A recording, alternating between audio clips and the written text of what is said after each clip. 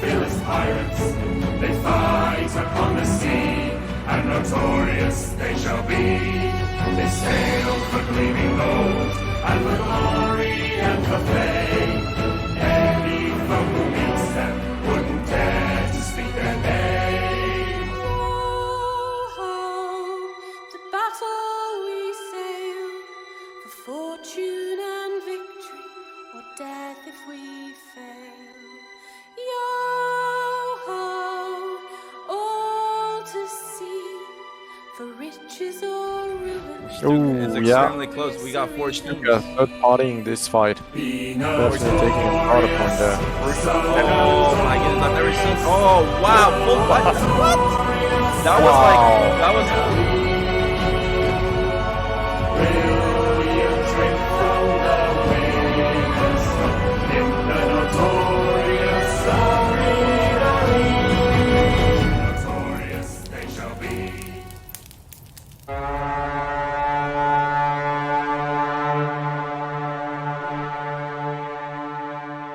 The NAL champions those? No. Yes. That is an NAL. That's an NAL galley, by the way. All right, everybody, we are here. Welcome to the Notorious Arena League, home of the best crews on the seas. Oh yeah! Let's go. I'm your host, Rage Trucks, and joining me today, of course, the only Mr. Taliston. Hey guys. And a very special guest, the original creator of the EU NAL site, Season 1. Let's go. Let's hear for the only Red Potato. Let's go. Let's go, baby. Let's go. Red Potato is in the house, back from Season 1. Let's get it. We are so excited to finally be here. Oh, last week we were all very teased, very excited and in anticipation for this moment, and today it's going down. We're gonna figure out which 2 teams go on to the grand finals, which 3 teams are going to get eliminated, and if that was not enough, the grand finals is literally tomorrow, so this couldn't be a more action-packed weekend for the EU NAL scene. It's insane. For those wondering about the giveaways, we are gonna have 2 of those tonight. We have an Obsidian 6-pack planned at halftime. We have a total of 7 games ahead of us. Halftime will occur between Game 3 and Game 4.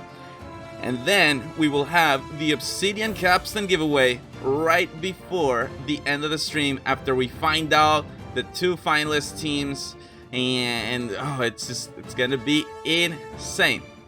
So, I'll tell you how it works here, guys. In the NAL, teams are earning points based on their placement, with first place earning 9 points, second place earning 7 points, third place earning 5 points, fourth place earns 3 points, and fifth place earns just 2 points. The Round of Fate consists of a 7-game series between some of the best teams in Europe, and I cannot wait to tell you guys about it, so let's get into it. The first team to introduce today. Let's go. Thank you so much for the subs. Yeah, actually, Octavian's on top. let me catch up with the subs. Yeah, we had Sword Lord. Thank you very much. Appreciate that. And then, yes, Elsie Baby. Let's go. Octavian's on top. That is one of the teams playing here tonight. So, let's get on with the team introductions. The first team to introduce. Let's go. They are all the way from Russia. So, let's hear it for the Meteors. We thought of life by analogy with a journey, with a pilgrimage, which had a serious purpose at the end, and the thing was to get to that end. But we missed the point the whole way along. It was a musical thing, and we were supposed to sing or to dance while the music was being played.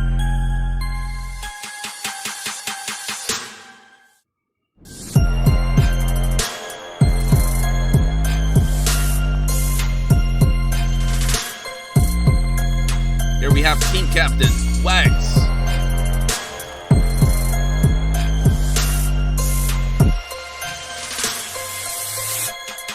Dimitro on the main cannon.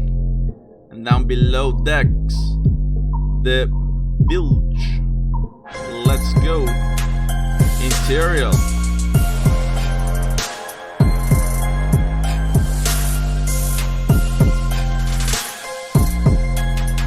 Hiawatha, the Meteor's coach.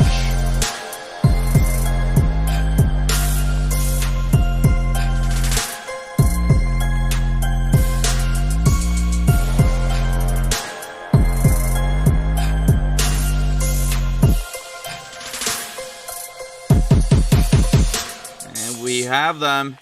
We are the Meteors. Let's go. We thought Let's get it. Now, with that, let's move on to our next team. They are coming all the way from Sea of Thieves France. We actually have 2 teams from Sea of Thieves France today, so that is pretty cool to see it. We saw him last time during Season 3 of the NAL. Exclamation mark Hagen Singh. He has gone from the caster booth to the seas. Let's welcome the Fallen Angels. Here we go. And walking through, Mr. Hagenth himself. Notorious they shall be. Thank you for the sub, Lena. The Fallen Angels. That is the Obsidian capstan, by the way, which will be up for grabs later on today's broadcast.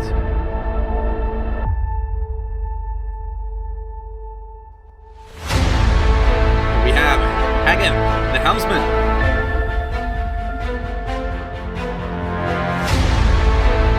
Sensi, the border.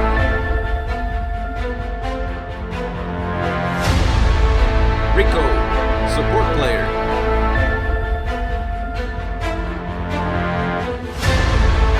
Leah, deckhand.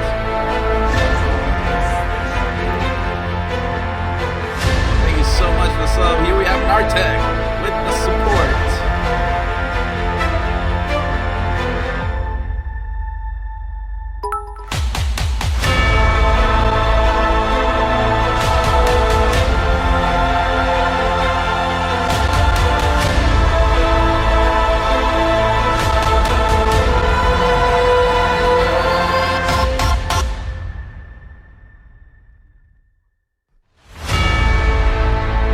Is the Notorious Cup and the Fallen Angels hoping to claim it. They are in here. Let's go. Top 2 teams will move on.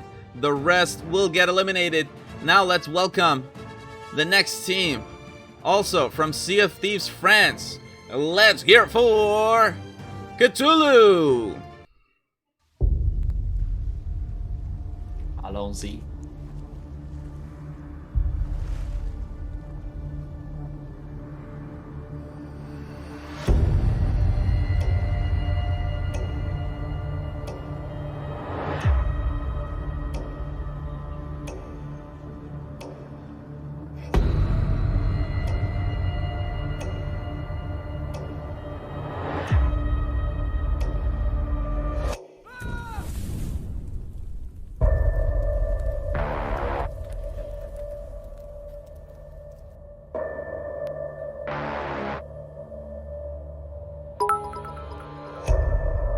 Catholic, thank you so much for the support. Let's go. Watching the Cthulhu intro in here.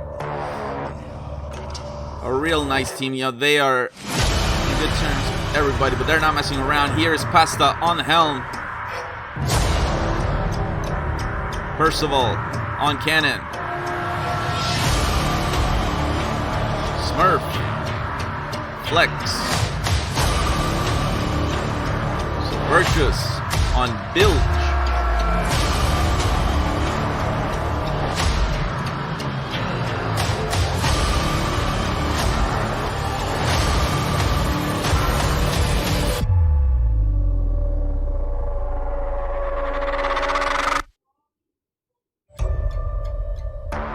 Cthulhu in here, guys.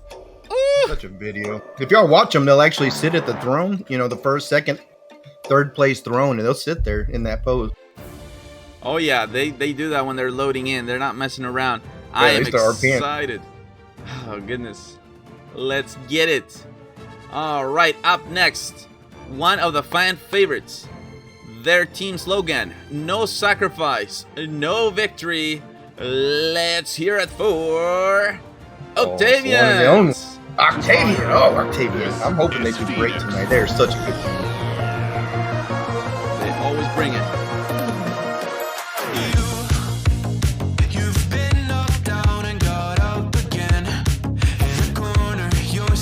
Zinga, Cannoneer.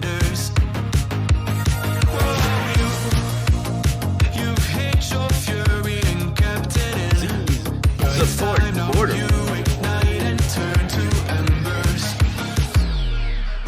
Next, Flex. Mav, the team captain.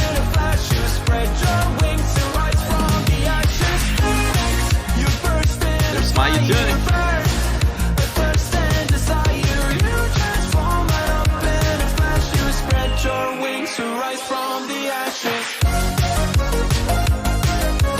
Goes, Flex.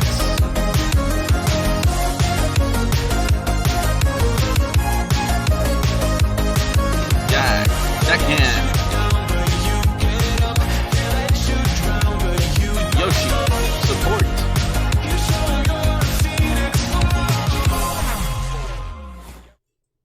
There you have it. No sacrifice, no victory, Octavians. We got one more team to introduce, and this one, you all know it. They have been a true force to be reckoned with. T-Duel knows the next team. It is none other than Queen Ash's Revenge.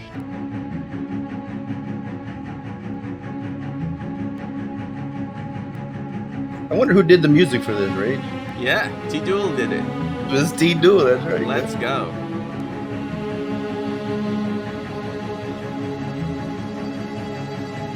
Here we have Kira, Zibub,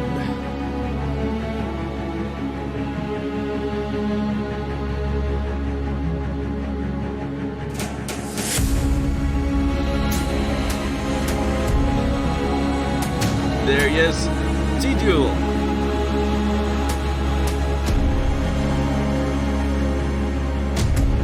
Ninja.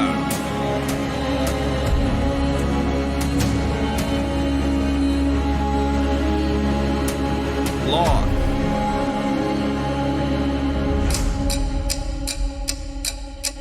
They're coming. Queen Ash's Revenge, everybody. Ooh. Let's go. There you have it. The 5 teams are in here. That is their intro, and they have prepared a message for us ahead of tonight's event. 7 games, so much on the line. Let's go and hear what they got to say here, starting with the Queen Ash's Revenge. Hello everyone, I'm T-Duel from Queen Ash's Revenge. Even if our team didn't start this season in the best way possible, we've been able to show our true potential during the league days, as a team and as a family. I'm here to say a huge thanks to everyone who has supported our crew throughout the season. Today we will have another battle against 4 of the best crews in Europe, but I can assure you that we will do our best to win it. Let's go, Queen Ash's Revenge. Absolutely amazing. Of course, we see it. They go in, but will they come back out? Hey y'all. Here we go for the Fallen Angels. Even though getting out of this My Pro was tough, we still managed to reach the round of fate. Still, we'll give all we got to reach the finals and enjoy the game as much as we can. So, see you on the seas, fellows. Let's get it. See you on the seas. The Fallen Angels ready for battle. Let's go to Cthulhu. Hello Pirates, we are the crew representing La Folie de Cthulhu in this NAL competition. We come from the Sea of Thieves France community. We have been playing and practicing the arena mode since 7 months now. We are glad to participate in the NAL this season. Our road so far has been hard, but we made it. We want to go into the end of this competition. We hope to qualify ourselves to the grand final tonight with the rest of the best crews. Thanks to all the supporters and thanks to the NAL staff for the organization and making this possible. Good luck to all other teams, may the best go to final. For Cthulhu. There you have it. And now Meteors. Hello everybody, we are Russian team The Meteors. It's a pleasure for us to be a part of the NAL community. We wish all the teams competing today the best. Спасибо и удачи. There you have it. And now Octavians. Octavian, Gunn, and Around of Faith will do whatever we can to take that spot in the grand final and show that our practice paid off, and we'll give it our all and hold nothing back. There you have it. So now we're just moments away from getting into it. Game number 1. Oh goodness, I am excited. Should be setting sail. It's coming, man. Very shortly. Just T-Duel, he's in there. Yeah. He's blushing. You know he is. T-Duel, I mean it, T-Duel. You can marry me. We'll get married. that was a nice message. All right. So the question is, basically the whole theme of the Round of Fate. We have 5 teams going. Hold in, on, we two got come 10 out. gifted subs in the chat. Whoa! Kiyohime the Third in the house. The graphics of the NAL coming in hot with the 10 gifted subs. Thank you so much, Kiyohime. I appreciate the support. What a beast. Let's go. All right.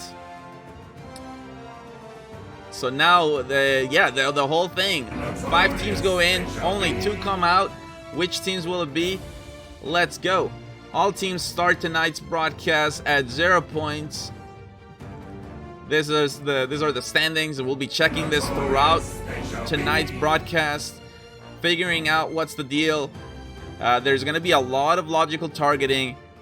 Obviously, the teams that end up in the top 2, they're going to make it. So, when you get down to game 5, game 6, game 7, the targeting is absolutely nuts.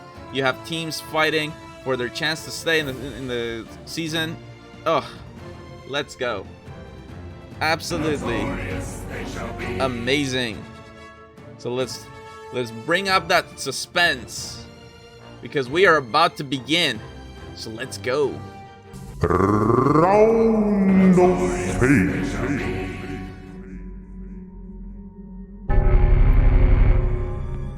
Will Octavians be victorious? Will they go to the grand finals? Or will it be the Queen Ash's Revenge? Will they go to the grand finals and join High and Dry or on Fort and Luminous? There's also the Fallen Angels. They're hungry for their place in the finals. We have the Meteors. No Stuka this season, but they're not messing around. Doing Russia proud. The Meteors. Yeah, they got the vodka and shawarma, man. Vodka and shawarma. And here we have Cthulhu as well. Hungry for that victory. Let's see. They always bring it. And then tomorrow, one team will reign supreme and become notorious. Let's go. Whew. Yeah, I'm so excited to see what's going to happen tonight. Yeah. Oh, yeah. The teams are already in Tavern. The colors are set. We'll be in this thing in no time, guys. So just a quick little reminder once again about the point system here of the NAL. Throughout the night, teams will be earning points based on their placement, with first place earning 9 points, second place earning 7 points, third place earns 5 points, fourth place will earn 3 points, and finally fifth place will earn just 2 points. And based on that, we will have quite the battle for the chance to move on, become notorious, win the Notorious Arena League sales and a grand cash prize. Let's go. I have to say, Rage. Yeah. I've been thinking about all the past seasons in EU, NAL, and I can't say that I've seen a season that is as, let's say, contested as this one.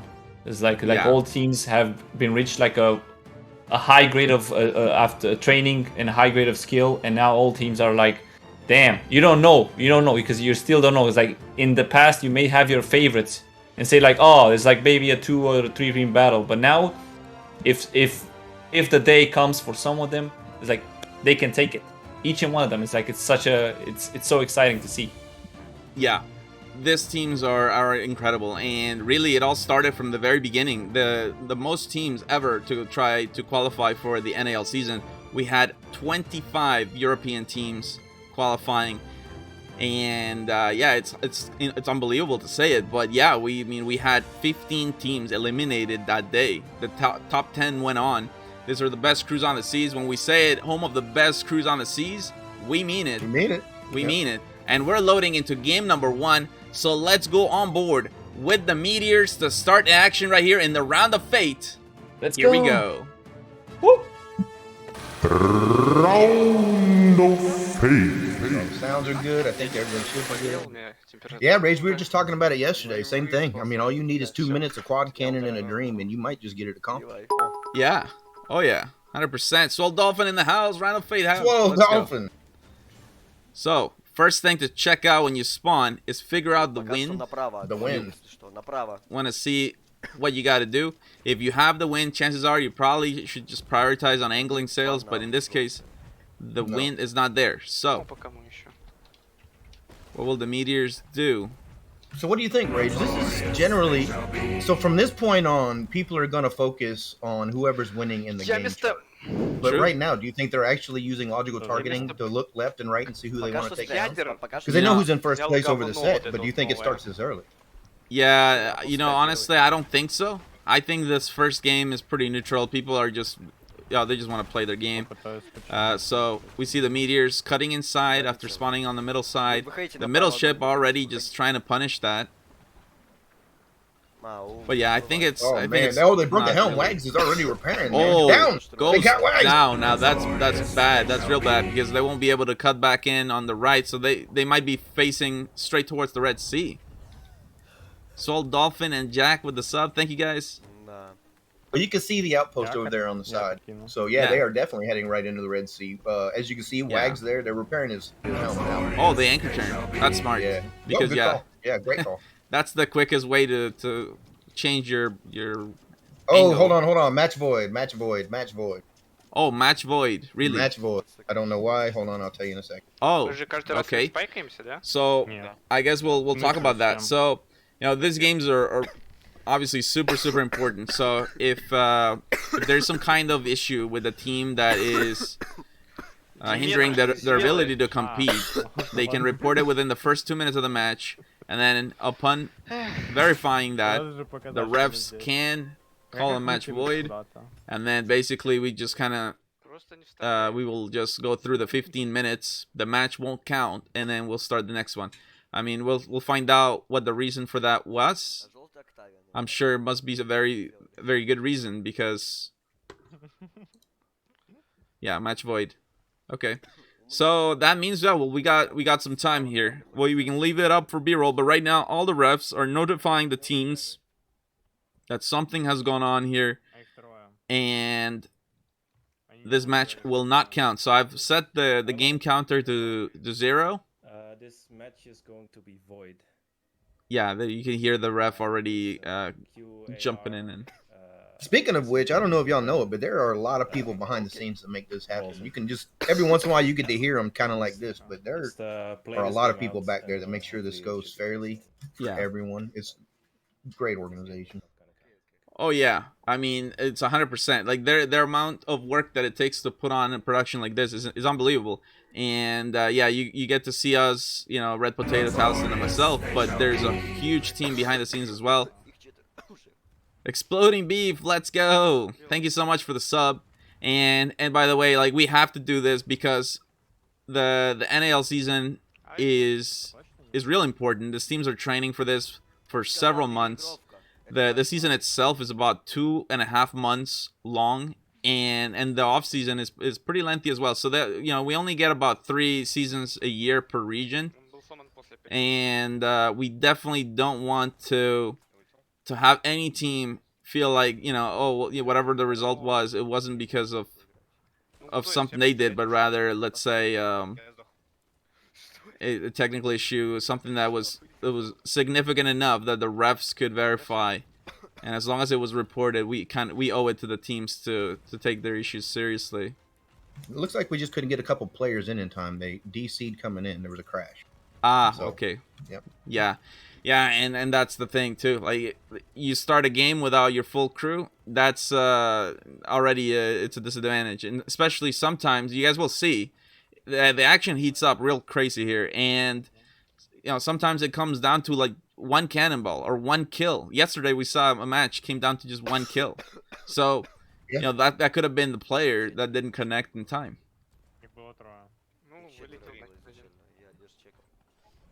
well, we'll see. See what's going on. But yeah, so far this is, I guess the teams will take it as a canon practice. And I'm sure a lot of them will appreciate it. Cthulhu goes down. Let's jump around and see some of the other teams. Yep, Cthulhu got sandwiched and they lost all their masts. So, you know, it was a pretty smart decision to... It's good practice for decision making and, you know, making fast decisions and also acting upon it, because it's not just making a decision, it's not enough. Yeah, exactly. But well, one thing I'd be worried about for these guys is, like, you know, sure, it's nice to warm up cannons, but you know, I wouldn't invest myself too much in this one, because let's not forget, you know, 7 games, that's a pretty long time. And you know, you have a limited amount of energy, let's say, available to use. So this match is not going to count. So I hope they kind of save their energy for the ones that will count. I'll go make a sandwich is what I would do, and then bring it for later, you know? Hey, you know what? That's a great plan.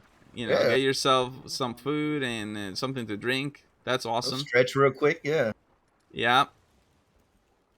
Oh, by the way, so I guess since we have more time, I can tell you guys about some cool stuff that's coming. So, because of the delay that we had with the Round of Fate, usually I'm able to prepare really nice scenes for the grand finals. But because of the quick turnaround, like we have Round of Fate right now, and then tomorrow is the grand finals. There's just no way I can actually get together with the teams and edit all those scenes. So we won't have those cool extra cutscenes for tomorrow, but to make up for that, we have the reveal of the metal version of the NAL theme. We'll have some cool new graphics assets as well to reveal, so that will be nice. We'll do that at the end of tomorrow's grand finals, and that'd be a nice little teaser of what's to come in the NAL. With your love and your support, we keep on growing and getting better, so the seasons will continue to improve, get bigger and bigger prizes. And actually, talking about that, prize pool is currently $349, and that is significant because we are not yet at tier 2. So what that means is right now the prize pool is winner takes all. Only first place gets the prize in this situation. If we get more than $500, then tomorrow we will have prizes for the top 3 teams. And when you donate to the NAL, 75% of your donation goes to that prize pool, and 25% goes towards the NAL. And I'm talking about the link below in the panels. That's the link that you use to donate towards the prize pool. We were actually able to get US or NA up to what, Rage? Oh yeah, $1,708 was the season 6 NA prize pool. So we're way off from that. So I mean, I'm hoping that at least we can get into tier 2, and that way we'll see. It's better for the competition because it will for the top 3 teams. Yeah, I mean, teams should get something. There's a lot of effort, and making it to the top 3 is real hard. And not just that, but in tomorrow's 7-game series, it comes down to a moment where, sure, there are some teams that mathematically cannot win the first place anymore, but the series itself is not decided.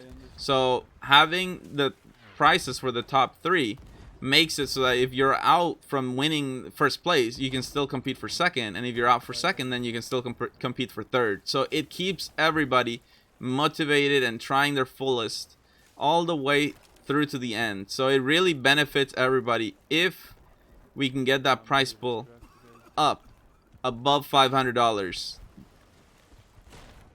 Yeah, put yourself in the position of these players. You know, they've been working for a long time. Actually, I'd like you to put yourself in the position of these players. How do you think they'll do that, Ray? Get them in. Oh yeah. So if you want to get involved in the Notorious Arena League, what you do is you head over to our website, notoriousarenaleague.com. You can log in, register as a player, and register your team. We currently have NA and EU as the supported regions. So, you know, chances are we got you covered. You can also join our Discord by doing !Discord in the chat or typing discord.gg/NAL. And we have our Twitter @NotoriousArena. We're always posting there when we go live, and every time we go live, we always have the giveaways. So today we featured. Well, that's why it's important to know the Twitter. Yeah, that's also where you're going to get your confirmation. You know that it's come in. Yeah, so it's important to just have it. Plus, yeah, the information, of course. I would like to see some of y'all come in. We've had a great season this season, and next season's only going to be better. Oh yeah, it's gonna be insane. We're gonna take time. We're gonna come up with a new trailer to match the metal version, and so yeah, the next season is gonna be real spicy. I'll tell you that. But this one is already. I mean, this is crazy. As Red Potato said, in the whole history of NAL, this is the most competitive that it's been. It's crazy. The teams are all so good. It's not just a matter of, you know, of who is good and who's not good. They're all good. It's a matter of who is in form, like who is mentally here, who is ready to deal with the pressure, who is going to fold when the spotlights are on, and who is going to rise above everybody else. I mean, we're going to see. And I think that this is a very good point to make about motivation of the viewers out there and their players that are watching, and they're thinking as like, you know what, should I get on this team? Is it actually worth it? Am I gonna become a good player? Where I have to tell you guys that I know these teams, and most of the teams that I see right now, they have been viewers in the first primary seasons of this NAL, and they said, you know what, I'm gonna try it. And even though it was hard for them, and they all admitted, man, it was hard in the first matches, but in time they got better and they learned, and now they're gonna play in the round of fate, and tomorrow the grand finals, baby. Actually, Red Potato, do you think you can explain what the free agent role is for? Like that may be a thing because people don't know you can just come to the NAL and pick up a team. Well, after you joined the NAL, in the Discord, in the website, and you sign up as a player, you can sign up as a free agent. You don't have to be a member of a team. Let's say you're just a simple viewer, you like competitive games, you like becoming better, you have this hardcore mentality, and you feel like you want to show it off, you know? And for this opportunity of the free agents, you can become a free agent because teams are always looking for players, and you can find your team. I mean, there's a lot of players right here that became and they found their way through this system of the free agent system. Go into the Discord, show what you can do, and hopefully a team will see you and will recognize the talent and will bring you up. As a matter of fact, Rage, don't we have someone this season that was picked up as a free agent right here? Well, I mean, we've had so many free agents. Last night we got to see the Molten Sands was playing Mercenaries. Like, you get picked up. Anithwal, that's another one that comes to mind. The free agents find a home pretty quick, but even if you don't, there's so many free agents, you can find them and you can make your own team, and then make your own team. It leads to what I'm about to say. We've been waiting for both seasons to finish because we're planning to bring together all the best players from both regions for a real nice special broadcast called the NAL Academy. And we're going to go through every single thing that you need to know.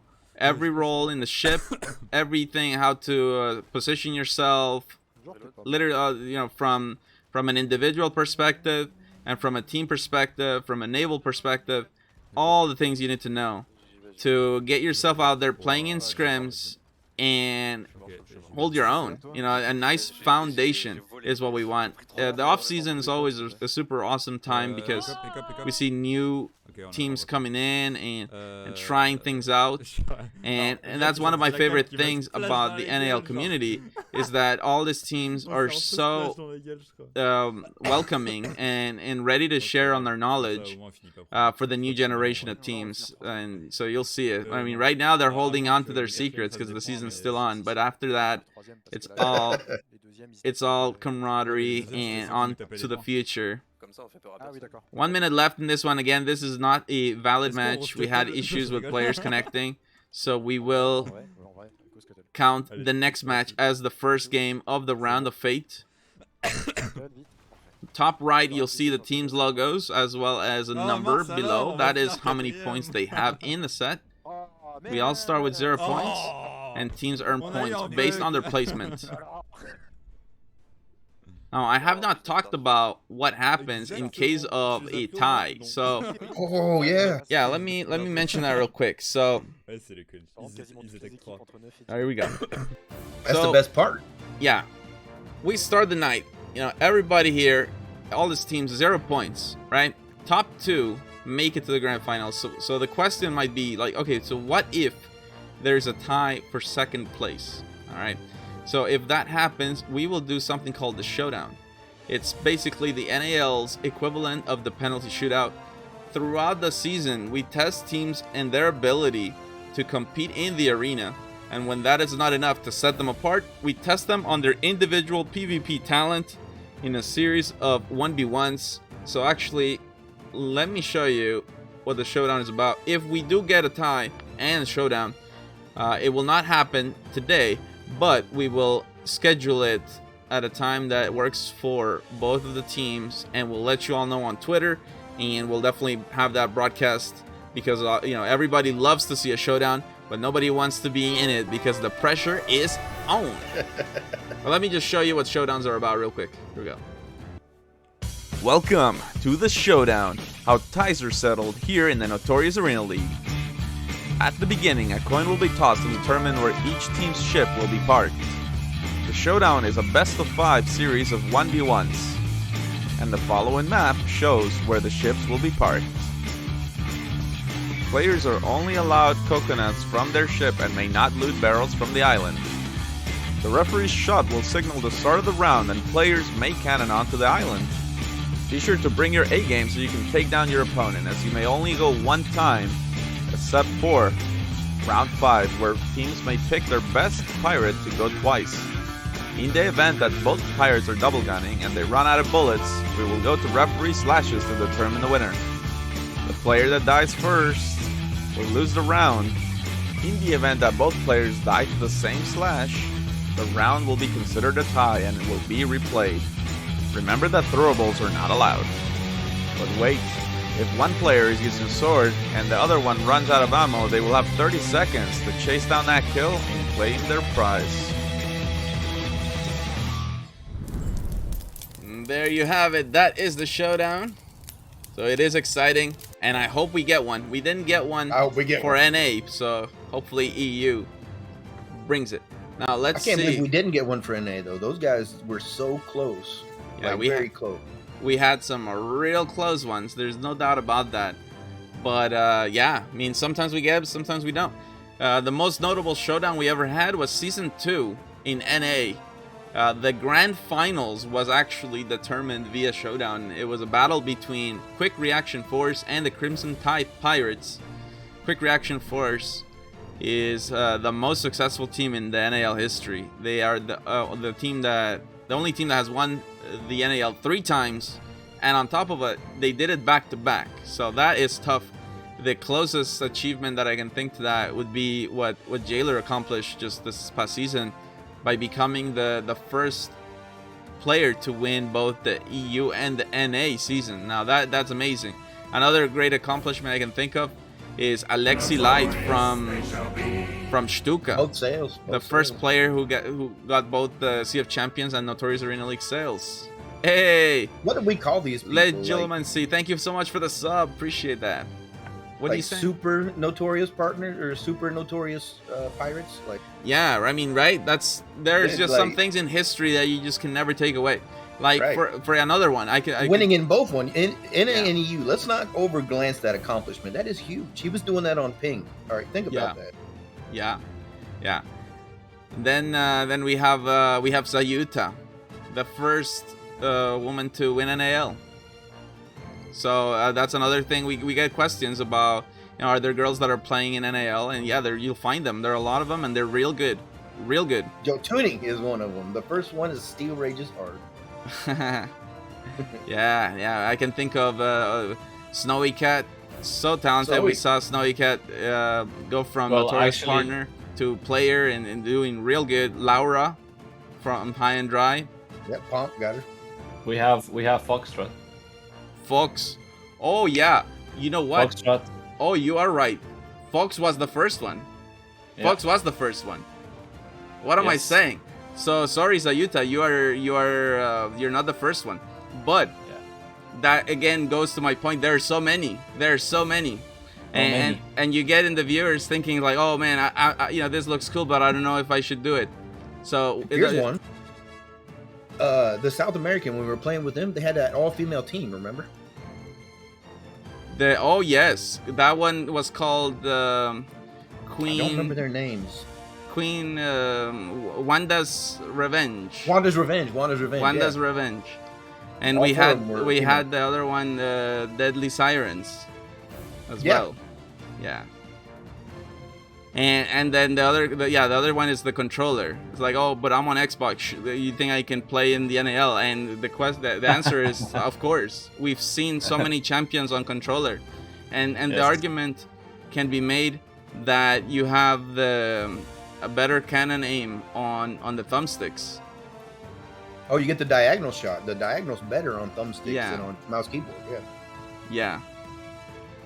Exactly. Kimchi wants to know if we're respiking after each game or if we're staying the same level. Yes, and the answer is we are spiking after every single game. The reason for that is because we want the teams to have randomized spawns, make it a bit more interesting, to shake things up, and it's something that we started doing because we could. It takes more. Well, I mean, for reals. You're not wrong, yeah. Because before you might be wondering, well, how come you weren't doing it before? And it takes more effort to do it this way, actually. But we're going the extra mile because the competition is better this way. The teams are happier this way. They love it, the randomized thing. And we've seen in the matches that it actually is even more entertaining to watch too, because you get one game. Okay, we have a broadside between Fallen Angels and Queen Ashes, and before you'd see the same broadside every game. But now, no. Now we the next game, okay, Fallen Angels and Cthulhu, or Octavian and the Meteors, just in the initial configuration, and that can make a huge difference. Kind of add to that, I just want to send a big appreciation out to Hardware Guy again, coming out of nowhere and just being the man. Yeah. Well, Hardware Guy is amazing, and huge shout out not just to him, but also all the staff members behind the scenes doing work. Shout out to Sea of Thieves and Rare also for making this also possible too. It's the awesome. game we love, right? Yeah, they brought this all together. Yeah. Night wonders about the giveaways. Remember, we have 2 giveaways. One will happen at halftime between Game 3 and Game 4 for the Obsidian 6-pack and the Capstan. That is happening right before the end of the stream, after we find out which 2 teams will move on to the Grand Finals. But we are starting now, so let's go on board with the Queen Ashes Revenge. Let's go. Game 1. Round of Fate. All right.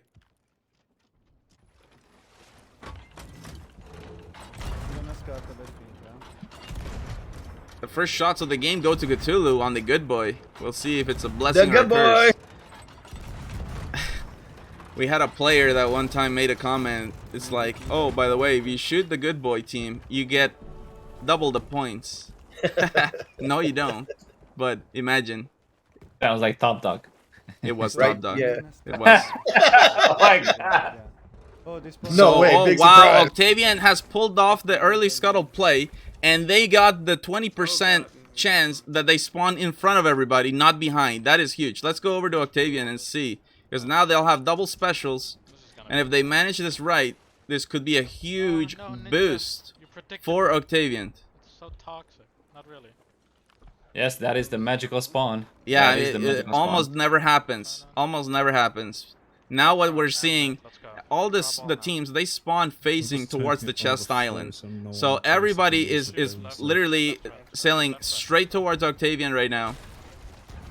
And how will Octavian deal with that? Well, we talk about the spawn a lot and you choose the scuttle option, so I mean, at least they got into combat. Actually, they got into combat really quickly, and this might pay off. Lower. I mean, right now they're also being chased by the team from behind, and I'm not so sure that they chose they were lucky enough to succeed on this one, because they are in trouble now in a 1v1, but the other one is right behind them, and they might get into a clinch. Who's in front of them? Yeah, I think that's Fallen Angels. Oh, they're gonna get the harpoon though. You keep pulling. Nice play. So they can go in a full 180 from this position and just start hammering on someone who's gonna be nosing in. Fallen Angels, you said? Yeah, Fallen Angels was the purple team behind them, so we'll see if Fallen Angels is gonna get in a pinch off this rotation. Manages. Well, the Fallen Angels get the shots first, but Octavian will finally start shooting back. Oh, that was beautifully played. I don't know if it'll pay off, but I mean, that was a heck of a move. We gotta remember, because of the early scuttle play, Octavian has doubled specials. So, you know, in theory, if they put that to work here, it'd be hard for them to lose this broadside. But I haven't seen them use a single special yet. They're probably saving them for later in the game. Can you imagine double specials going into 6 minutes? Like El Caliuche dump and it's yours. Right? Like, yeah, you're not wrong. But then again, you know, you don't want to end up in a situation where you just, I mean, losing a broadside, it sets you back so much. I mean, you definitely don't want to lose it. You don't want to lose it. And that's the other reason why, you know, some people ask, like, what's the difference between Pro Division and Semi-Pro Division in the NAL? And I would say probably the biggest difference is the mindset. All these pro teams and, you know, now in Run of Fate, they're thinking about sinking the opponent because they know the points will come. I knocked him on his wrist. Yeah, absolutely. There's that's one of the big things they like to do is they will sink other people, or they will choose to scuttle other people. Will choose to scuttle because of the pressure early on. Look at that. And that's something you don't see. Sometimes in the earlier divisions, they try to maybe get an early farm. And it just doesn't pay off. Octavian and the Fallen Angels real close to each other. Now this is a situation where you don't want to go faster. So for Octavian, it's really important they slow down somehow, because otherwise the Fallen Angels will be able to cut behind and start some kind of infinite angle. No, the border's dead. The border's dead. Or if anyone can get on there and drop anchor. Like this is a bit chaotic for both teams. Yeah, Math goes down. He's gonna keep resting. I don't know who's gonna come out on top of this one, man. Probably. Zaega with that sniper, man. Oh, the Fallen Angels with a nice harpoon opportunity. I think it's gonna be pretty even actually, because the island allows both teams to harpoon if they need it. So it's just a battle of seeing who's gonna get the angle first. Octavian gets it through that harpoon. They're gonna have to harpoon again though. So yeah, they're gonna lose it again. But they did get a couple shots there. The island really messing with them a little bit. They're gonna turn hard, and they're gonna get right back into another orbiting broadside. Actually, it looks like Fallen Angels might be trying to break off. Are they? We'll see. Nope, there's a parallel. Oh yeah, they're taking the parallel. That is one of the best ways to get a lot of points. You line yourself up like this, parallel broadside, both crews going in the same direction, and you'll just see the points rolling in. The Fallen Angels. This is kind of what Octavian needs here, is to beat on Fallen Angels like this. Yeah.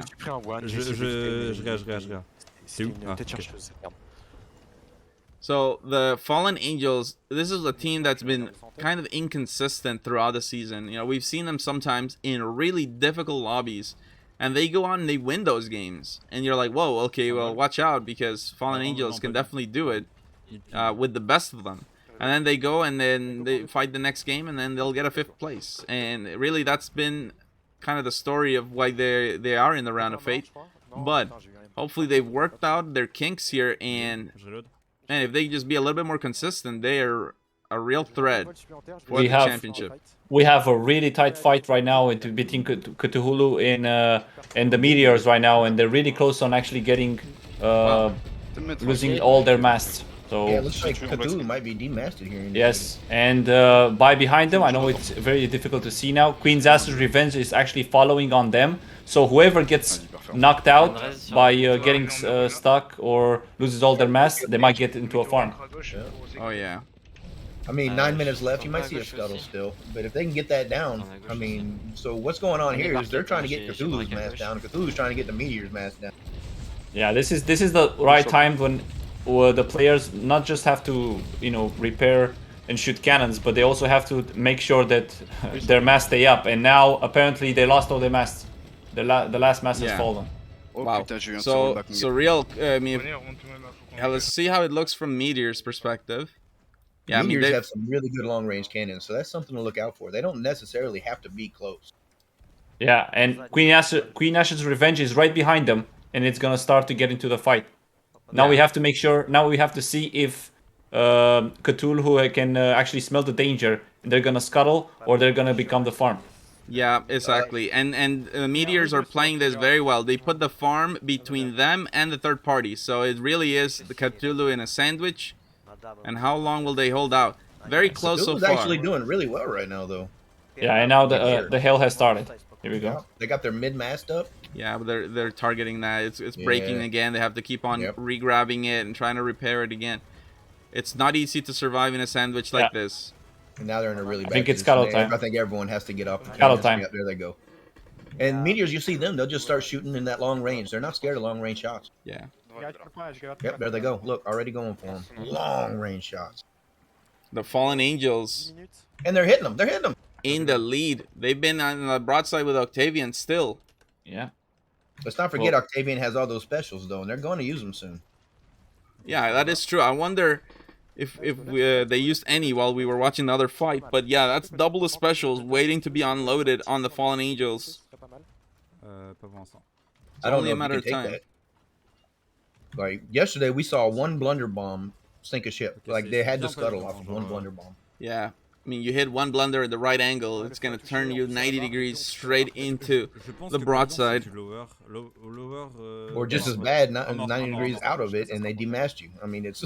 Oh, yeah, I mean, it's true. Blunder bombs can be really nasty, and yeah, Sloop Deluxe claimed that they know how to work them. Yeah, I mean, and oh, here comes the specials. Oh, let's go to Octavian and see if they're finally calling for the specials. There goes the blunder bomb. There's only 2 tier 3s. Can I go off that? I mean, there is fire already on the wheel. Matt dealing with a lot of pressure there. Hopefully they take care of that fire before it gets too bad. It's still 6 minutes left, so that could get ugly. Yeah, they have to take care of it. But if you look at Yoshi and Jack down there, they are getting hammered in the lower side. No. Yeah, double repair. Got now. Yeah. Definitely, yeah. Well, that's actually really good, though. Yeah, you don't see it as often, but yeah, very good. It lets you get back in the fight with quad cannon, sooner than if it's just one person repairing. But that comes at a sacrifice. Obviously, they're on the defensive, and that's when the Fallen Angels can capitalize. Cali Lean with the sub. Let's go. It looks like that fire's starting to get out of control there. They hit it a little bit. They made sure that it's not on the helm at least, but it's going to spread back. Yeah. Gotta say, this is amazing what the Fallen Angels are doing. Considering they've been fighting against a team with double specials, and they're 2,000 points ahead of them. Like, it's time's coming down. If they actually want to get this farm, Octavian better use all of those. Yeah, they need to use them now. But they need to do something. There you go. There you go. Take them to the next game. Blunders right? are starting to come out. Finally, and some chain shot as well. And they're still isolated. You can actually hear them communicating about it. It's really good heads-up knowledge right there, noticing on the map. Hey, we're still. Yeah. Octavian is doing very good because they were in a very big danger to getting pushed to scuttle because it was already past the 7 minute mark, and now they're pushing back, which is the best thing that you can do. Some people might say that this is the best strategy to win, to get into the top 2, is to get your farms and go into parallel broadside and keep it till the end of the game. Yeah, and then especially if you have double specials. Even if you don't win the broadside, you can usually outpoint the other teams in the group at 3. Yeah, but exactly, and it's long range, and in long range you're not in trouble as long as you don't get splashbacks. You're not in trouble or actually sinking and getting all your players killed because you have time to see the cannonballs and dodge them. So you won't get like a full wipeout and then you're done. Oh wow! That being said, it's amazing how many lowers Fallen Angels are applying here on Octavian. I mean, that 2 people on bucket duty. I actually Quite a went lot over and of looked at Fallen Angels now, and they have 2 people on buckets. Yeah, and Queen Ash's Revenge are actually about to catch up to 2nd place. Let's head over there and see how they're doing that. From a range. Yeah, I mean, you know, and you wouldn't know it by looking at the rate of their points going up. You'd think they'd march closer than this. Yeah. Wow, those are just plus 40, plus 40. They are filling in. Yeah, they're in a parallel broadside with the Meteors. But again, I think the Fallen Angels right now, they're gonna get in behind and catch them.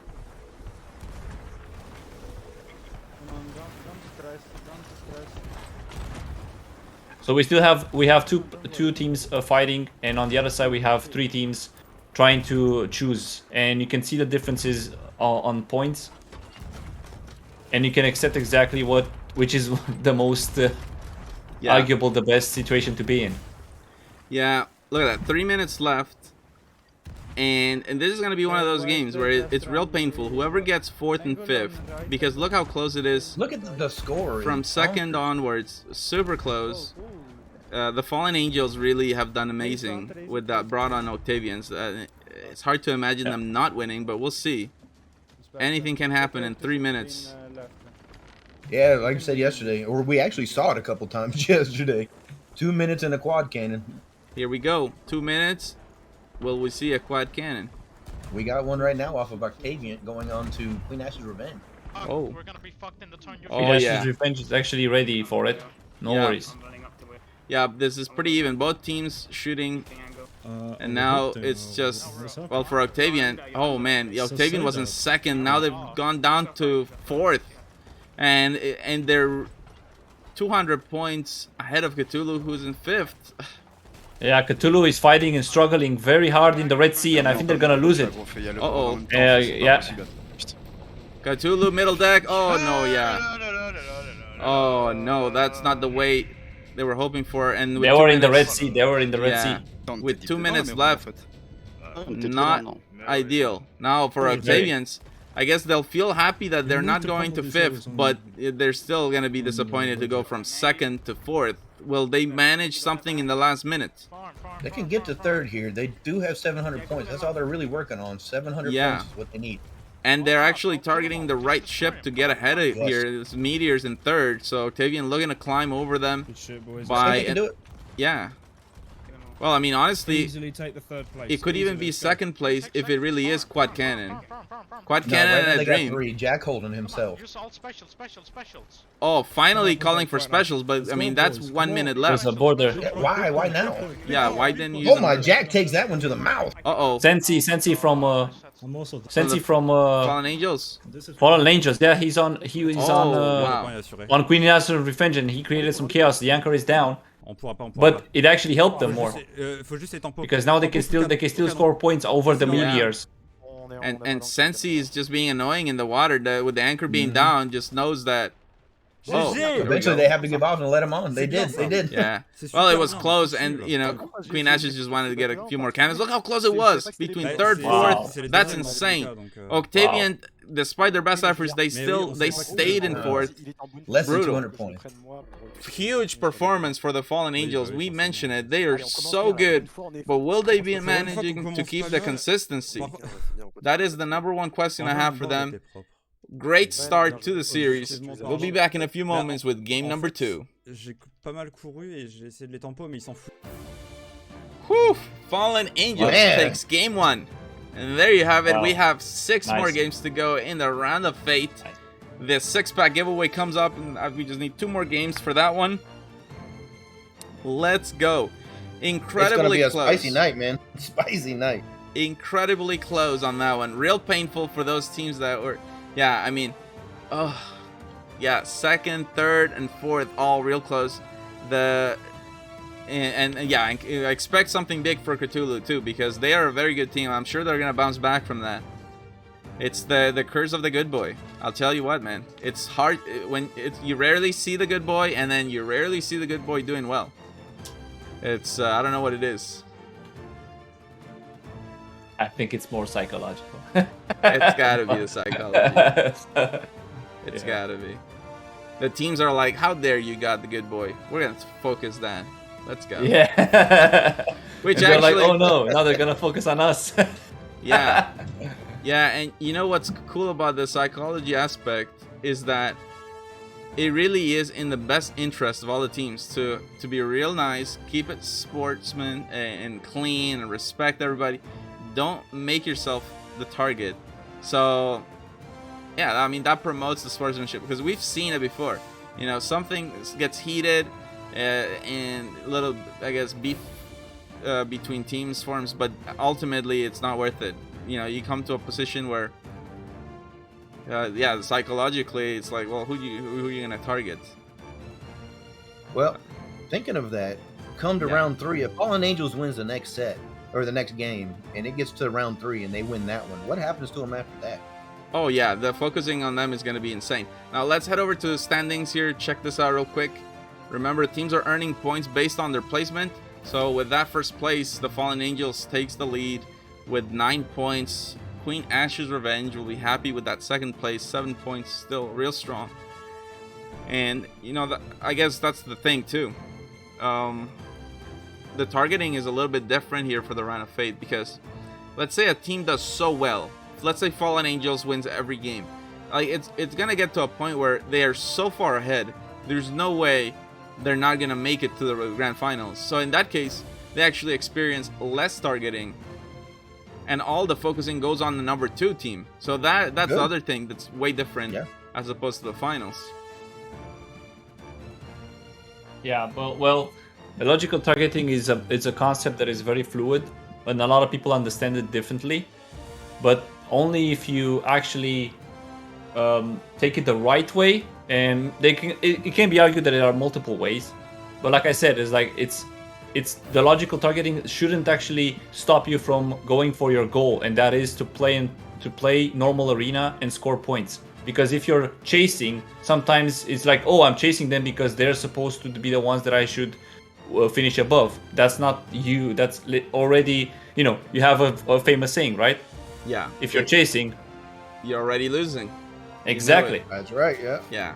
So, you know, since we're talking about the logical targeting, I figure, you know what, between game here, it's a great chance to talk about that. So, in the NAL, we want teams to practice logical targeting, and that is defined as an action that allows my team to place higher than another team either in the current set or in the overall standings.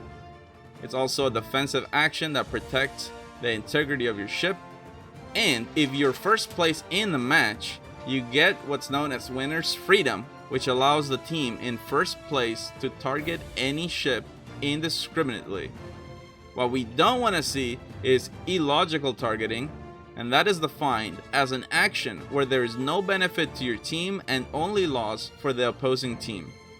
We also have the concept of player's choice, which states that teams are not obligated to scuttle their ship, and players are not obligated to take their mermaid or go down with their ship when they are sunk. Subsequent plays such as boarding are free from scrutiny.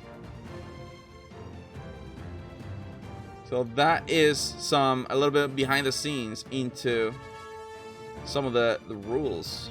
Yes, because it's understanding to have, let's say, because if you lost a game, to create some types of feelings towards, antagonizing feelings towards some other team. It's normal because this is a competition and we all want to be the same. And sometimes we can be good losers or bad losers, and it's fine. But it's we want to keep this competition to be for the best and to have the best people and the best players in it, and to make it like a really nice and beautiful contest, because that's what we're looking for here in the NAL. So we hopefully these rules will help the players understand about the fact that they should win with skill but also lose with grace, so yeah.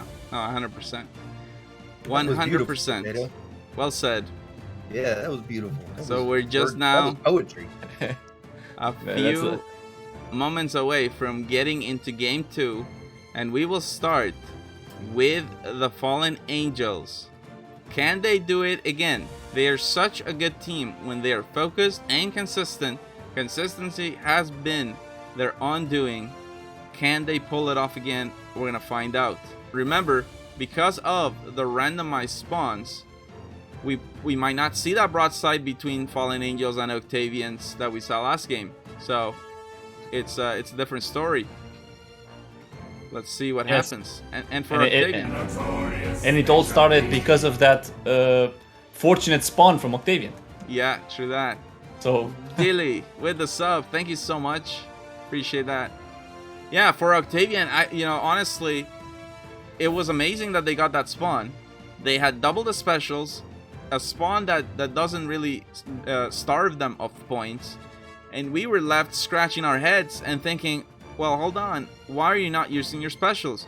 And it was only at the last minute that we heard Matt saying, use your specials. But at the last minute, you're not going to get the maximum reward for that. You want to use it earlier so you can set up a nice farm and get those points. Yeah. Can you imagine the damage if they would have just dumped on, who was it, Fallen Angels? On the Fallen Angels. Yeah, I mean, it could have been a completely different game.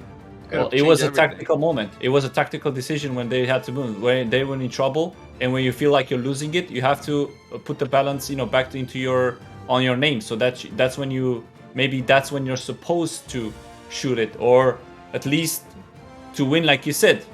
You can do it at the beginning to make sure that you have the advantage, the advantage over the enemy. We're loading into game 2. Let's do it. On board with Fallen Angels. Let's go.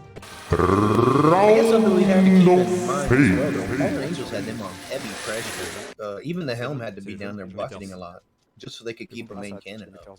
Yeah, it was a very good aim from. Very good aim. Oh, did you see what I saw? No. Oh yeah, baby. They have flares. Oh yeah. Good point. Yeah. The flares. This is one of the latest additions in the Sea of Thieves Season 5, and already players are testing the waters with those flares in the arena and coming up with creative ways to use them. Yeah, I'm always excited when new equipment comes in, because it's like you never know what the teams are gonna use it for, just to create the advantage. You know what I mean? Oh yeah. I mean, we've seen some big changes. Like, originally the masts wouldn't drop. So when we saw the addition of the chain shot and mass damage, that was huge for the meta. Wow, that was game changing. So now I'm thinking, what is gonna happen with the same patch with the helm, right? Like where the helm could be broken. That's the same patch. So that whole patch was. Yeah, exactly. Yeah. Yes, exactly. Yeah. For the first week of it, remember you could drop the anchor if you did it too. Oh yeah, that was. Oh yeah, that was toxic. QRF got real good at that, I can tell you. Good luck having a naval fight with that. Right? Well, they got rid of it, thankfully. So. Let's check this out here. So getting into an orbiting broadside with Cthulhu, the Fallen Angels, hoping to stay on top, but Cthulhu also needs a big game. They got a real painful 5th in game 1. Plenty of time still to recover, but they cannot afford another 5th. But it's so close. I mean, look at that. All, 4 teams in the 1000s. Almost an all these identical guys are points. so skilled. I would not expect Cthulhu to get in last place. Like, you just don't know who's going to place where. But I doubt it's going to be Cthulhu in 2 5ths. Like, they're just too good at that. Yeah. Yeah, and now I think everyone has seen, because the focus has changed, and whenever you're doing in a broadside that is in a circle, it's a very dangerous for one team to get third party, because you're not moving anywhere, you're just moving in a circle. And now apparently that the team has been, and I think it's Queen Ash's Revenge that got into the situation with them, and they had to change the focus on whenever and it was Cthulhu that decided to get out of it so they don't get sandwiched. And now they're in a parallel broadside. Always something to think about. If you're in an orbiting broadside, you got to watch out for a third party. If you're in a parallel broadside, you got to watch out for the Red Sea. Yeah. Queen Ash's Revenge right now involved in a broadside against Octavian. And it looks, yes. It looks to be an isolated in the group of 2. They're not hitting. Yeah, with yeah, this problem. yeah. It They're was my starting mistake. late. It wasn't. It was Meteors. They got into the third party. Oh, there we have it. Dictator Z North, one of the Dictator? notorious pirates with Stuka. Winners of Vodka and Season 2. Shawarma, Dictator. Vodka and Shawarma. Yeah. Peter Zenorf, legendary deckhand. Oh, legendary. That's what we should use them. They're not notorious legendary pirates. They're legendary pirates. You know, legendary notorious pirates. I don't know something. Notorious. One of my favorite things about watching Dictator Z was the fact that it seemed like it was just bilging, but not perhaps the quickest buckets or the best great bucket or bucket XX or anything like that. But it was the decisions, the smarts, knowing when to bucket, how much to bucket, when to call for help. All that was really made the difference. But right now, this isolated fights, this is the second one that we see Octavian taking. And it is ones that they really need to win, because I feel like that would be so demoralizing. You know, they were counting on this isolated group of 2 to be their ticket at least for second place, at least. And it actually ended up putting Octavian into 4th. So, yeah, I don't know. If, you know, obviously they're trying it again, but if Octavian does not manage to get some good results out of this, I would expect some changes going into the next game. Maybe try the fight in the group of 3 instead. One of the things I'd like to see is just, as we talked about earlier, an earlier dump. Get rid of those cannonballs. You can't take them to the next game. You shouldn't be holding them to the last minute. Yeah, in the last fight when Cthulhu got sandwiched, they had to scuttle. They had to scuttle because Meteors won the broadside, and they won the third party, and they had a board right now on their ship. Pasta was on their ship trying to create mayhem. Yeah, he did really. Yeah, he got the anchor down, but no big deal. They're getting out of it. Yeah. Yeah.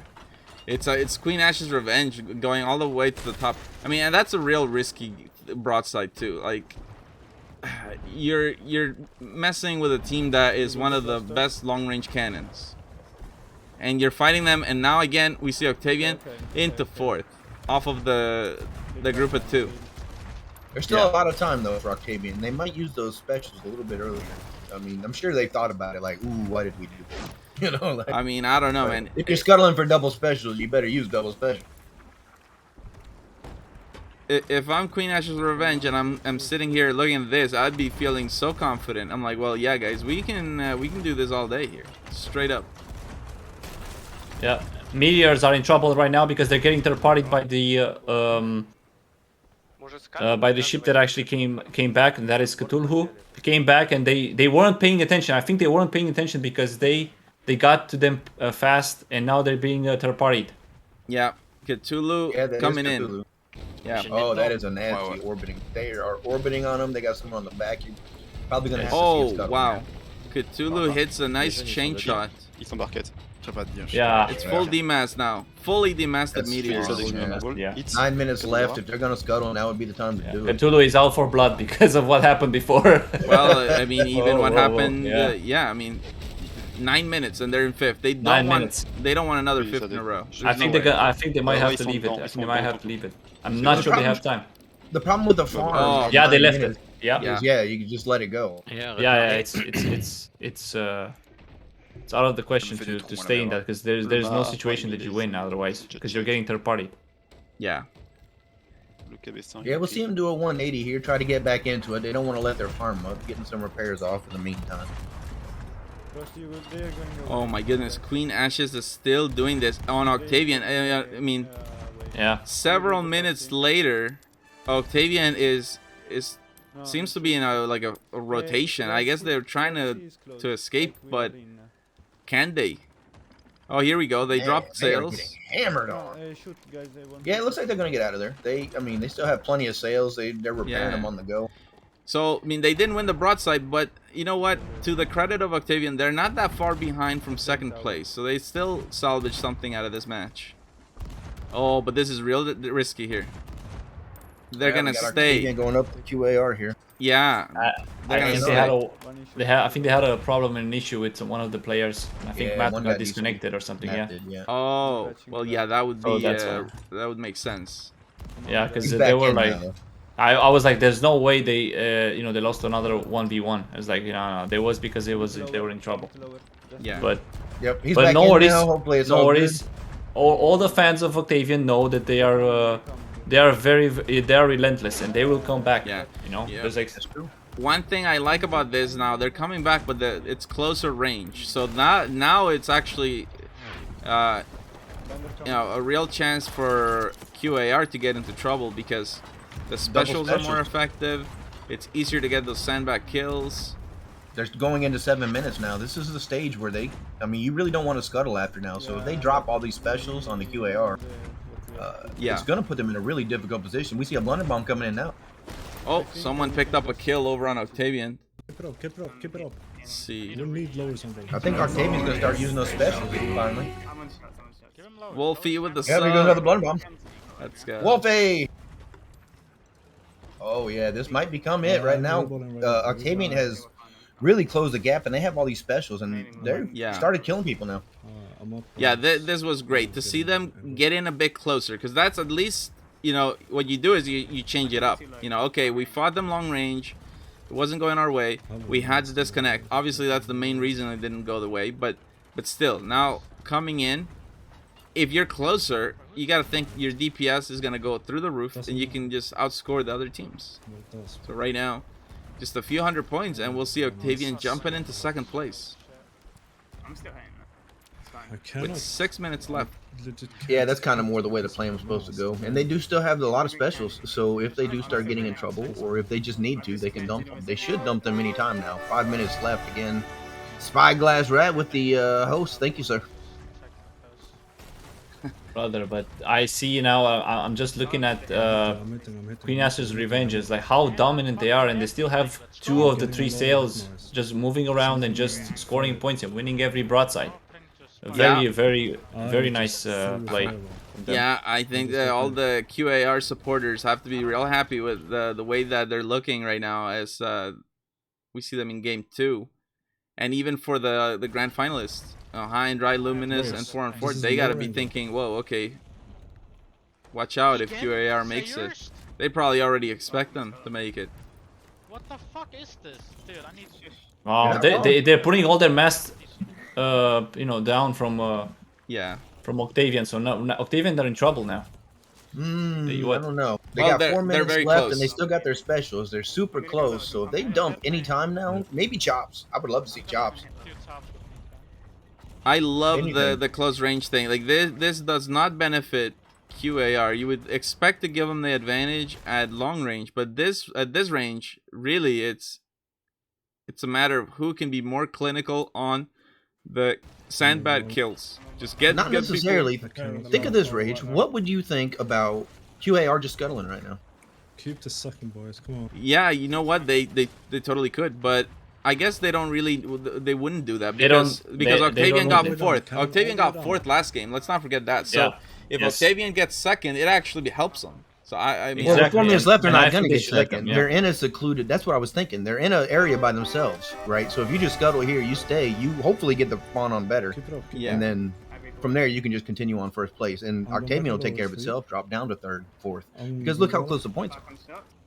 Yeah, but like Ray said, is like I think the main objective also for them is to get 1st place, but also keep Octavian in 2nd as much as they can, so they can as like okay, because if you keep Octavian in 2nd, that means that the teams that are actually fighting, which was Fallen Angels, they have to finish 3rd so they can have more points on them. So I think this is this is a great strategy.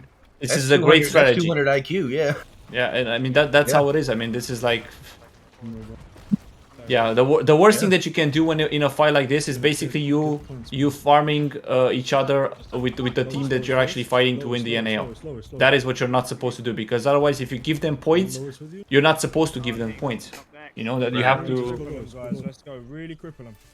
Well, as of right now, everything looks really good. The Red Sea is right there on the edge. They have to be ready for that, but it looks like most of their sails are raised, so they're fine. They got that back mass down, but they're gonna have to. This is basically perfect. Look at it. Yeah. 3 minutes left with a quad cannon coming up, man. 3 minutes in a dream. I'm back with shots. Yeah, that's a lot of firepower going both ways here. The group of 2 definitely super hot. In the group of 3, the Meteors, Cthulhu, and the Fallen Angels, you know, they've been fighting each other, They only have one guy on camera. getting a lot of points, but not anywhere as much as this. And then the question is for anyone in the chat, it's like, well, hold on, how come they're allowing this? You know, we are about to see 2 teams above 10,000 points. Well, you know, that's great. I hope the other teams are thinking the same thing, because Yeah, where are they at? they They're need just to letting third this go party. on. You need to third party this, because I mean, otherwise, it's just there's no way. We side game 7 of the NA Grand Finals. Sloop Deluxe and Black Powder Syndicate. In the isolated group of 2, there's real not much counter that you can do if a broadside gets out of hand. You need to be. These are out of hand. Yeah, you need to be close enough that you can impact the game, take your own destiny into your own hands. I got sacked. Well, there you go. Yeah, 2 teams above 10K.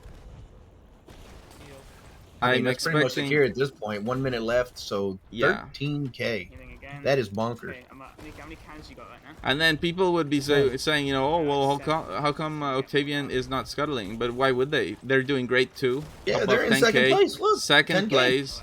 Oh, they're getting boarded. Watch it. Oh. Oh, it's Tito. Get him. Yeah.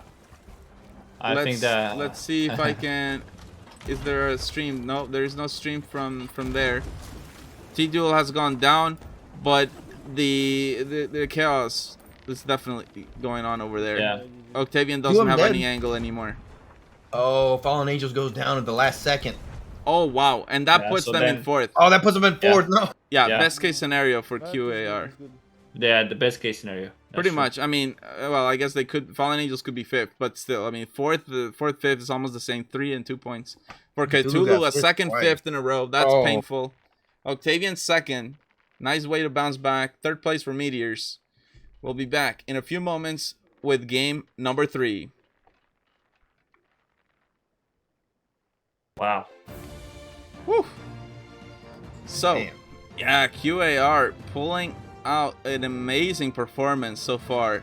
A 2nd and a 1st. That's exactly what the QAR supporters were hoping for. But now I am starting to get concerned for Cthulhu, because now we're talking about 2 5ths in a row. That's 4 points.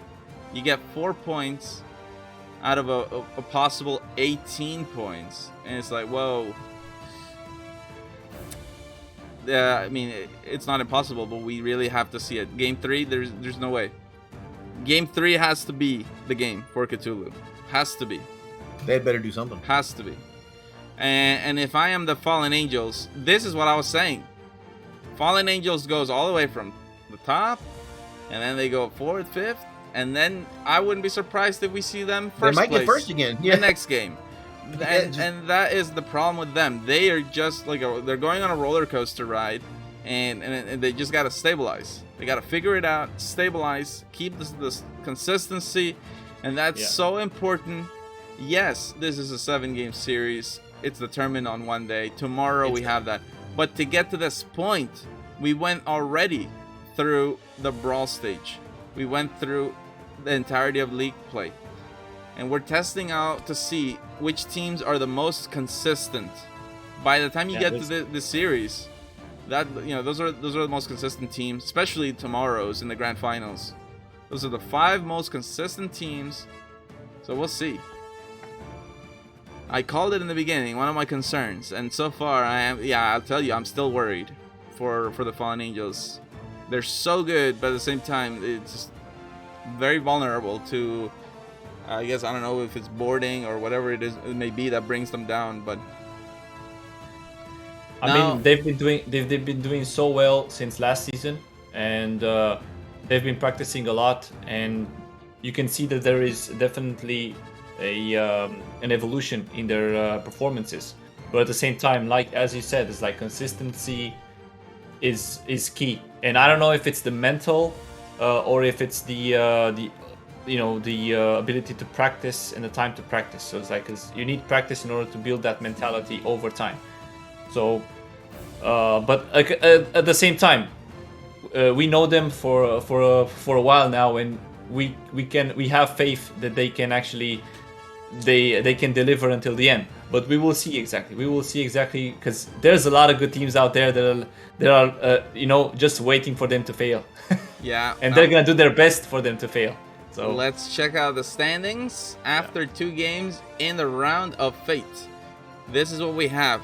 Queen Ash's Revenge with a very solid performance. I mentioned the maximum points after 2 games is 18, so they're just 2 points shy from the best possible outcome. They're doing very well.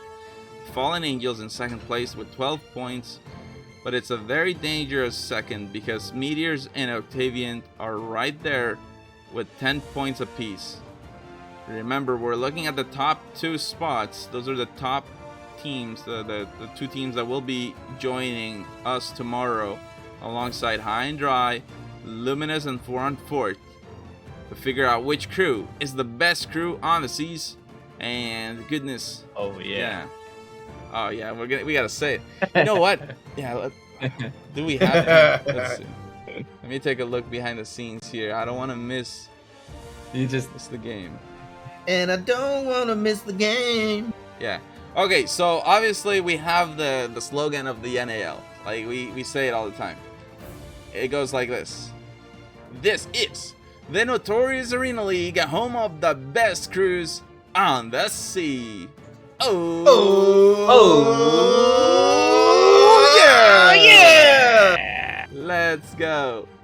And we're very used to that, very familiar to us. And you might be thinking, okay, like where'd that come from? It's this guy up here. There you go. Red Potato. And it was just a simple. It was just us making some fun in a conversation. I was like, you know what? That actually sounds very well. Well, you know, Red Potato has a different way to say it, actually. It was just because of my accent. It was just because of my accent. Say it. We want to hear it. Say it your way. Okay. It's just because of my accent. Okay, here we go. So it's like. Okay. So this is the notorious Arena League, home of the best crews on the seas. Oh yeah! I love it, dude. And my best way to recreate that one is like, if I'm Red Potato, I would say it. No. This is the notorious Arena League, home of the best crews on the seas. Oh yeah! Yeah. You know what? I have an idea. So we have so many people in the NAL Discord. So many people.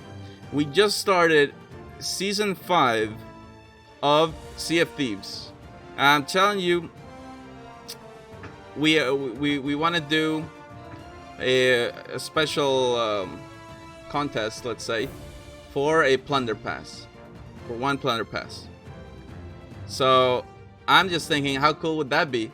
I mean, I think awesome. I think that, and pretty much you can say the NAL lines in your own way. There's so, I mean, what would be the Talisman way?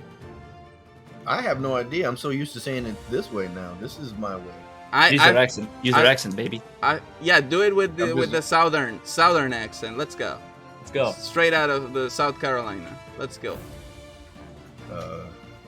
This is the notorious Arena League, home of the best crews on the sea. Oh yeah. Let's go.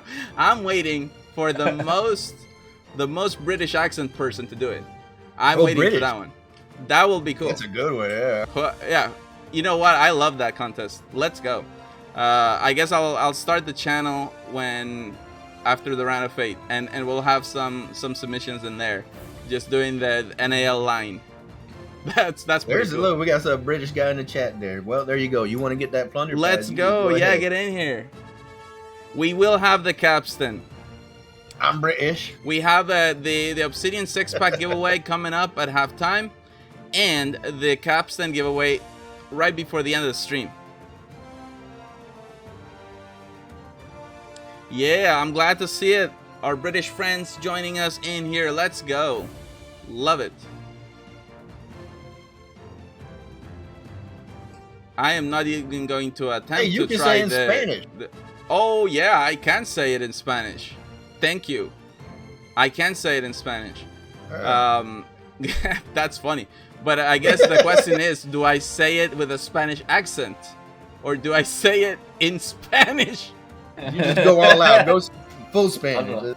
Spanish accent. Spanish accent. Spanish accent. That might be too much cool, man. It's, I don't... No, brother. But I mean, I think I already have a Spanish accent by default. Anything I do at this point is just exaggeration. That's what yeah, when you told me like speak like South Carolina, what does that mean? I know. I have a friend that taught me the Barcelona, the New York accent. New York accent. Oh yeah. He's like, what is it? Hey, this is Notorious Arena League. Come on, the questions and seas. Hey. What? That's the New York act. That sounds like more like. That sounded like Mario. That was crazy. Mario, yeah. Oh, it was like, hey, I'm walking over here. Oh. I'm walking here. Okay. Oh yeah. That was a bit. That was a bit like Italian. I was like, okay. that was horrible. That was horrible. Please do not click on that. Yeah, I'm walking here. And now you all know why he's called the red potato, because he's blushing now. Oh man, I hope I don't start an intercultural world war. That was like a horrible Luigi impression. All my Italian friends. I love you guys. Salve tutti. Buona fortuna. All right, the teams are in Tavern. The colors are set, and we'll be onwards with Game 3 in just a few moments. Remember, the Obsidian 6-pack giveaway comes up right after this game. So let's go, and we'll see if QAR stays on top, and we'll see if Fallen Angels can bounce back. Cthulhu, I'm expecting some big things out of Cthulhu this game. I cannot believe it. 2/5 in a row. It seems almost impossible in my mind to get another fifth like that. No way. No way. Here we go. Loading in. Game 3. On board with the Queen Ash's Revenge. Here we go. Round of Fate. Laughing. We are a good spawn now. So shoot on the right. Oh, outside spawn for QAR. So you know, they'll be happy that they got that, but at the same time, it's a bit of a problem if the ship beside them scuttles. It will starve. If it's Queen Ash's Octavian, Revenge of points. we will see a scuttle.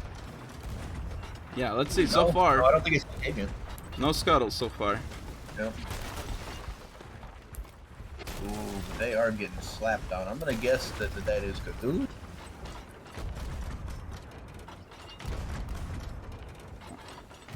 I'd like to see Cthulhu get into some 1v1s maybe, because those groups of 3, it's been a situation where, like, unfortunately for them, they're the ones that are getting demasted, and then of course once you get demasted, it's like blood in the water for all the sharks.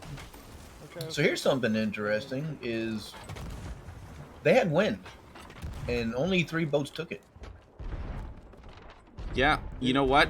We might be starting to see the targeting coming in.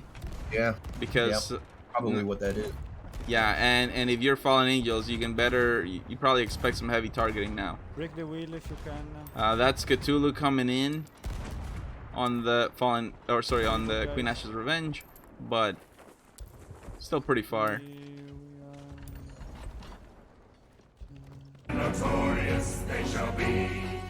Roblo! Jailer with the gifted sub. Let's go. Roblo?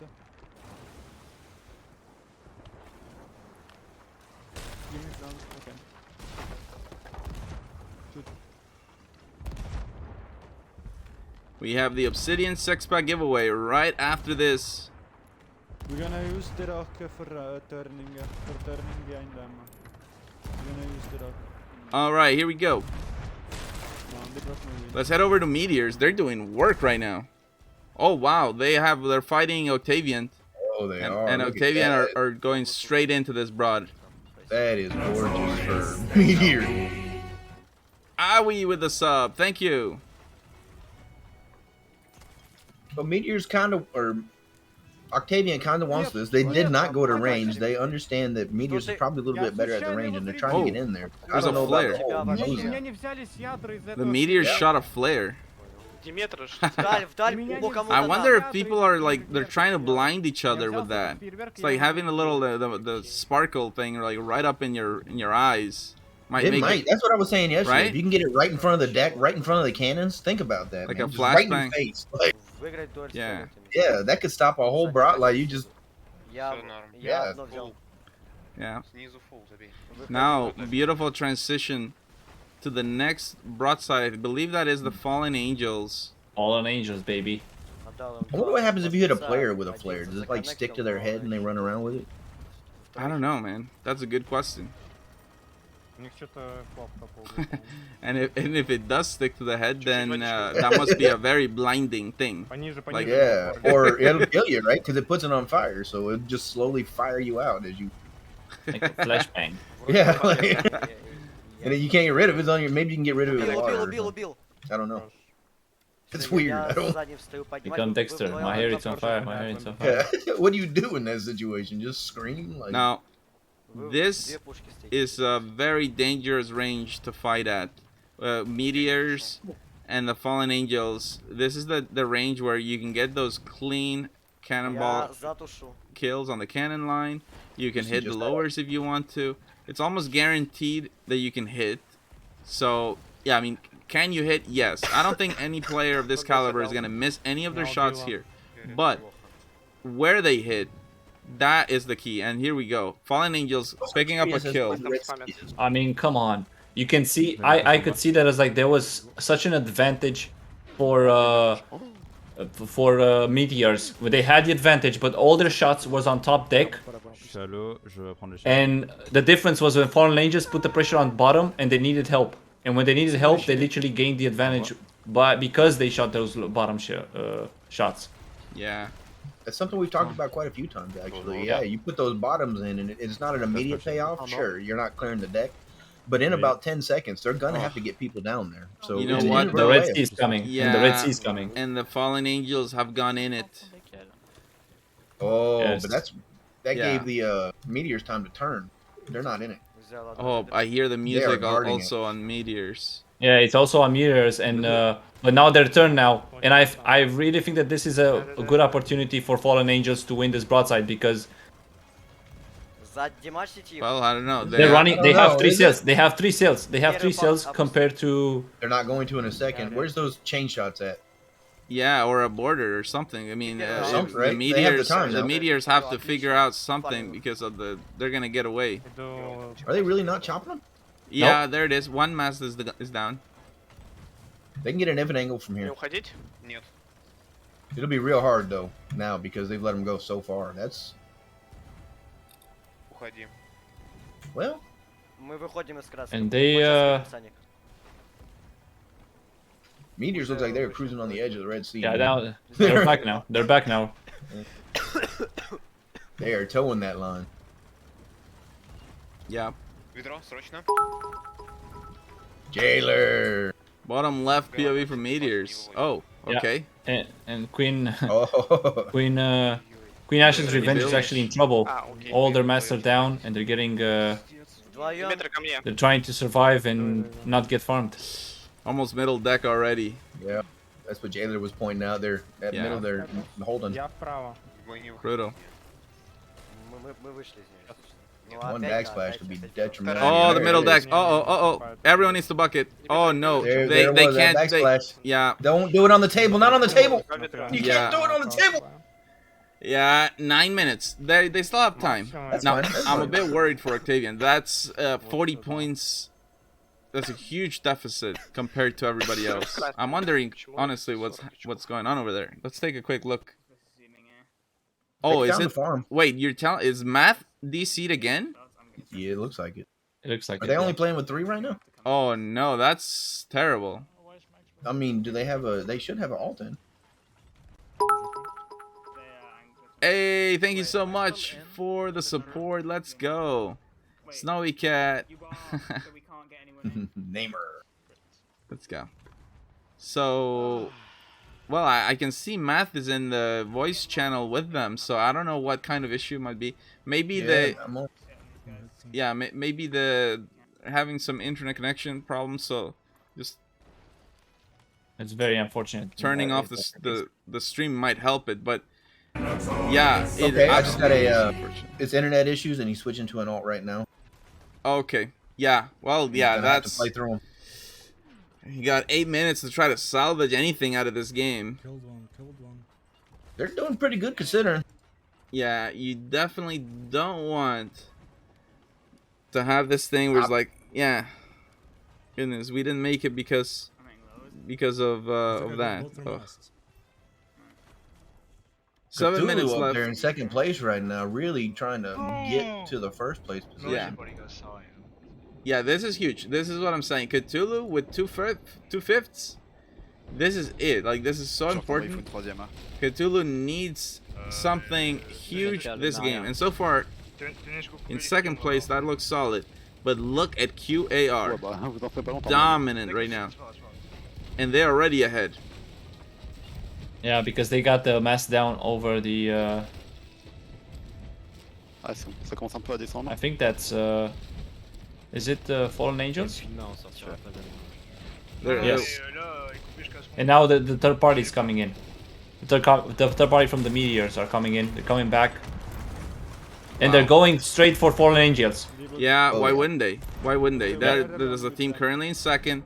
Why wouldn't Meteors go for Fallen Angels? There they are. Look at the point difference right now between QAR and Fallen Angels. But they decide to transition. They decided to transition, I think. Oh, Cthulhu went down. Oh, take a look at Fallen Angels. Okay. This is going to be a beautiful setup. Yeah, because they survived and they got behind, they cut behind the Meteors. Yeah.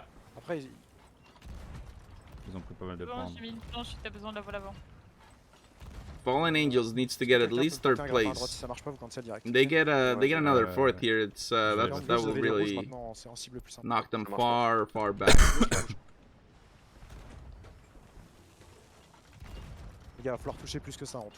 As right now, 6 minutes left, and everyone's in the pretty close range there, in top 4 anyway. Getting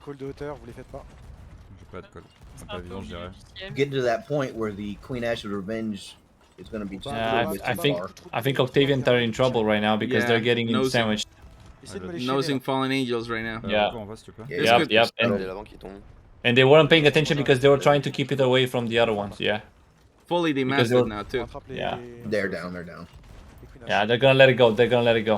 Yeah. And now 5 minutes remain. Yeah, Meteors transition instantly on the Fallen Angels. Yeah. That's a good back and forth already. Yeah, it's really tough. That's what people need to understand. It was like, I know that they tried. It was a good try from Octavians, but it's really tough to do it in a 3-man. Yeah, having a quarter, especially at this level. At this level, it's really tough.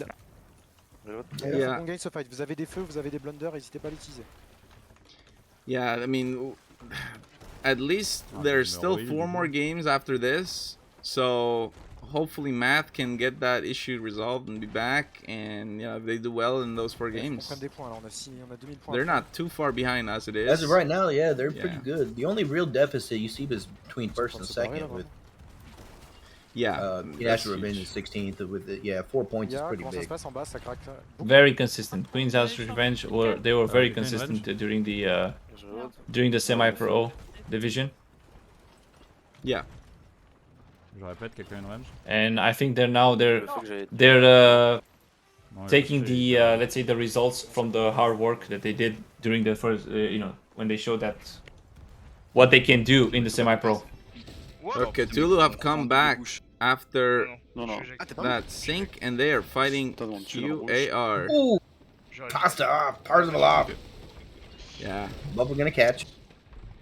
I mean, I'll tell you what, the way that QAR is playing, it's like you're trying to analyze what's their strategy. I mean, I think their strategy is pretty much just win every broadside. Dominate. Exactly. Yeah, right now. It's not any more complicated than that. Yeah, and they're winning it from far away. This is like the worst case scenario. Let's say you're losing it. If you're far away, you still have a chance to repair and get out of there.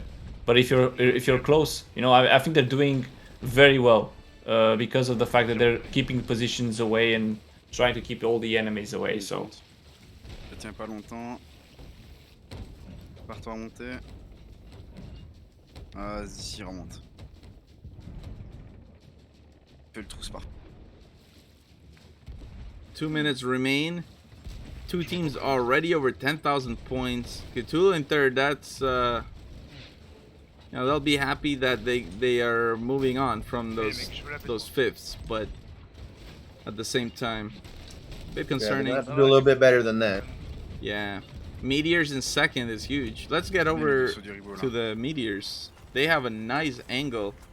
Yeah, over the QAR. Yeah. It might be quad cannon. Yeah, there's 3 of them definitely chirping right now. You can see them going, man. Oh, that is beautiful. Yeah, that's quad cannon. Helm's down too. Помочь тебе, Саник? All right, looks like they have some down. They have to send them buckets. Oh, they're gonna come off the quad cannon. They probably have still 3 of them though. Meteors in that good orbit on the Fallen Angels, I believe. Fallen Angels not even able to shoot at this point. They are just getting hard camp. Yeah, and this is when it's like, oh goodness, we are second place, but look at the extra targeting. I mean, that it makes it so hard, real hard. I mean, now the next game after this, they'll be back to normal again. Well, the targeting will be focused on a different team. Yeah, Octavian is back, and but you know, this is how it is. Is like Meteors recognize the fact that there's a third ship coming, and they put all the sails down and escape this situation. And now the whole transition will happen, and Octavian will attack and will go and transition to Fallen Angels.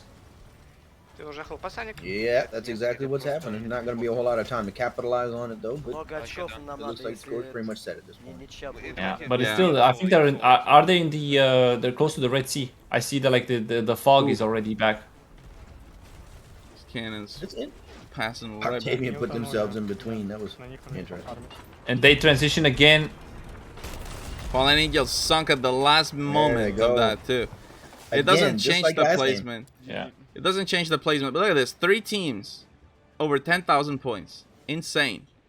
Queen Ash's Revenge with an incredible performance so far in the first 3 games of the Round of Fate.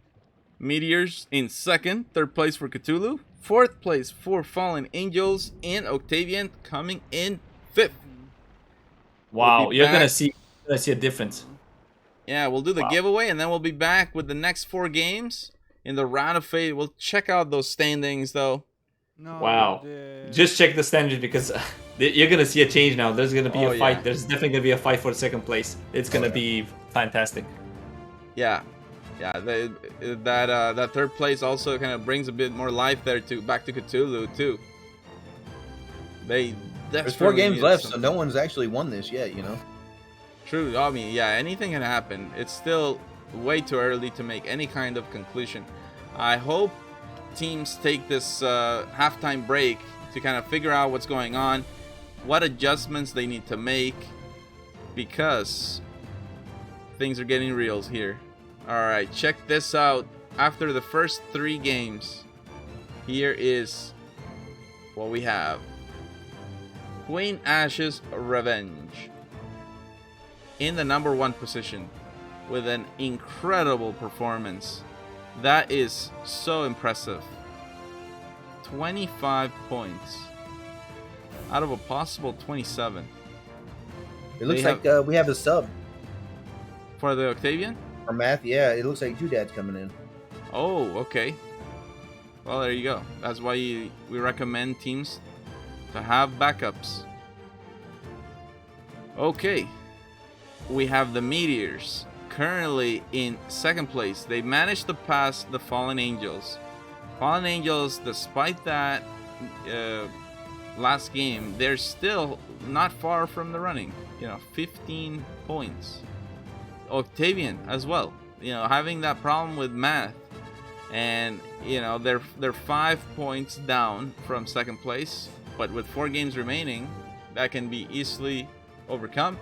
And for Cthulhu, you know, significant deficit. There's no doubt about it.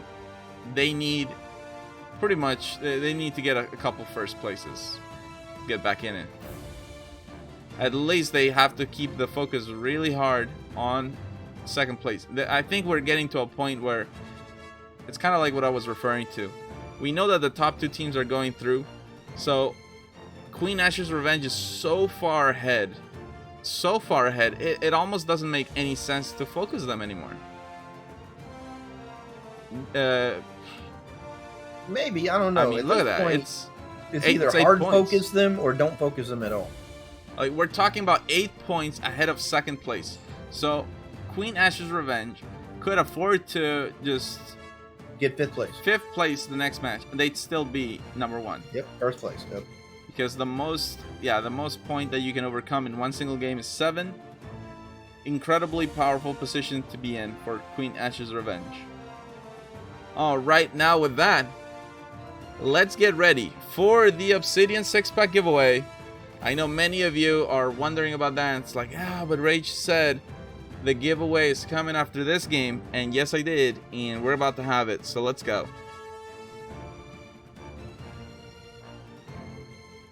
So in order to enter today's giveaway, the keyword is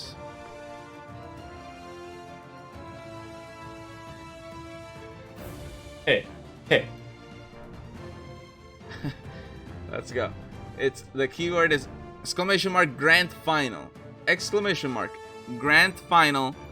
That is because I want you to all know, like, yeah, today we're watching Round of Fate. We're gonna figure out the 2 teams that are joining High and Dry, Luminous, and 4-on-4 in the Grand Final. But tomorrow is the Grand Final. It doesn't happen usually like this in the season. But because of the last week's delay, it's pushed this week to be just overcharged with non-stop action. So let's go. We have incredible shows back to back. So make sure you don't forget, if you like what you're seeing today and you want to see the continuation to figure out which is the best crew in Europe, then you better come in tomorrow. We'll be going live at the same time, which is 6 p.m. Central European Time, which is also 1800, let's call it that way, 1800 CET. That is 12 p.m. Eastern Time. While we wait for people to come in, I want to give you guys a look at the ultimate prize that awaits the winners of the Notorious Arena League. It is one of the most exclusive and coveted cosmetics in Sea of Thieves. I am referring to the Notorious Arena League sales. That is up for grabs tomorrow. The champion will get that alongside a grand cash prize.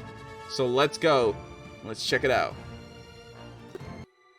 Fortune and victory, or death if we fail.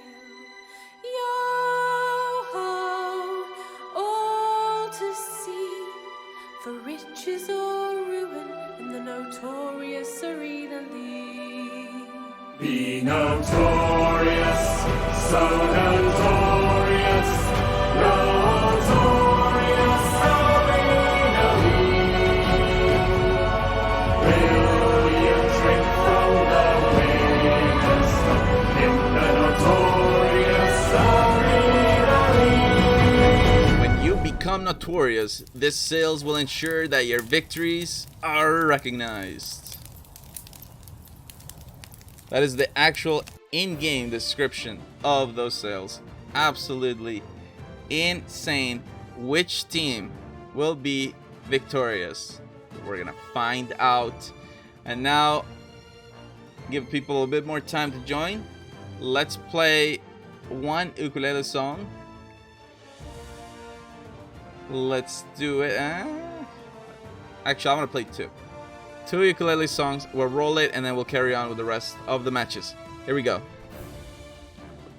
So the first one I'm gonna do is the NAL theme, and I want to play it because, you know, this is basically, we can call it the ukulele version of NAL theme. We love it so much.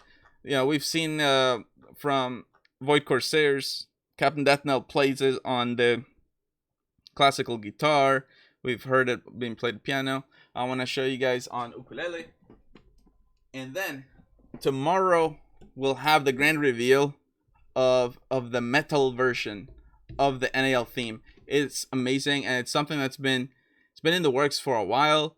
We've been dreaming about it for a long time, and we're finally gonna get to share that with you guys tomorrow. Another reason to check out the stream. But now let's go. NAL theme on the ukulele. Here we go.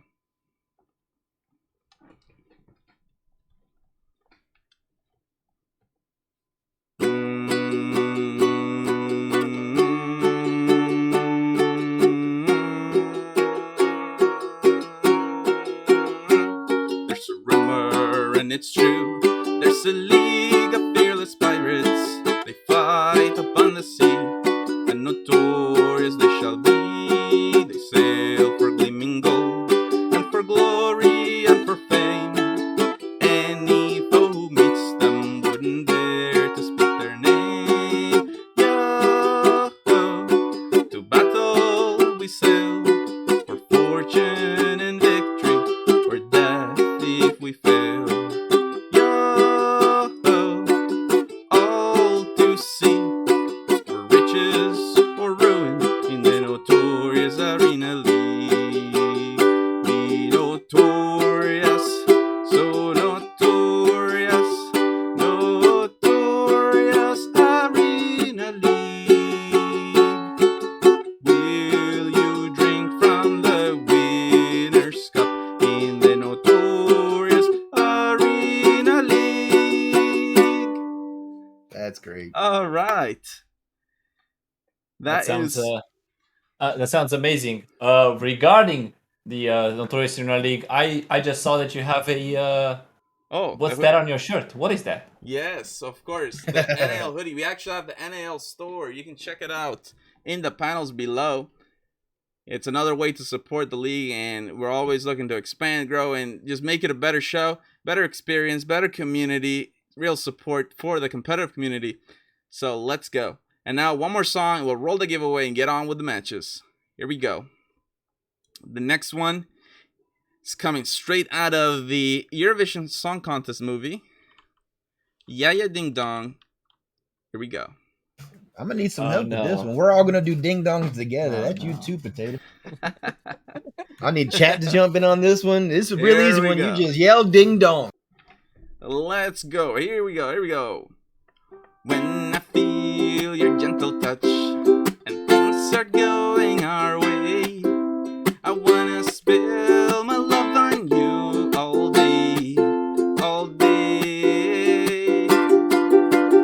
Yeah, yeah, ding dong, ding dong. Love for you is growing wide and long. Yeah, yeah, ding dong, ding dong. Give me them ding dongs.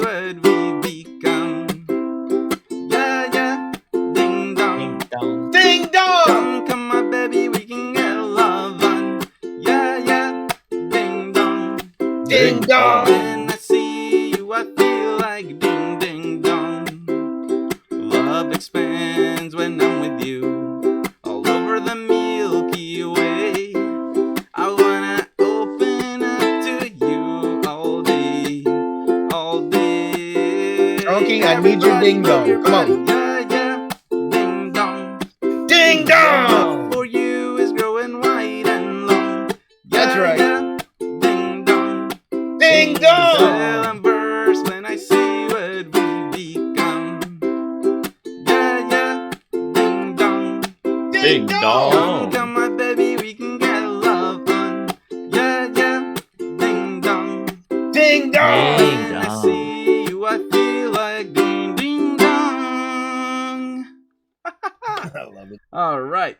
So now we decompressed a little bit, giving the teams a chance to figure out what's going on, what adjustments they need to make. Let's go get this giveaway rolling here, and we'll get back to our matches. Let's go. All right. Here we go. We are rolling for the Obsidian 6-pack in 3, 2, 1. And Rolling.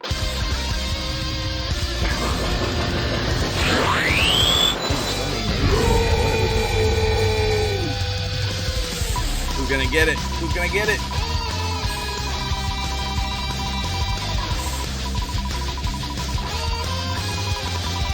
It's gonna be today's winner. It's slowing down. Oh, Palestine, I saw your name. Oh, yeah. Oh, whoa, Ninja, is that from Queen Ash's Revenge? Is No it? way. Is it? Is it the one? You gotta be paying attention. Is it the one? No way. Is it the one? Oh, 20 seconds. You gotta say something, Ninja. Whoa. It's cutting it close. Oh, he's like yelling. Goodness. I guess Queen Ash's Revenge is having the the night of their lives right now, but I guess. Who? Whew. All right. Well, he won the capstan he 3 days ago. He definitely didn't do it like me. He won the capstan last week, didn't he? He was just I don't know, cleaning up. Wow, that's insane. Okay, don't worry, guys. If you didn't win this time, don't worry. We have another giveaway later on today. At the end of the broadcast, we will have the Obsidian Capstan giveaway. Okay, so there's still another chance. And then tomorrow, don't forget the grand finals. We have 2 giveaways for that as well. The 6-pack at halftime and the capstan before the stream. Or ends, exactly. Before the stream ends. Ninja's luck is astronomical, man. Yeah. So now we look ahead Give the rest of us a chance, Ninja. Now we look ahead. We are going now into the second half of the Round of Fate. The refs will be setting sail and getting us going here. Let me remind everybody of the current standings. Here we go. So, the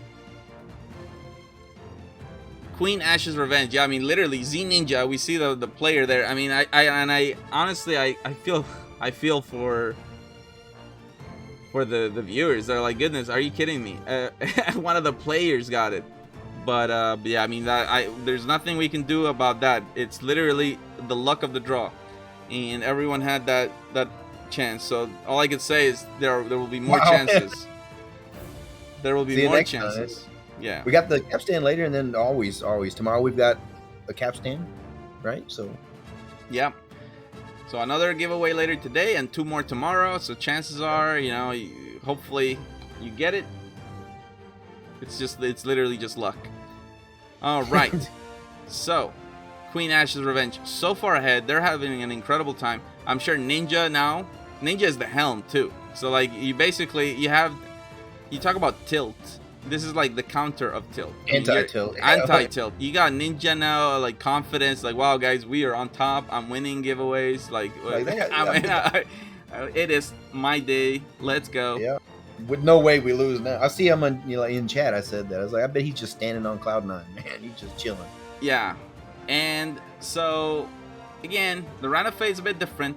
If this was the grand finals, Queen Ash's Revenge would be in big trouble. Going into game 4 with that kind of a lead, oh yeah, you better believe it, you're gonna get hard focused. But this is a different story. The focus goes on Meteors now because they are in second place. At the end of tonight's broadcast, the top 2 teams in this standings are going forward and joining High and Dry, Luminous, and 4 on 4th in the grand finals tomorrow. With I would like to try it like a thing. So basically, let's say this is like a small prediction. How about a small prediction? Okay. Okay, sure. Let's say I am either the 3 teams Octavian, Fallen Angels, or the other one that is sorry, it's just slipped on my mind. So the teams that are the Meteors and the Meteors, right? Yeah. So the Meteors, Octavian, and Fallen Angels, and they're chasing, right? But what happens if they would go into a full-on game 1v1 with Queen Ash's Revenge? But the whole game. I think that the team. I would think that a team that actually goes in a 1v1, I would predict that if they manage to do that, they have the best chance of actually succeeding and getting into the second place. I don't know, man. That's kind of a heck of a final boss right there. They are on fire right now. Like, it is. It is. But if you're a hardcore team, and if you saw that Queen National Revenge won all their broadsides, and I was like, you know what? It's like that is definitely and it was from long range. So the only thing that you need to do is keep that battle balanced and keep them on the sides.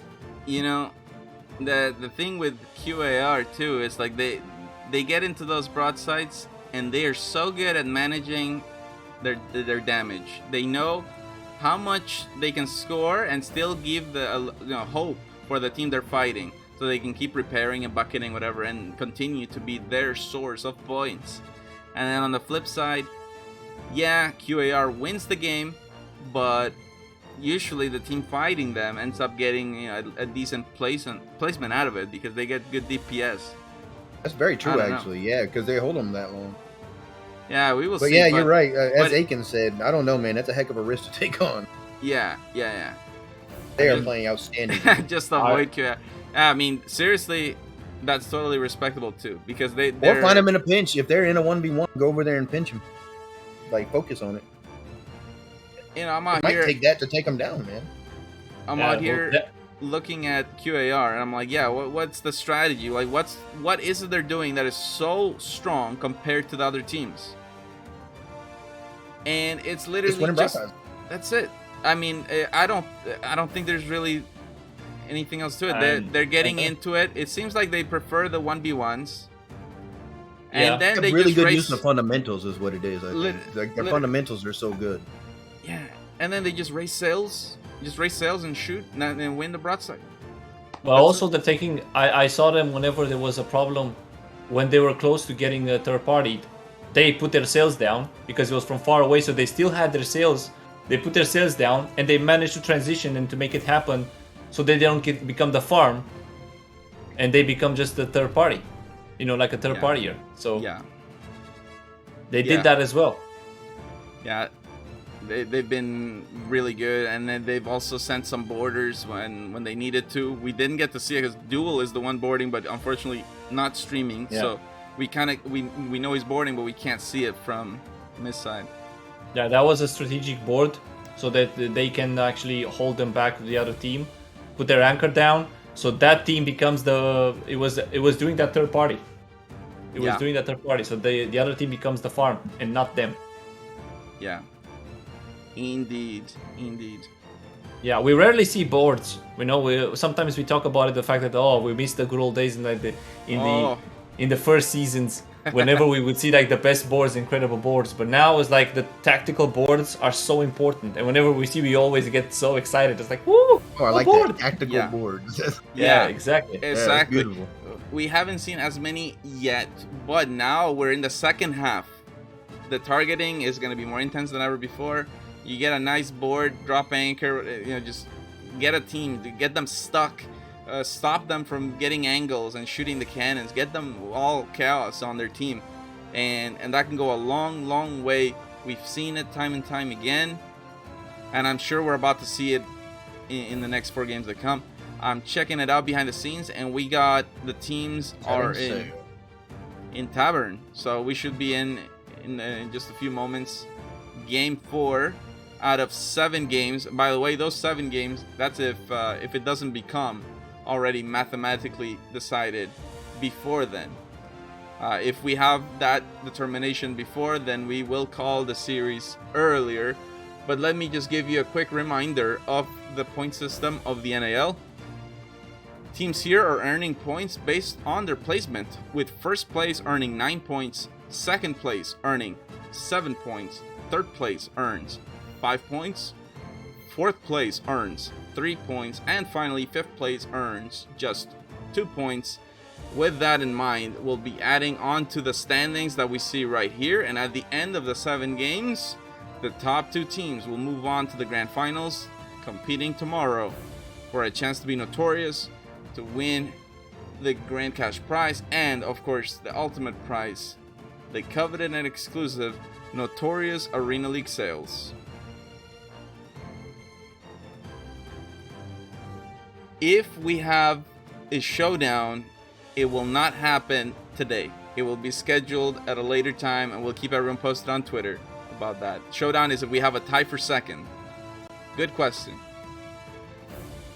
So the colors are set, and we will be starting on board with Queen Ash's Revenge. Can they keep this up? It is just insane, the kind of performance they're putting on right now. Yeah, that makes sense. If finals are tomorrow, we'd have to have the showdown today. Right, yeah, you know, yeah. So, there you go. There you go. That's the staff right there letting us know their production. Let's get it. Yeah, so finals before the showdown. No, guys, come on. Now.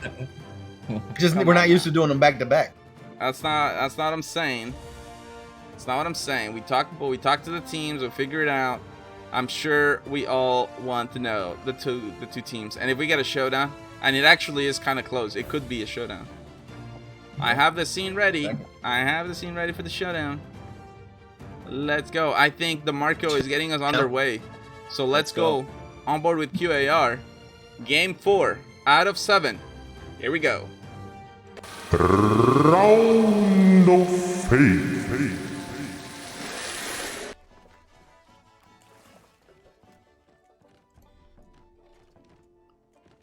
Look at that, Ninja showing us the Obsidian Banjo. Goodness, that's one of the rarest things as well.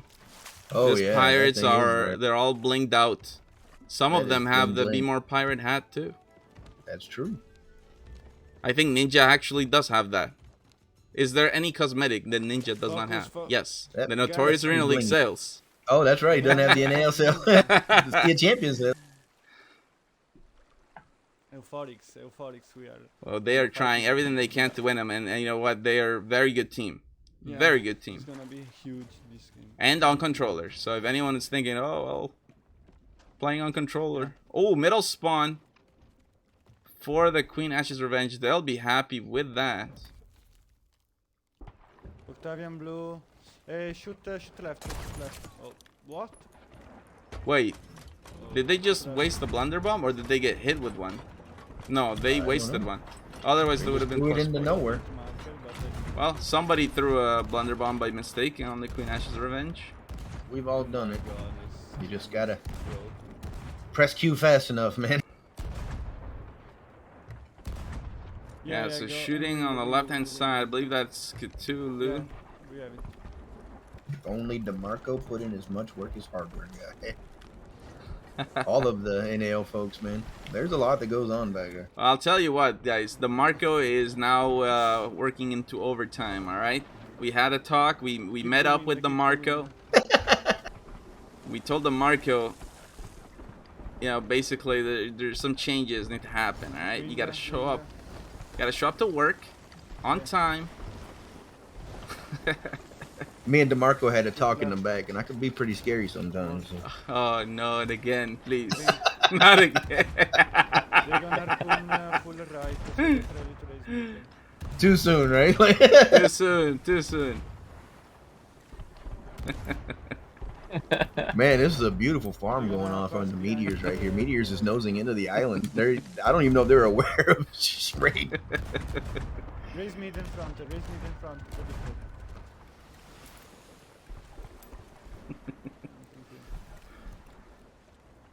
Left. Come on. Oh my goodness, yeah, the ramming island. What is going on? What? I want to go to Meteors real quick. Right?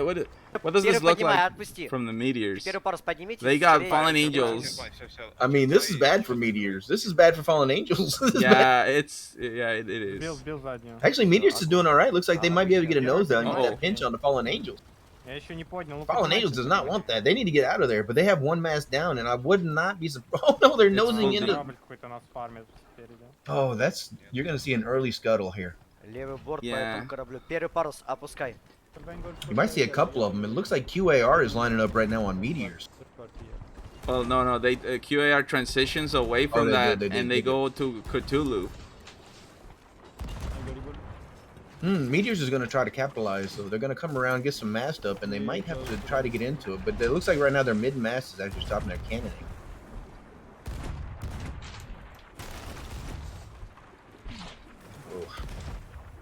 Octavian actually, you know what? Let's go over to them. That we mentioned that they brought in a sub.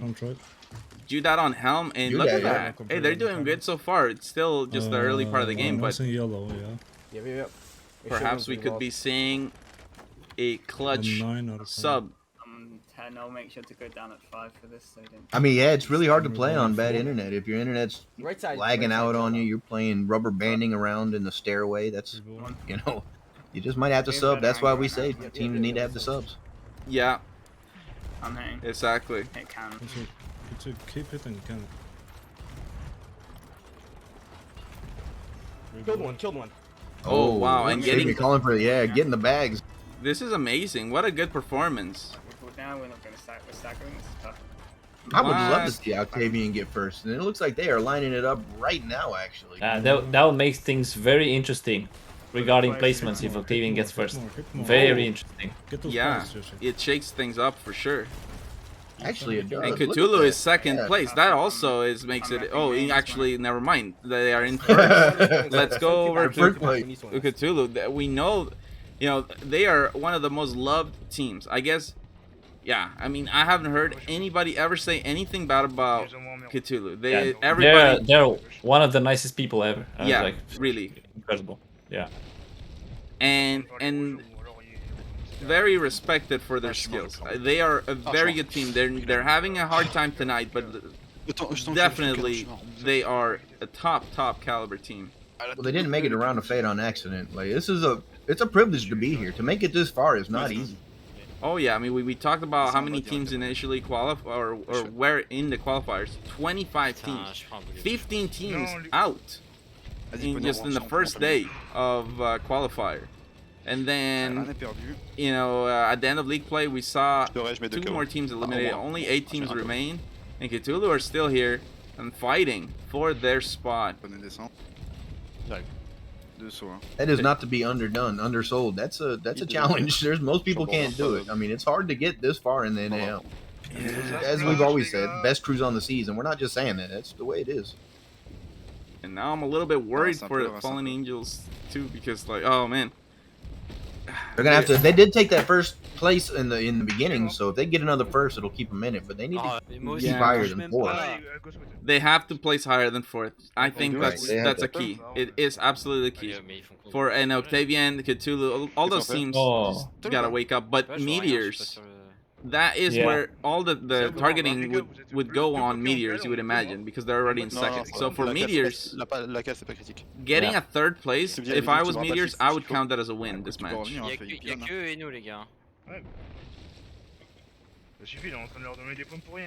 Oh, here we go. Cthulhu, full crank left.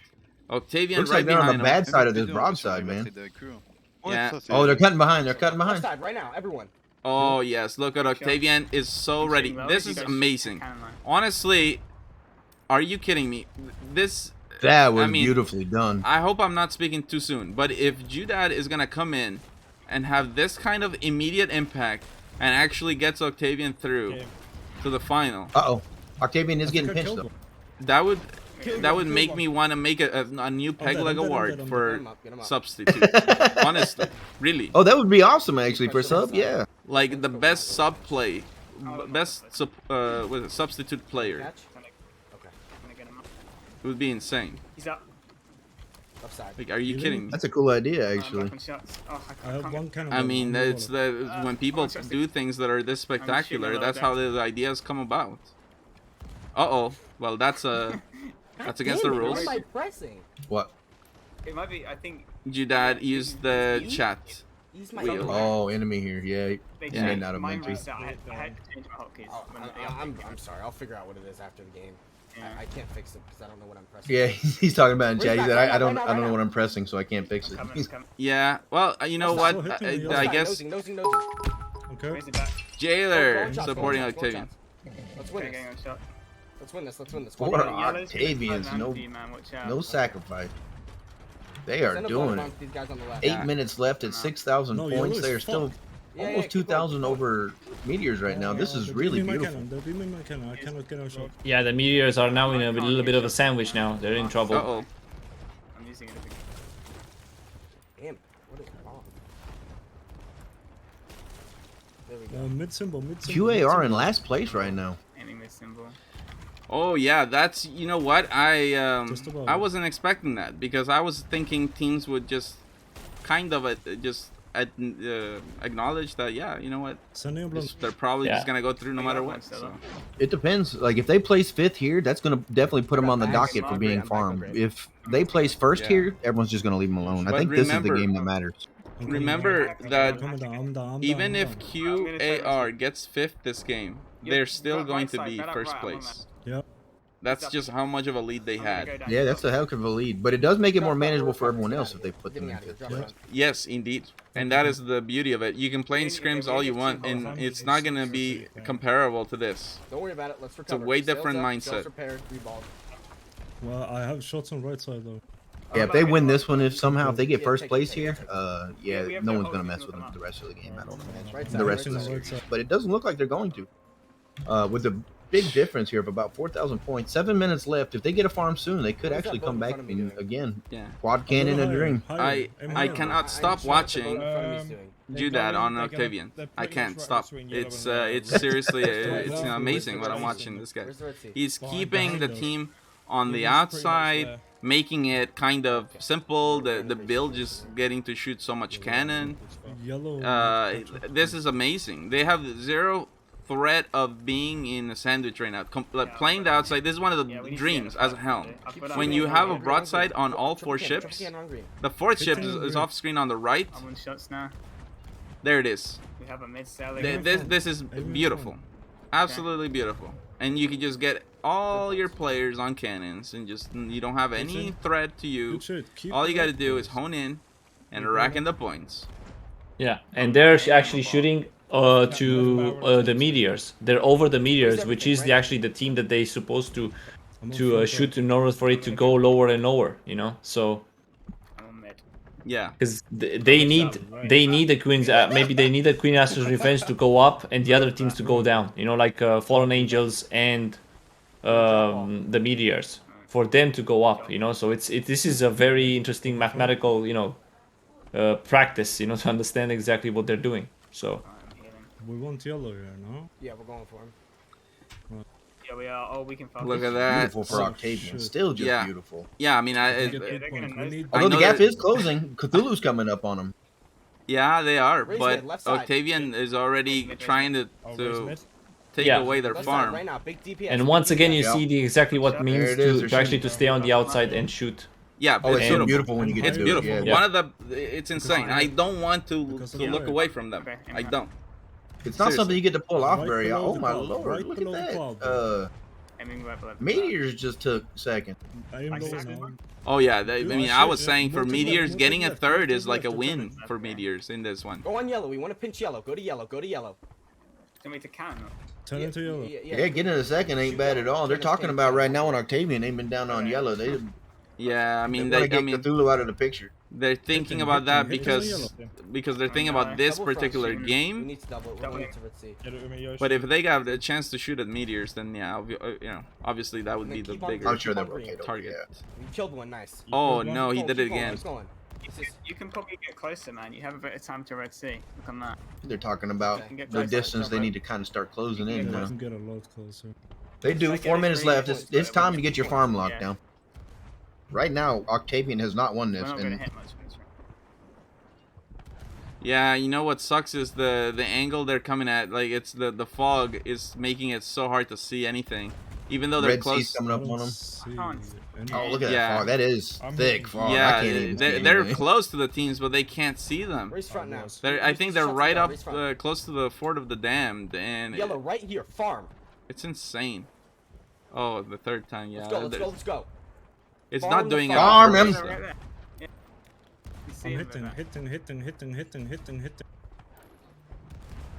I mean, they're still in first. They've got it. They're right now not a quad cannon. fighting to get that second, but they've got a quad cannon and a dream. 3 minutes in a quad cannon can do some damage, especially when the top two teams right now, Meteors and Cthulhu, are actually fighting each other over there, right? Yeah, unbelievable. You're about to just get. This is going to be beautiful. Wow. You're gonna see some. I mean, they could get up their 13K. Fallen Angels goes down. That is actually that's good for QAR. No. And It's really bad for Fallen Angels. Devastating. Every special we have, everything. They're already in third. They have to get up to third. They can't keep taking the last 2 place. minutes They need left. at least another first. I have flares. We only have Meteor. I'm blown away with Meteors. Let's go check them out right now. See. Octavian's actually talking about what happened with that? Фармите, фармите второе место, удержим, будет супер. Oh, you can see it. Меня убило. Uh-oh, Meteors are taking a lot of damage. Oh, they are. Look at that. QAR is bouncing back. Oh, no way. Are they making it a comeback? Yes. QAR? Yeah. I think QAR are literally coming back here. I wouldn't be surprised they go at least a second. They have 2 minutes. Look at this. Meteors is completely dead to rights, pretty much. I mean, and that's a quad cannon on a team that is as good as QAR. They're gonna DPS so hard. This is so good for the for Octavian right now. This is so good for Octavian because they're gonna be pushed and Meteors are gonna go down because the pressure from QAR is amazing. Yeah, yes, and it also helps because if Queen Ashes Revenge gets in second, it will push Cthulhu down as well, which is also. Can they get first? Look at that! Look at that! Come on. You know, it might be. I think they could. I'm watching Octavian. Octavian has a range on it, so I don't know. No, Octavian, they're not gonna push it, but they're gonna finish. But QAR Queen's Ashes Revenge, yeah. They could if they get a quad cannon right now in the rest of this minute. They can't. I don't think so. I mean, maybe, but dude, we've seen before. No way. There's no way. There's no way, man. Octavian's got a good farm now. They're quad cannon, and there's no way they're gonna catch that. Let's see. Oh wow! But look at that! Look at that from QAR, bro. Look at that QAR. Dude. Come on. From last place. Oh, dude, they are making it. Are you kidding? They might take this. They might take this. Well, Meteor sunk. Meteor No sunk. way. Who got it? No way. No way. Oh No. Octavian's got it. But I'll tell you what. Look at QAR got real close. I don't know. Real close. Oh, look at the points. Oh, my lord. It's 100 points. This was best case scenario for Octavian. Because having QAR in second pushed everybody else down even more. So that was a big game. And I cannot say enough about Judad's impact coming in immediate results on Octavian. That's amazing. Matt's probably having some issues. What a super sub. We love that calling was a those great super choice, subs. guys. I want to go home. My, did you see that farm? Okay, boys. Super subs, baby. Super subs. Yeah, Octavian definitely needed that. That puts them somewhere back in the running. Oh my god, that was close. It's actually the perfect scenario for Octavian. I'll tell you what, because Octavian went on first, and what they needed is that Fallen Angels and the Meteors going finishing at least third and fourth, you know. So yeah, that was an incredible game for Octavian, and also incredible game for QAR. I mean, I thought QAR was looking like 5th place, 4th place, whatever, but at the end, boom, skyrocket. And we always say it, most of the points are coming in last quarter. QAR just proved that. You give a team like that a quad cannon for that long. I mean, they were seconds away from winning that game. You give them another 5, I don't know. I'll call it 2 more seconds. That's it. QAR wins. It's. It was back and forth. They took first for a second. It was like 2 seconds or 3 seconds before it ended. They were on top on some of the screens. So I was like, wow. And it was one cannonball difference, right? I was so close on actually eating that, you know. So I'm starting to sweat, you know. I don't know if you saw it, but Top Dog in the chat asking who is that cutie at the top. That top cutie up webcam. there. Man, what do you mean, man? What do you mean? What are you trying? so Trying to do? blushy. Trying to make me red, bro. Top Red Dog knows. potato blushes so much. Look at it. No. Top Dog is tricky, bro. It's like He is tricky. Yeah. No, I'm not gonna get red. I'm not gonna get red, bro. No. Okay. All right. It's too late. Just so you know. Let's go to check out the standings. Oh yes, huge changes here. Let's check it out. So, Queen Ash's Revenge with that second place. I mean, look at that. Now we are talking about 11-point lead over second place. Huge. It's almost unimaginable to think that Queen Ash's Revenge is not gonna make it to tomorrow. That being said, look at second place. Octavian, 21 points. Meteors, 20 points. The Fallen Angels, I don't know how they're managing this. They've had a string of bad games, but they're still not. Not far. They're not far from second even. And Cthulhu has we're talking about 3 more games. Everyone's still in this. 3 more games. If Cthulhu plays some good games here, they can do it. Octavian, really the story of that game though. Look at that, putting them in second. That was beautifully done, man. Can they do that again? I mean, that was some smooth playing. That was literally silky smooth from Octavian. It was a direct 180. You get your 4th player, and suddenly, bam! That's insane. Literally, I'm telling you, I'm calling it right now. If Octavian goes through the grand finals, then we're gonna have a new peg leg award. We have to. How do you not? I mean, that'd be a good one. I mean, you got to think about it. You're supposed to have a sub every game. All the people on your bench have to play, right? So that definitely gives them an initiative to do it more. It's insane. But let's not celebrate too early. There's still quite a mountain to climb.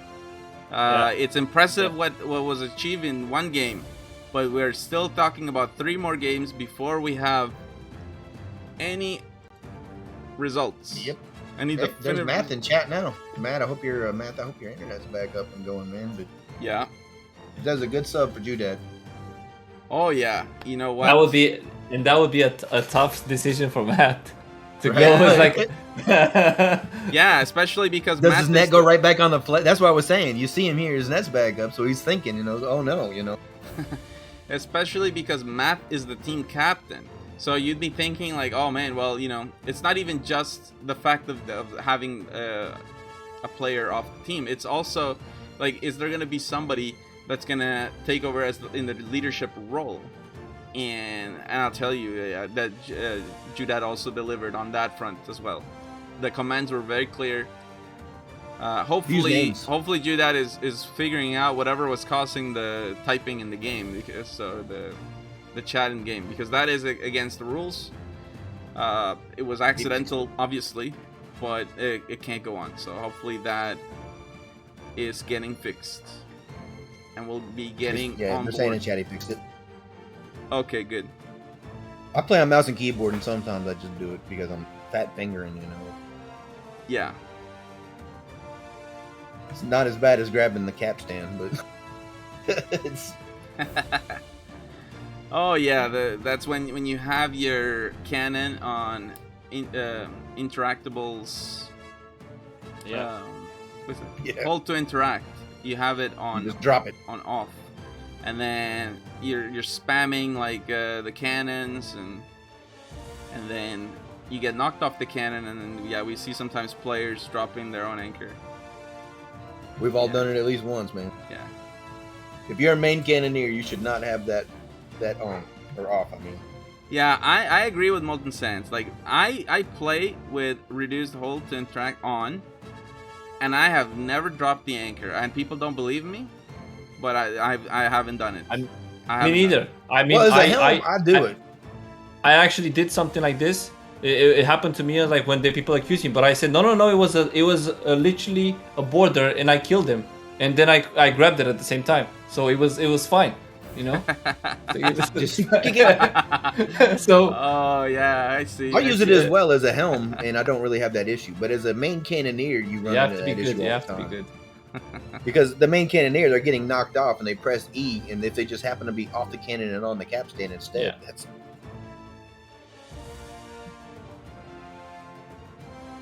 Indeed. Okay, so we are just a few moments away from Game 5. This is a critical game we are coming down to the point where the targeting starts getting real intense. I'm expecting to see a lot of boarding. Yeah, especially second place. Right now, Octavian has the target on their back, even though it's only 1 point.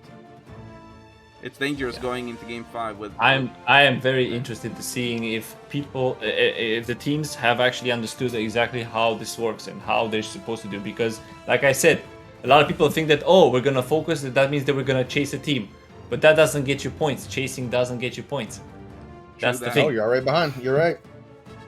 Logical targeting is a tactical move, and it has to be very smart when you do it. But at the same time, you still have to score your own points in order to stay on top. That's the thing. Yeah, you know, when we talk about targeting, it's more about you know, you get the points where you can, but you have to have like a third eye, always looking out whenever that team that you know is your target, whenever they're in a position that you can third party them. When you see that they are getting demasted, when they are on fire, they're somehow weakened by some fight, there is already some chaos, and you have a chance to send a border, drop anchor, cause problems for them.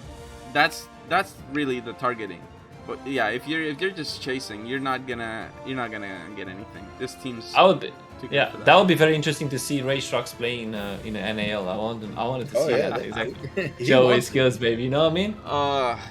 Yeah, I'll tell you, it's so much fun. On a rare occasion, I get the chance to go out there and scrim, and it's so much fun. Always. I'll tell you what, and much respect to all the teams and the helms, because like I have a lot of knowledge from watching so much NAL. Like I've literally casting this for I think almost 2 years. So I've seen a lot. I have a lot of knowledge, but it's one thing to have that knowledge and to see it, and it's another thing to go and do it in the game, practice it, to recognize it and practice it. It's a different story. So yeah, I mean, I would say I'm pretty decent helm, but yeah, if I could actually be on a team and play a whole season and have a chance to practice regularly, yeah, who knows? I think I could be a pro division team, and I think so. I like it. I liked it how you said it. I don't know if it was the English. I was like, I could be a pro division team. I should have said my team, but I mean I wouldn't even know who I'd be teaming with. Literally, this is all fantasy talk right now. Yeah, it's tough. I'd like to play in a season. I think I'd like to have a season. It looks fun to play, but it's also super stressful. I'll tell you what. Super stressful to play. Whoa, we have games, baby. Oh, it's time. Oh, Molten Saints, let's go. Pick me up. Okay, let's go. Pick me up. Let's start game 5. Oh my goodness, Molten Saints is very. You gotta pick me up. Round of fate. We lose Angle Turtle. Okay. Molten Sands. We should do an all-star team. Here we go. Back on board with Octavian. They won last game. They're going into game 5 with a 1-point lead. I don't understand this. I played for. So it is a headwind situation. Cthulhu goes down. Sorry, was that or was it Fallen Angels? I'm not sure. I think it was Cthulhu. No, it's Cthulhu went down. Yeah, right. Yeah. Fallen Angels is fighting Octavian now. Oh. So I hear those cracks on the mast. I'm hitting everything. So okay, so that was actually a mistake. As much as praises we've given to Judad, that was but that's not a very uncommon mistake. So there's a tip for everybody. Whenever you hear a crack, the first place on your mast that gets cracked is always on the right side. So Judad went to check on left side, didn't see anything, and of course that it was the mid mast that got cracked, but it was cracked on the right. So. Always starts on the right. There's no point in going anywhere else. If there's one on the right, then you can check the left. But if you only heard one crack, then you know better. Oh. You got to use all your auditory cues. Man, there he goes off the. Yeah, this is off. Now let's go over to Fallen Angels because they're doing some clinical stuff here. We know that the #1 spot to hit on a ship if you want to win a broadside is the wheel. knocking the helm off the ship. That's a super powerful thing that you can do. But now, unfortunately for the Fallen Angels, it doesn't seem like they managed their speed so well. So now they're relying on a board from Sensi to stop Octavians from punishing the infinite angle and sending out some chain shot. Here comes Sensi with a critical kill on Zynga and dropping anchor, working on the next. The anchor is down, I believe. Oh no. Sensi goes down as well. Yeah, and Sensi that goes down, but saves, that's not a big deal. If he got that anchor. Yeah, this saves the Fallen Angels from UAR having. just went down. Oh, yes, they did. Il scuttle. Wow, Octavian scuttle. Oh, yeah. They got it. I mean, that was a heck of an anchor. Yeah, it's an amazing play to have it. You know, ideally you are preventing the situation. So we talk about like in a broadside, you want to make sure you go either same speed or slower. And specifically, it's to prevent what happened there, where a team cutting in behind you. If they do that, that means they can chain shot you. They can put you in an infinite angle. It's really hard to shake. So what did the Fallen Angels do? You know, since they were already going too fast, they sent a border. Even if Octavians didn't scuttle or if the anchor didn't go down, the whole point of the border is to stop the cannons and the wheel and all that from hitting the D-mast and putting that pressure. Just to cause a distraction, pretty much. It worked very well. Now Octavian spawned in front of the Fallen now, Angels. Right side, they're nosing. Oh my goodness. And with the fresh specials too. Big points. This could be nasty. They utilize them this time though. Yeah. Here comes the chains right away. I see one. I'm putting lowers. I see two. Ooh. Front mass down. The other thing to consider is the fact that you see some chain shots coming out towards a sail that is already raised. See that we see the front sail drop, but that should be caught because that would be instantly caught. It's almost like wasting a chain shot. And made as well. Oh, literally, I'm telling you guys, there is a little tear that comes to the side of my face every time I see that. They just let them all go. Literally, when you have your mast completely raised, the sail, you should not let it fall all the way. Just, all it takes, just rush to it, grab it. It's instant. You can literally negate the chain shot completely. Well, here we go. That is. I think they decided to let it go and win the broadside because they thought that they're not gonna make it if they do it. I think that's why they decided. There's some of the teams that actually decide to stay in the fight. Yeah. To have multiple, to have, you know, full DPS. Yeah, well, yeah, true. I mean, it really depends. I mean, right now, the thing is, all they need to do, Octavian needs to do in this place is break the wheel. Yeah, but at the same time, you'll see teams that are now coming to third party. They're coming to third party right now. Yeah. So yeah, who's gonna? It's really interesting to see who they're gonna go for. Is it gonna be Octavian or is it gonna be on to? Is he going for the board? I think there's a helm board brewing here. Is he going for the board? Yeah, it looks like a helm board. I mean, they're dead in the water right now. I'll go for a board. But I bet you the mermaid is gonna pop up and completely spoil right it. next to it, yeah. Yeah, like, Right in we're front just of it. waiting for the mermaid to signal. Look how close they are. We're about to get ourselves a little combat. Oh, maybe not. They're so close. Maybe the mermaid doesn't. Yeah, that's what I'm saying. Look how close they are. So he's going to come up on the right side, and they're not going to be ready for that. Well, I mean, this is kind of funny, but I mean, meanwhile, the Fallen Angels are racking up the points right now. Oh my! Yeah, but they have two people. Yeah, one people dead. And Yoshi's dead. Yeah. So. Oh boy. Well, let's see. This might not here. Oh. Almost 1 minute to swim over. He's on. He's gonna get the one blunder. Will it? He got the anchor. One anchor down. Oh yeah, killed one. That's good. Oh yeah. He's running. He's going crazy on him. Oh, can we see the rowboat, please? Lamia's off. Oh, we got another one. Oh, Leah off the ship. Oh. Oh, they're chasing. Take the rowboat and eat the coconut for me. Do it for me. Do it for me. Do it for me. Please. I think there's no coconut. Yeah, I'm here. Oh my goodness. Oh no, I can't stick with them. Still, they got the anchor. Yeah, it's a boat nose diving us on the right. I'll bucket you. I'll tell you what, it's impressive that after all that, and Fallen Angels are still in the first place in this game. Well, Octavian actually has an issue right now, and Cthulhu has come up on their right side. Yeah, this was third party that I was talking about. Yeah. Mais tout le monde fuit, c'est un truc de gueule. Alright, 8 minutes. Yes, Oh my indeed. God. Cthulhu are putting the pressure on.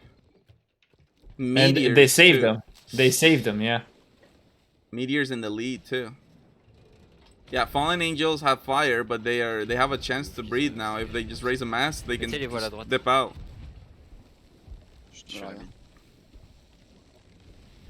Of course, Cthulhu would shoot at Octavian, who has that second place. It's kind of nice for Meteors to be just 1 point behind, and because the focus is on Octavian, but really Meteors is almost just as much of a threat as Octavian. That's what I was looking at. Like, I mean, if you're focused on Octavian, you might as well be focused on Meteors because.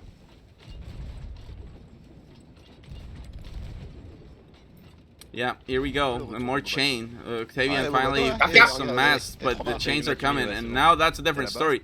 This mask, the sales are down, so if they break, then yeah, it's gonna be take a lot longer to catch. Did they get any of them? I think they got the middle one. Yeah, they got the mid, but it was caught. It was caught. It was caught. That's good, man. Beautifully done by them. They can just whip up a board or two and get that thing dropped if they need to get out. And it's exactly what they've done. I want to take a quick peek at the Meteors because they are fighting, I believe, Queen Ash's Revenge, and they're winning it. Looks like they're winning it.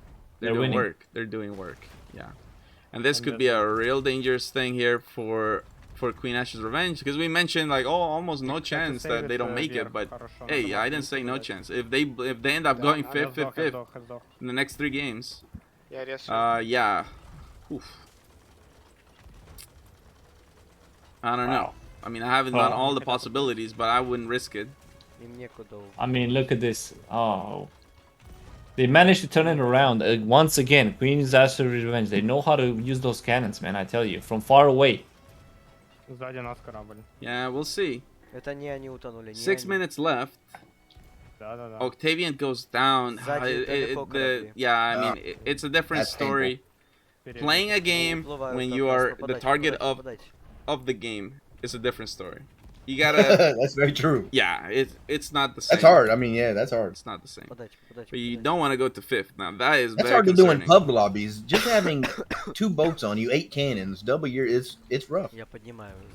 And now for Meteors, yeah, you know, if they end up winning this game, you gotta be thinking the next game, it's literally everybody desperately focusing Meteors, because then it becomes a situation where we might even have to call it early. I hope not. I'd much rather see a showdown. We'll see. I mean, if Meteors wins this game, let's say, and they do well in the next game after that as well, I think that could be a situation where it's just literally mathematically decided. Yeah, just over. I mean, Meteors is really close right now.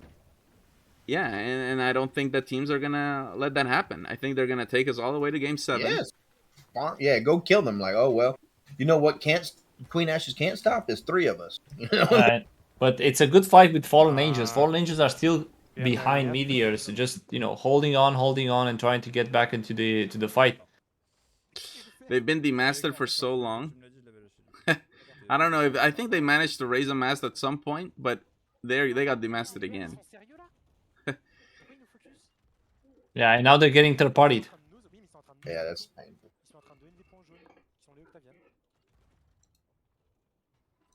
Alors regarde où tu vas quoi.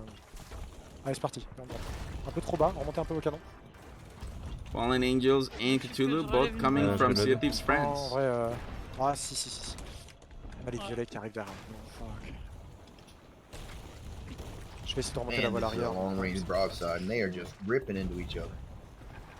Oh, and guess who comes for the third party on the Fallen Angels? This is what I call a perfect logical targeting. Who is doing the it? Meteors.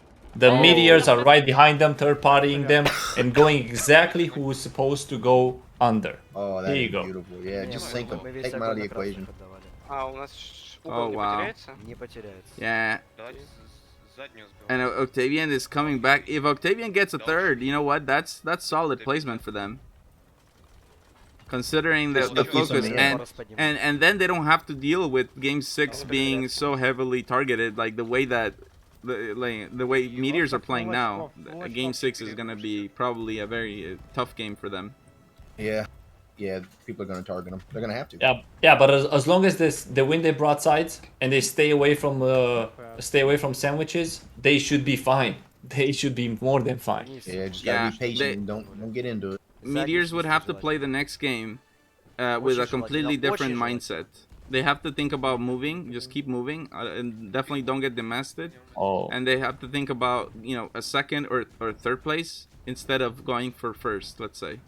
Just because normally, it's more risky. Yeah. Normally, I would call this like a problem for for Meteors because they didn't put their sails up, and now they're going behind them, and they're still moving, and they're not putting their mast, the mast down from the other team for Fallen Angels, and they let them run away. So now they're gonna become the farm. Did you see the Mitro was shooting nothing but the wheel?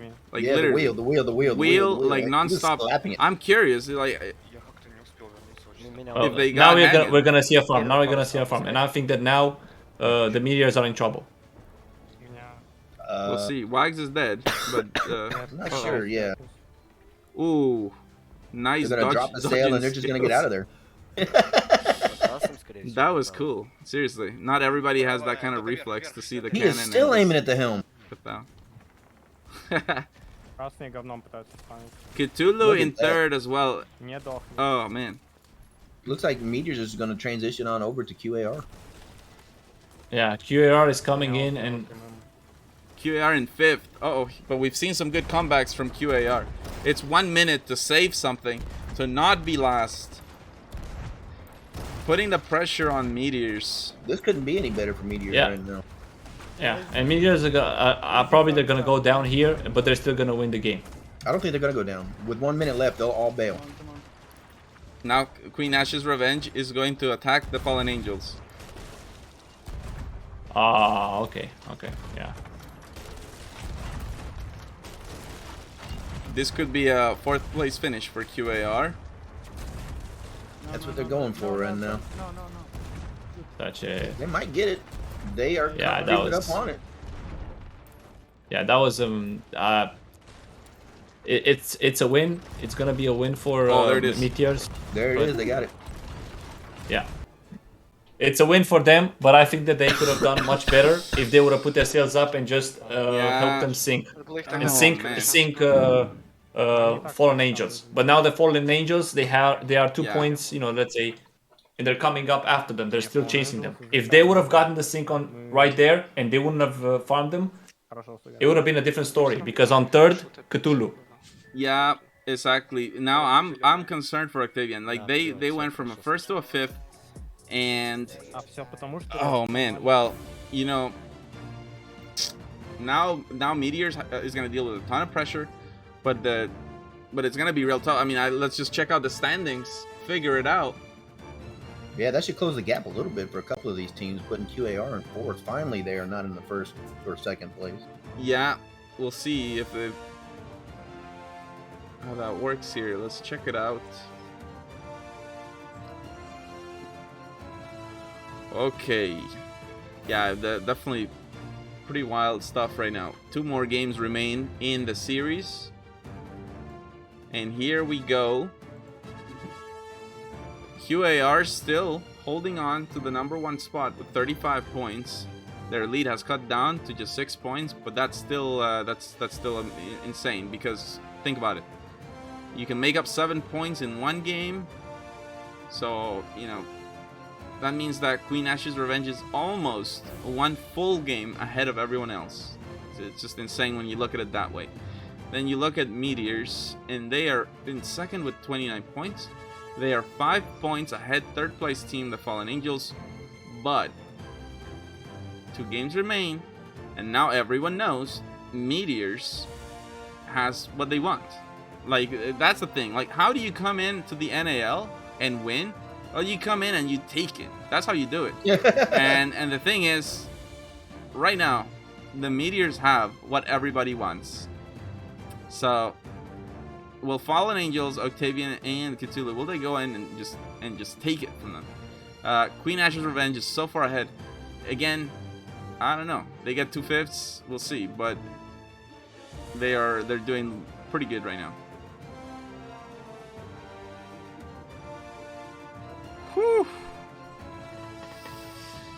The Octavian combat begins. Yeah, well, this is the game to do it. I mean, there is no more chance to mess it up. I mean, there are teams that are gonna be mathematically eliminated after this game. I mean, let's see. The donk. Yeah. Yeah. All in. This is the game to leave it all in. This could be. Yeah. This could be the last game that matters for some of these teams. That's a K4 in the chat. Let's go. I mean, just imagine. The King of Helms. Just imagine. QAR. It's not everything out, okay? Because QAR can get 2 5th places, and the other 2 teams can get like 1st and 2nd, and it's done. And QAR is out. So they still have to push on. They still have to play their top of the game if they want to stay, because it's not that out, you know. Anything can happen. Anything can happen, and you know, you let go of the gas pedal because you think you already won, and then boom. Oh, we lost by 1 point. Oh, we see it all the time. We see it all the time. Literally. Insane. Yeah, I still can't get past the fact that it's like this could have been much easier for Meteors if they would have just stopped in front of in front of the Fallen Angels, and they would just sink them right there, and it would have been, you know, 2 less points to worry about, you know. Yeah. So yeah, we'll see. 2 more games. Oh goodness. Let's check out the standing again. It's just crazy. Seriously. Yeah. Come on. Yeah. So for the Meteors in this next game coming up, if they can get a 3rd, that's a win. That's how I see it. I mean, they have such a lead. You cannot play it the same way as you would just play a normal game. If Meteors get a 3rd, but also Fallen Angels gets a 1st. Yeah, but I don't know about that, man. I mean, yeah, if they get 1st and they drop Meteors down. The thing is, I say 3rd because like 99.9% of the time we get into this situation. The team that's leading like this, it's gonna get a 5th place. Like, it literally happens so much. It happened last time. It happens so much. If Meteors doesn't get 5th, that is amazing. If they get 4th, okay, even, you know, okay, but you know, that's still kind of disappointing. 3rd place is when you can start being like, whoa, we were the target of the whole lobby, and we got a 3rd place. Now that's something you can feel happy about. Well, yeah, we'll see exactly if the teams know how to use now logical targeting this time, because the Meteors showed a glimpse of what it's supposed to do in 3rd party, the teams that were supposed to be 3rd party, which was Fallen Angels, and now they're literally top of 5 points above them because of the fact that they stopped them. That decision, yeah, it's a very good decision. It's not just boarding, but who to board and when. That is what we're gonna see in the next 2 games. The colors are being set. We'll be in Game 6 in no time, right here in the Round of Fate EU. Let's do this. Yeah, Fallen Angels had the first 3 minutes. They played it perfectly. They win the broadside, sent the border exactly. They get the sync, and they were 1,000 points behind everyone. But yeah, decision making. One decision going to the left or decision to the right can change the whole game. This is why this tournament is amazing. Yeah. Teams have to be so smart about everything they're doing. Everything is calculated. And now we're gonna see it. But you know what? One thing I really liked about watching the Meteors fighting last game was Dimitro and how much focus he's putting on the helm. That is so important. Like, if you can break the helm, knock the helm off the ship, it is the easiest way to win a broadside. You watch any of the top helms, and that's usually what they're gonna call for. We saw it yesterday with Jailer's crew. Jailer says, break wheel, pay rate, but break wheel. It's huge. Any top helm will tell you, yeah, you break wheel on the team you're fighting against. You can combo that with a blunder bomb. But here we go, we're in game. Alright, we are loading in. Round of fate. Alright. And we are in. Check this out. Еще вот эти огоньков не было. I think Meteors might have gotten the middle Ой, они в spawn. нас. Yeah, and they're getting the point. Замечательно. Well, only one cannonball. Just seems like they're just not finding their range quite yet. There we go. Hopefully that is. Oh, and they're shooting at Queen Ash's Revenge. They've spotted that they're cutting inside, and Meteors, they're planning on punishing that.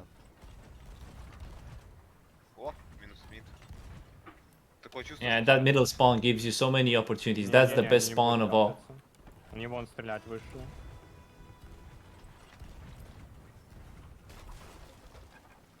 It's one of the reasons why we've been doing those randomized spawns. Keep it fresh. Да, это так чилы полную хуйню. Переднюю опускай. Ну, не должно быть вот такого, что красные делают, ну ладно. Выходит, должно. Направо по красным. А, я понял, почему они так делают. Wow, Dimitro nearly backsplashed, but actually cancelled it. That's cool. Like, you don't see it that is quick. often. Yeah, that was a very quick response. Что делаем мы? Поднимайте переднюю. А хотя не надо. Я просто вообще не думал, что вот такое может даже случиться. Ты лучше не думай, а смотри, так круче. Я отвечаю.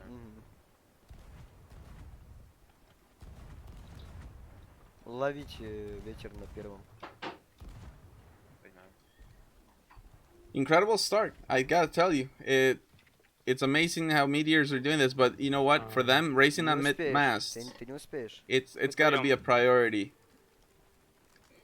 The worst thing that can happen to them is getting caught in some fight and get third-partied, anchored. They want to keep moving. Yeah, it was a good start from the Meteors because of the fact that Queen's Astro Revenge decided to go in cut inside, and I think they decided to go against the wind. Охуеть. So it took them a longer time to actually to do it. Охуеть. Here we go, Octavians opening up. Куда вы там чините? Забейте нахуй на We этот see some nice special utilization from Meteors. Надо вниз им дать максимум. They have 2 players down. Meteors. Я тоже сейчас буду на корабле. Все норм. I think Meteors are putting lowers. Даю бомбец. Well, hold on. Are they? No, that's... Yeah. I don't know if it's just the wave kind of doing it, but the Mitro is, it seems like half and half. Yeah, and oh, this could be good for Octavian. This could be an opportunity where they cut behind and punish Meteors, but but the rock. Oh wow, this is so close. Zynga getting some real shots on the helm area, just trying to wrap around the rock. This is some Tokyo Drift NAL right here. They're getting out of there. The rocks, man. Oh, but they're taking chops while they do it. So as soon as Octavian comes back around, man, I don't know. Oh, that's huge. Though. Might be able to repair enough just because of that. That was they're very smooth. Though. They're just harpooning around this. Oh, look at that! Meteors are they're actually chasing. Yeah, they're going around the rock. Around the rock they go. No way! That's kind of funny. What a funny thing to see. Well, I think that's gonna be the last little revolution around the rock. Oh, Octavian gets angle first. That could be huge. Yeah, there it is. Go, boys. Uh-oh. Let's go. Get them. Try and take their mast. Yeah, use chain sneak on that. It's on you, man. Bit of a helm error. They're trying to go around the rock again. I think it's very tempting to just do it because it is funny, but yeah, it's you don't play for funny. You play for effective. For winning. Yeah. I think I missed them. The angle. Losing angle. Okay. Lose angle turtle, but I'm regaining it. Nice catch from Zinga. That's what I'm talking about. You don't let that mask drop all the way. You don't, because it's so much. And you don't have to patch it. But you just, if you hear it, you just go and grab it, and it's instant. That's what you do. Queen Ashes has gone down. Octavian's in the lead. Meteor's into 4th. This is a huge play here. I mean, and honestly, I would be looking at Cthulhu, Fallen Angels, and like, where are you guys at? Because I mean, it feels like Octavian is doing your homework right now. If Octavian loses this broadside, that could literally eliminate those teams from the season. Like, it's that volatile of a situation right now. Big points here, boys. I'm just spamming those. I got like And the Meteors they're hanging in there, but Octavian are definitely in command of the broadside. Yeah, I've been spamming their loads. Every shot has been a low right now. I'm giving them a lot of work. They're struggling to do that. Anyone still got fire bombs? Yeah. That'd be funny using. They put my fire. Yeah, well, there's a fight between Fallen Angels and... Let's check it out. Could it be the Fallen Angels kind of springing back to life? They are. They're fighting Cthulhu, I think. La lane il est meilleur au canon, mais il faut continuer. Yep, they're fighting Cthulhu. There it is. On a fait quasi un 90 degrés. Because there was a third party right there. Queen's Astral Revenge went down. J'ai mis full. They got caught between Fallen Angels and Cthulhu. Meteors in the 3rd. That would be. I was saying I would count that as kind of like a win, but it's real tough because I. Non, c'est pavillon. Let's see. That would be. Allez, faut faire des points là. Je touche tout moi. Vous devez tout toucher aussi.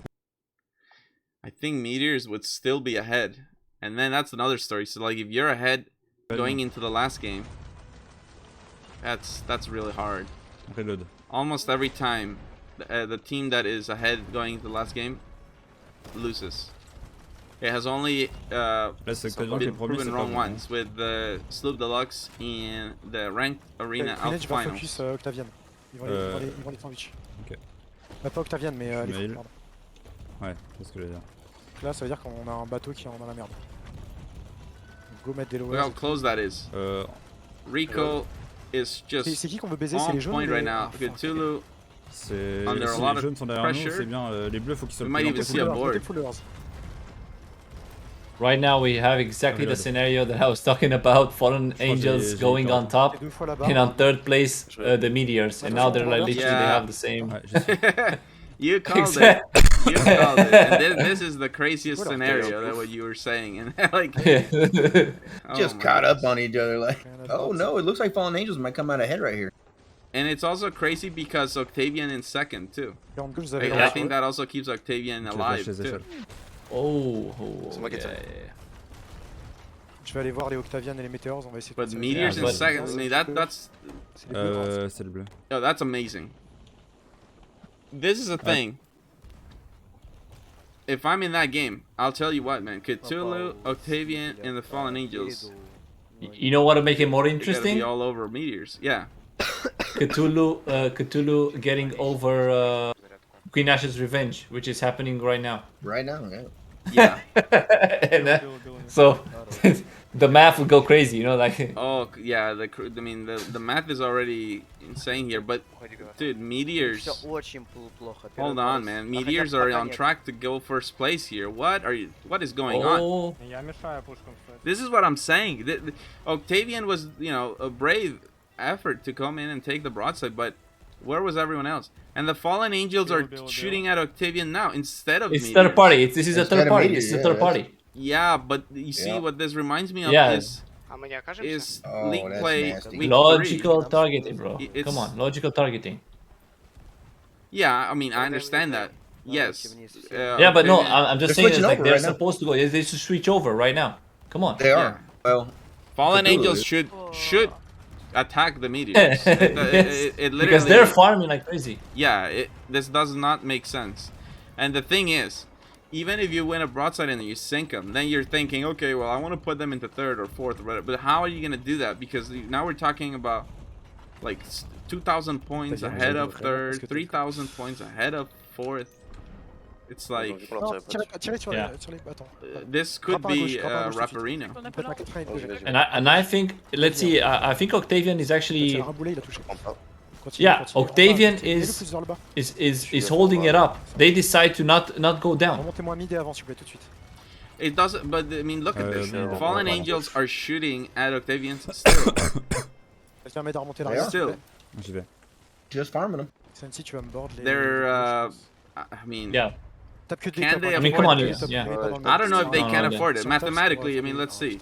No, they should be on They are anyone else. 5 points. Look, they are 5 points behind of Meteors assists. Yeah. If it stays like this, they're gonna be behind 2 more points. That's 7 points, which is the best case scenario. Is a showdown if Meteors would get last place in the game in the next game, which is, you know, you don't want your best case scenario to be showdown. You don't want that. So what is going on, and why did they take so long to finally shoot at the Meteors? Yeah, and now Meteors realizes. I was like, oh, look at them. They're fighting right there. Okay. This is a buffet, baby. Let's go. All you can Octavian's gonna repair too. Then they're gonna turn around. 4 minutes left here, and it looks like Fallen Angels is already having some issues downstairs. I'm imagining right now Octavian being so pissed. The fact that I think that's why they were holding on, because they were hoping that the third party would go on Meteors, not on them. Yeah, I mean, logically, that's the way it should happen. There goes the border. That would have been their only chance. That should have been their only chance to survive that. Yeah, now the Fallen Angels are like, oh yeah, Meteors, but it's like it went so kinda far late. away now. It's kind of late. Yeah. The realization came late. Well, they got on it now. If he can actually get this board, which I don't know about, yeah, no, he's gonna take the mermaid back. No, it was too far away. It was too far away, and they still have 2 sails down. Yeah. You know what? But I'll give a lot of credit to Meteors. Playing it the way they did too, it kind of, if that was a mistake that could happen, they kind of played it to set it up. I mean, they played their chance. I mean, that's all it's supposed to do. Yeah. They played their chance. Their best chance was to farm as much as they can before the third party comes in. But the thing is that the third party came, but it didn't come for them. So I was like, oh, thank you. Yeah. That's probably, and Octavian was probably counting on that. They're coming for them. Right? Yeah. So let's just keep letting this out. And exactly. And what was the difference? On the other, the flip side was we saw Meteors focusing Fallen Angels. Like when the situation was reversed, another border. The Meteors did focus. A little bit of lag, which is really good for us in the boarding situations. Well, we'll see. Yeah, it's really pixelated for Sensi for me. I don't know if it's the same for you guys. Yeah, it is. I'll just go over to Meteor's perspective, and we'll see if it manages to get on. I mean, you see... Yeah. Oh, no, we got it back. We got it back. Nice. And if you check now the scores, you would see that Cthulhu is on third. Okay. Yeah. And on last place is Queen's Astro Revenge, so they're not actually out of it. They don't see him. Could we be having a fight for both spots? Is that what's happening? That's what it feels like, yeah. I mean, there's no safe place under the sun, you know? Here comes the nice board from Sensi. And now working the first backsplash goes down. Oh, he's got the anchor. Yeah, he's staying for the backsplashes. Yeah. Oh, that is beautiful. Beautiful. Imagine if Cthulhu gets second. Oh, they could. Look at that. Oh my goodness. Look at Cthulhu. They have QAR. Oh, yeah, aussi. Allez, go, ils sont prendre. All over the place. Yeah, and now Octavian is QAR. QAR's not even shooting back. That's how you know a boat in distress. Yeah, but Octavian is back now. We have 4 teams above 10,000. That's whoa. Okay, guys. Here's something to think about. Every game so far, we've had someone over 10,000. This is crazy. You know what the bet was? Will the team go over 12,000? I bet 40,000 points saying no. So. Oh, yeah, Ripperino to your points, dude. Ripperino. Yeah, it looks like we're gonna have more than one team go over 12,000. This is nuts, yeah. Cthulhu look like they might go all the way. That's how you know a boat's in distress, man. No boat, no one's shooting back, and they're in the free spin. They're just on the orbit. Yeah. Yeah. And this is pretty bad for. What is going on with QAR? For reals? They just can't figure it out. I mean, oh man. Fallen Angels are struggling with Octavian right now, and they're not scoring points. They're not scoring points right now. Cthulhu. No, they are getting farmed hard. Are Cthulhu about to win this one? Yes. I mean, their farm I think QA so. are bad right now. That is nuts. No, Cthulhu got it. Cthulhu got it, boy. Cthulhu got it. Oh man. Well, I'll tell you what. They did it against one of the top teams, QAR. I mean, come on. Come on. It was worse. Yeah, that's crazy. What Meteor's does getting this second mean? is not insignificant though. No, Well, it's very significant. But Queen Ashes got fifth. So that's Red Potato says That's that very we could significant as well. It could open up the other spot that we were kind of saying like, oh well, QAR is going through. Well, now we're seeing like it's kind of.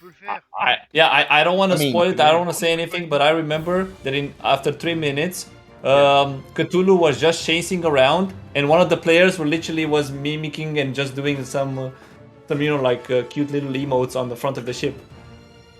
Like this, and I was like, and I thought it was like, oh, I think they have given up.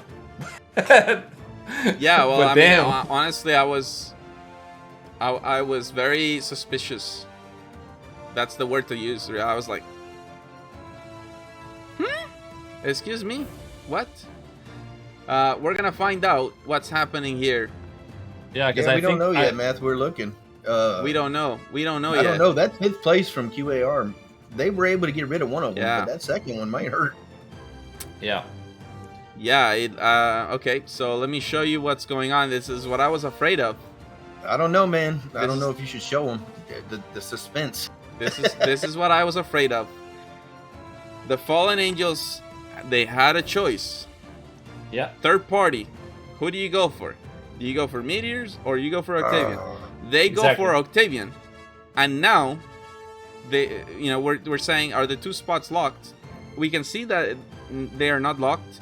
There's a 7-point difference between the Meteors and the Fallen Angels, which is it's what I was saying. I wouldn't want to go for where my best case scenario is showdown, but that is what happened last game. This is gonna be a rough one. The only chance to do this, the only chance to happen, is to be like Fallen Angels to win and Meteors get fifth. Yeah, exactly. And how do you do that? Fallen Angels is gonna have to be on one of their top games. We've seen them do things like that, and they're gonna have to target Meteors. We have a showdown, though. It is exciting though, knowing that we could have a showdown. I mean, no one can tell me for a fact. That's the best case scenario for Fallen Angels. But... Yeah, but you know what? That's kind of best case scenario for me because I like showdowns. So I love showdowns. Yeah. Thank you. Fallen Angels, they could have had a different story right here. It could have been a so different story. Oh yeah, right they should. That logical targeting really comes in, and you saw it right there. Yeah. Well, that's the other thing. Come tomorrow, those teams, everybody that makes it to the finals, they know about logical targeting. I mean, it's insane. Anyone wondering about the giveaway? Don't worry, we have the giveaway for the Obsidian Capstone coming up at right before the end of the stream, so we're actually getting close. We only have one more game to go, and we will go on saying board. It's happened before, and he's right. It has happened before. We actually saw it this season where a team came from very last up 11 points and came back and won and got into it. We saw it this season. Yeah, we've seen it. We have seen it. One more I game can't believe remains. that happened still. Yeah. So okay, so yeah. Because the showdown is actually a very real possibility, I want to talk more about that. I mentioned it in the beginning of the stream, but now, for anyone just tuning in and wondering, what are they talking about? What's going on? Okay, I want to break it down real quick. Let's start with the point system, okay? Point system, check it out. First place gets 9 points. Second place earns 7 points. Third place earns 5 points. Fourth place earns 3 points, and fifth place earns just 2 points. These are what the teams earn based on their placement in the game. We've been adding those points up, and that's how we got to this standings right here. We've been testing teams on their ability to compete in the arena. If you do the difference between first place points and fifth place points, that is 7 points, which is exactly what's the gap between the Meteors and the Fallen Angels. So in that case, if we do see that situation where Fallen Angels wins the next game and Meteors gets fifth, then we will have a tie, and that will be a showdown. A showdown is the tiebreaker. We test teams on their ability to play in the arena, and when that's not enough, then we have to test them on their individual PvP. So let me show you how the tiebreaker would be settled if we do get one. Here we go. Welcome to the showdown, how ties are settled here in the Notorious Arena League. At the beginning, a coin will be tossed to determine where each team's ship will be parked. The showdown is a best of 5 series of 1v1s, and the following map shows where the ships will be parked. Players are only allowed coconuts from their ship and may not loot barrels from the island. The referee's shot will signal the start of the round, and players may cannon onto the island. Be sure to bring your A game so you can take down your opponent, as you may only go one time, except for round 5, where teams may pick their best pirate to go twice. In the event that both pirates are double gunning and they run out of bullets, we will go to referee slashes to determine the winner. The player that dies first will lose the round. In the event that both players die to the same slash, the round will be considered a tie and it will be replayed. Remember that throwables are not allowed. But wait, if one player is using a sword and the other one runs out of ammo, they will have 30 seconds to chase down that kill and claim their prize. There you have it. That is the showdown format. If the Fallen Angels can pull off a win and Meteors get 5th, then we're headed over to the showdown. And that would be real cool if we get one. So, hopefully. Fingers crossed. Harbor guy letting us all know we're setting sail, so we'll be in Game 7 in no time. We'll figure it out. Will we get a showdown, or will it be Meteors and the Queen Ash's Revenge who are joining us tomorrow for the Grand Finals? We're gonna see. It's very hard. It's very hard not to root for Fallen Angels right now.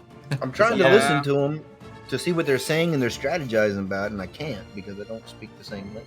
Oh, well, yeah, I mean, hopefully they're doing the math because, well... I can try to listen if you want. They need to 100% know their win condition is win game, Meteors 5th. If they go blind into this next game, there's no way. The chances of that happening are already so low. You have to at least give yourself a chance that it can happen. Otherwise, yeah, I mean, it just becomes like the same as getting hit by lightning, you know. Okay, I listened to what they said. Yeah. And Hagant was instructing the team, and it was saying it's like, okay, guys, so we have to win this match. So they know what the plan is. Okay. Do they know that Meteors has to be 5th? They have to. Yes, they will focus on Meteors. Okay. And after they win the NAL, they're gonna give the sales to Red Potato. That's what they said. I mean. Oh. So it's I don't know. I don't know if the French was a bit hasty on that one. But I think you're hearing what you want to hear. I don't know what to say. Okay, so the colors are being set, and we will be in Game 7 in just a few more moments. Will we see a showdown? That remains to be seen.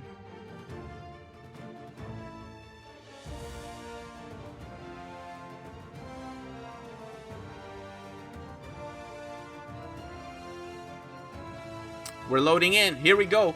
Let's go on board with Cthulhu. Cthulhu won last game, so we'll go on board with them. But we know, of course, we know that we're gonna focus on that interaction between Meteors and Fallen Angels. Let's go. Round of Fate. Regardez gros le film. Grrr. Fifth place Ouais, gros. tie, and we want to show it. Yeah. You're right, we do. Ah, There you go, Dadinator, letting us all know what's going on. Basically, We really Meteors. want it too. I want it. Yeah, I want it. We're gonna have to do it like soon. Curly, mon gars, dans mon lit. Meteors just have to be not last. C'est ça, balage de Pierre. That's Pierre, it. Yeah. Présent. Just be. That's it. just They don't be don't have last. to do anything targeting. No nothing. They only have to finish 4th and up. That's it. So, I guess the question is, how do you do that? How exactly do you do that? Because I mean, J'aurais été meilleur en disant de la merde. obviously they are the target, and this is almost like a game of tag. You're it, and right now Meteors are it. It's like, well, I don't know. Well, we'll see. Eh bon. Some good shots for Cthulhu to start the game. Fallen Angels starting very well with the first shots. Yeah. Parce qu'on serait que deuxième. Yeah, I mean, the Fallen Angels, they need a clean game. They gotta get those broadsides. 7-point gap between the Meteors and the Fallen Angels. What they're trying to overcome right here. Only one way to do it. Fallen Angels, the green team, must be first place. And the Meteors, the red team, must be 5th place. But look at that. The Fallen Angels have gone down. Let's go over to Meteors and see what's going on, because they must know as well what's going on here. They've been playing very smart tonight. Even when they were ahead, they had a good plan. Задний хаб, задний хаб. So here we go. Это Димитр только Ну я уже сам поднял. Убил у них мертвый. Yeah, they're trying to stay to a broadside with Cthulhu. And this is what they have to do. Just get the points, get the points, get the points. Он упал. А, задемачили фул. Поднимайте первый парус. Uh-oh. Как они Is просто that a нас full демачат DMS? на...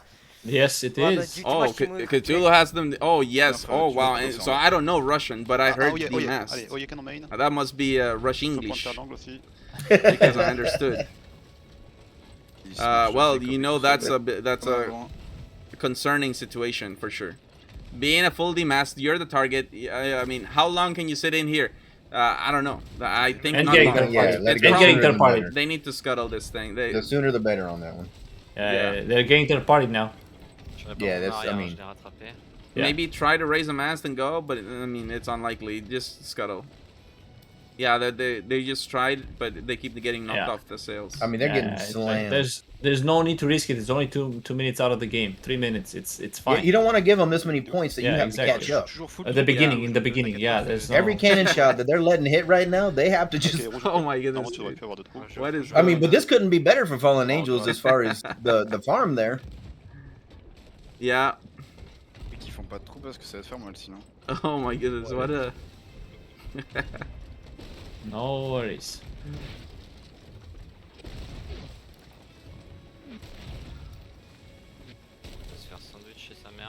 Peut-être que je te répare le petit T5 là. Attends, je le fais. Ah bah. Tu vas pouvoir mettre. Je l'ai violé à droite. Vas-y, remonte maintenant. Yes, it is hard for Meteors to deal with so much pressure on them. Yes, it is. But all they have to do is just not be last. Get a 4th place. That's it. And you go to the finals of the NAL. I mean, that's insane. L'asile de Cthulhu, mon gars. Your win condition is get 4th. Whoa, 4th or more. La vraie droite. Tu peux faire à fond gauche? Oh, look at this. Let's go over to Fallen Angels. Coming back in this. And now we see one of the two components, which is Meteors last. Okay, that, you know, check mark. But now we need the other component, Fallen Angels first. Yes, but 11 Yeah, points. so far that's not happening. 11 minutes. We still have, yeah, but it's 11 minutes. There's time though. Yeah, plenty of time. C'est un peu en dessous du bas du vent. All you need is a quad cannon and a dream. Like we've said it before. We've seen it before. No way, en man. gauche, Santi, tu me les... Qu'est-ce qu'ils font? Qui tu vous foutez? Ils ont fait le tour du rocher, ils se mettent dans un sandwich. Qui est le Meteors? Non mais tant mieux hein, mais où est la logique? Oh my goodness, they're in second now. Are we gonna get a showdown? Is that what we're headed for? We're headed for? Are you serious? There's still 11 minutes, man. Les bleus du Stay calm and shoot cannons. You got me on the edge of my seat right now, man. This is getting beautiful. Meteors are calm. Yeah, well, I mean that's the thing. Oh wow. Wait, they're Sensi went nosing. for a board. What? Why They're is- nosing. Non, ok, redrop-moi la mid. No way, is he boarding for real? I think it's boarding exactly on meteors. Yeah, if he gets this, Really? Let's see. That lag is killing me, man. Come on. Nah. He was close. He was. Oh, he didn't make it. He didn't. Yeah, he didn't make it. No. They put the other sail down. They put 3 sails down to escape that one. I mean, good move. Yeah, they felt the dangers. The meteors felt the danger because they would have run. Meteors are in a pinch. Fallen angels on one side, on the other side. I tell you, this is really hard. If I'm in a situation like this, again, you have to know it. Yes, tag and you're it. So how do you do it? How do you juke people out? You have to be playing close to islands. That would be my advice. Oh yeah, that would actually literally be genius. like That's genius. 200 IQ range. Yeah, like hear me out. You are in the lead. You're the target. Everyone's coming for you. The only way you can survive that, keep moving. Surprise with harpoon turns and anchor turns and that stuff. So just try to play close to islands or find a rock or somehow get close to the edge of the Red Sea so people cannot attack you from the other side. I don't know, man. I'm just brainstorming. Well, that's honestly one of the scariest things in the game is the galleon with its sails up and its anchor up that can turn on its axis, right? So you just staying on the Red Sea is fine, but at this point they can't be in 5th though, so they have to get someone. Well, you know what though? Look at that. The Fallen Angels in 3rd place. The Octavian in the lead. I mean, the Fallen Angels need to win the game. Let's not forget about that. It's real hard. What they're doing is hard. So they're going for meteors right now. Yeah. 1v1 right here. 1v1 right here. This is one of the things that you said, Red, that it's kind of like you don't really you're feeding. Yeah, because you have to unless you're sinking them, you have to sink them. Farm and sink them because if they're scoring points on you, then you're helping them. Yeah, this is the worst thing that you can do. It's really weird because like on one side we can say like, oh, why are they not focusing on the meteors? Now they're focusing on the meteors, but they're all. I mean, let's just say there's no like perfect scenario. It's really hard. Yeah, but in this situation, you're not supposed to give them points. That's what I'm saying. Is like, but now meteors are happy because they're in the fight. They're happy. Look at Octavian. The only thing that they can do is put them in a situation that they have to sink, and that means putting their mast down so that somebody comes for the 3rd party, or you sink them.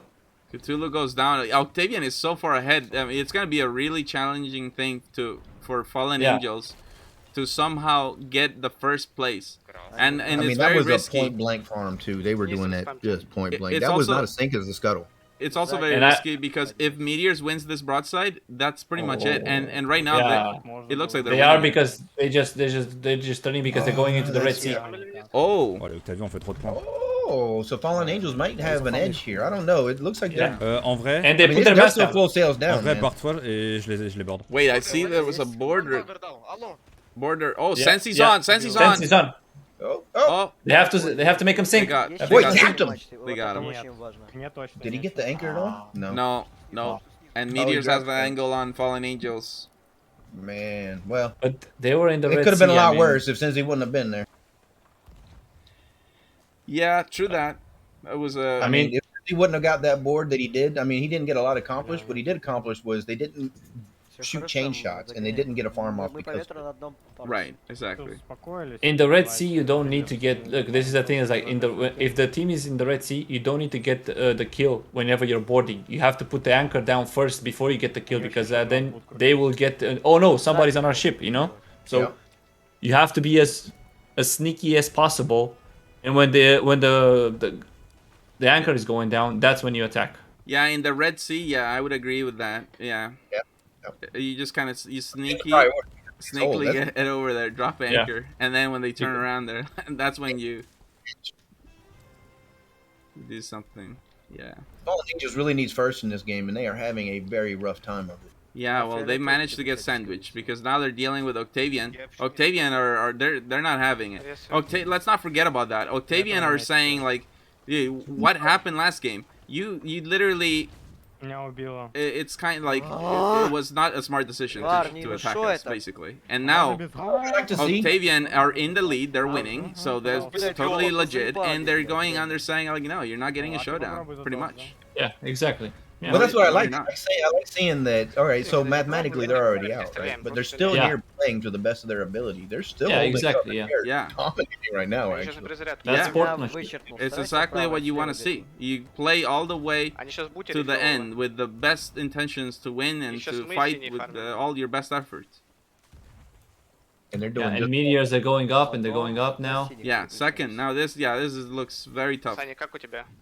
And the thing that makes it hardest for the Fallen Angels is not even putting the meteors in 5th. What looks hardest now is actually winning the game. Yeah. Let's go to Octavian. Yeah. They have I been. think they have. Yeah. They went down. Yeah. With that, their dreams, I would imagine. Yeah, that's tough. Unfortunately. 5 minutes. 5 minutes left. Last place. Have to put meteors in last place and go to first. I just don't see it. Yeah. Yeah. That was brilliant place from Octavian. Oh, here comes Duel on ladder. Uh-oh, getting bounced around. Oh, but Duel dies on the grate. That's pretty much the best place to. Oh my goodness, why did Zynga jump off? Did he get knocked off? He got knocked out. Got knocked off? Yeah. Okay. They don't know he's. I saw it like a jump as well. I was like, what? Yeah. I was like, that's gonna be an interesting board. He got knocked off. Yeah, Cthulhu has been applying the pressure here. Look at that. Brilliant angle. Targeting at the helm. Here comes a harpoon. I don't know if it's going to do anything because they're going so fast. Yeah. Now they're trying to use the harpoon. Oh, it is. It is. It's holding. It didn't break right away. Oh! They were able to reattach too. Look at that. Oh! Whoa. I mean... Ils sont ancrés en I think that Cthulhu's going to be able to set up off of this really well. Oh, Smurf is boarding? What? I mean, why not? Oh, but it's delayed on this. Oh, he just walked on over. Oh, yeah. Octavian now. It's having a hard time, but yeah. 3 minutes left. Fallen Angels in 5th. It's really delayed over there, but Smurf really caused a ruckus. Got some backsplashes. Yeah. This might spell disaster for Cthulhu. I thought they were going to come out of that much better, but... No, actually, they're going to be just fine. Well, I think QAR is coming to third party. Yeah. Oh, or maybe not. Actually, this is... No, I think not. Cthulhu Fallen Angels just went for a 1v1 against meteors. Oh, yeah. That's what you were saying, huh? Yeah. Can Cthulhu come back? Quad cannon in a dream. You know what? At least the thing that is cool is, you know, this is history and lessons are learned. And not just for the teams that are here, but also for anyone watching, the teams watching. I'm sure the finalists are all watching. And, you know, this is an important thing. Tomorrow, we could see the same scenario. And all it takes is you make a wrong decision on who to target. And look at that. I mean, it has a huge effect. It really snowballs. Take a look at Cthulhu for a second. Yep. Oh, someone got on him. It was Octavian went down. Octavian went down. Je fais gaffe aux autres bords. I don't know who it was. Oh, they just killed him. 2 minutes left. Octavian. Oui, je check. Okay, I thought they might be able to get the first off of that, but Octavian. Yeah, well, now they're fighting QAR. Yeah, getting that distance shots. Yeah, and QAR is basically, like I said, is like keep calm and shoot cannons. And they're getting the points. Now they're on top, you know what I mean? It's like, keep calm 1 minute and remaining. They got 1 minute to do it. Oh. Oh, but they got boarded. Yeah. And he's boarded. That's really going to stop their ladder. Judad, it's Judad. Yeah. Ah, super, je suis mort pendant mon Wow, that really Excellent. stopped their point flow, though. You got Smurf Pony down, Parzival down. You had Pasta sitting on the ladder. Smurf trying to. Oh, Smurf goes down. Yeah. Oh, what is that? So Octavian wiped them? Is that what Squad happened? wipe! I don't know what he bought. Wow. Oh yeah, they got. And they're they being got wiped. farmed. It's all good. It's the last moments, and it is QAR. Yeah, they had because they know- had. I think it was a quadruple board, I Yeah. think, or something because they And the were, meteors. Yeah. They're just, look at that. All they had to do was not be last. They did much better than that. They got second. Yeah, they got second. And there you have it. Yes, and exactly now this is how it goes. Exactly how you see it right here. First place, Queen's Astro Revenge. Second place, Meteors. That's how it's gonna go. Exactly. Insane. Third place, Cthulhu. Fourth place, Octavian. And fifth for Fallen Angels. Let's check out the overall standings. Here we go. Whew.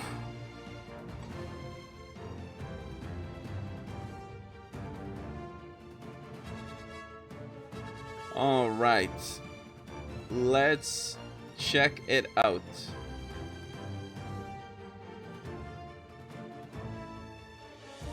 CSB says, gonna pretend we didn't see that 120 FOV. I can guarantee you that we have refs behind the scene that would have saw it long before you do.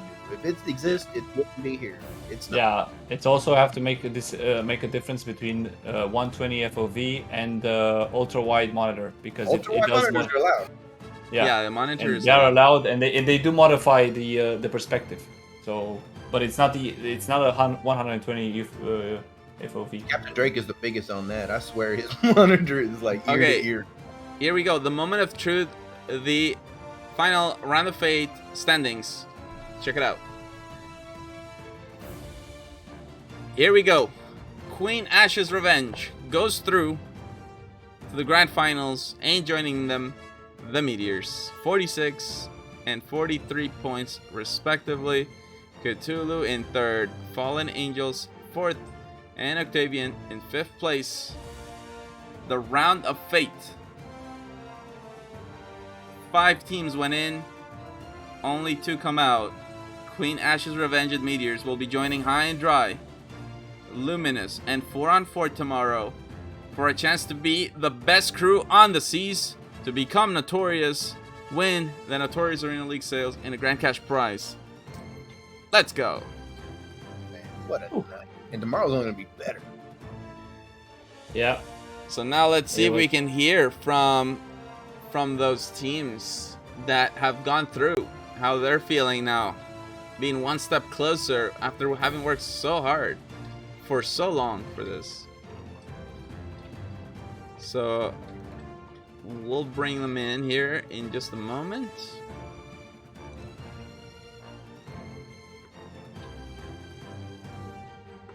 Let's see if we can hear from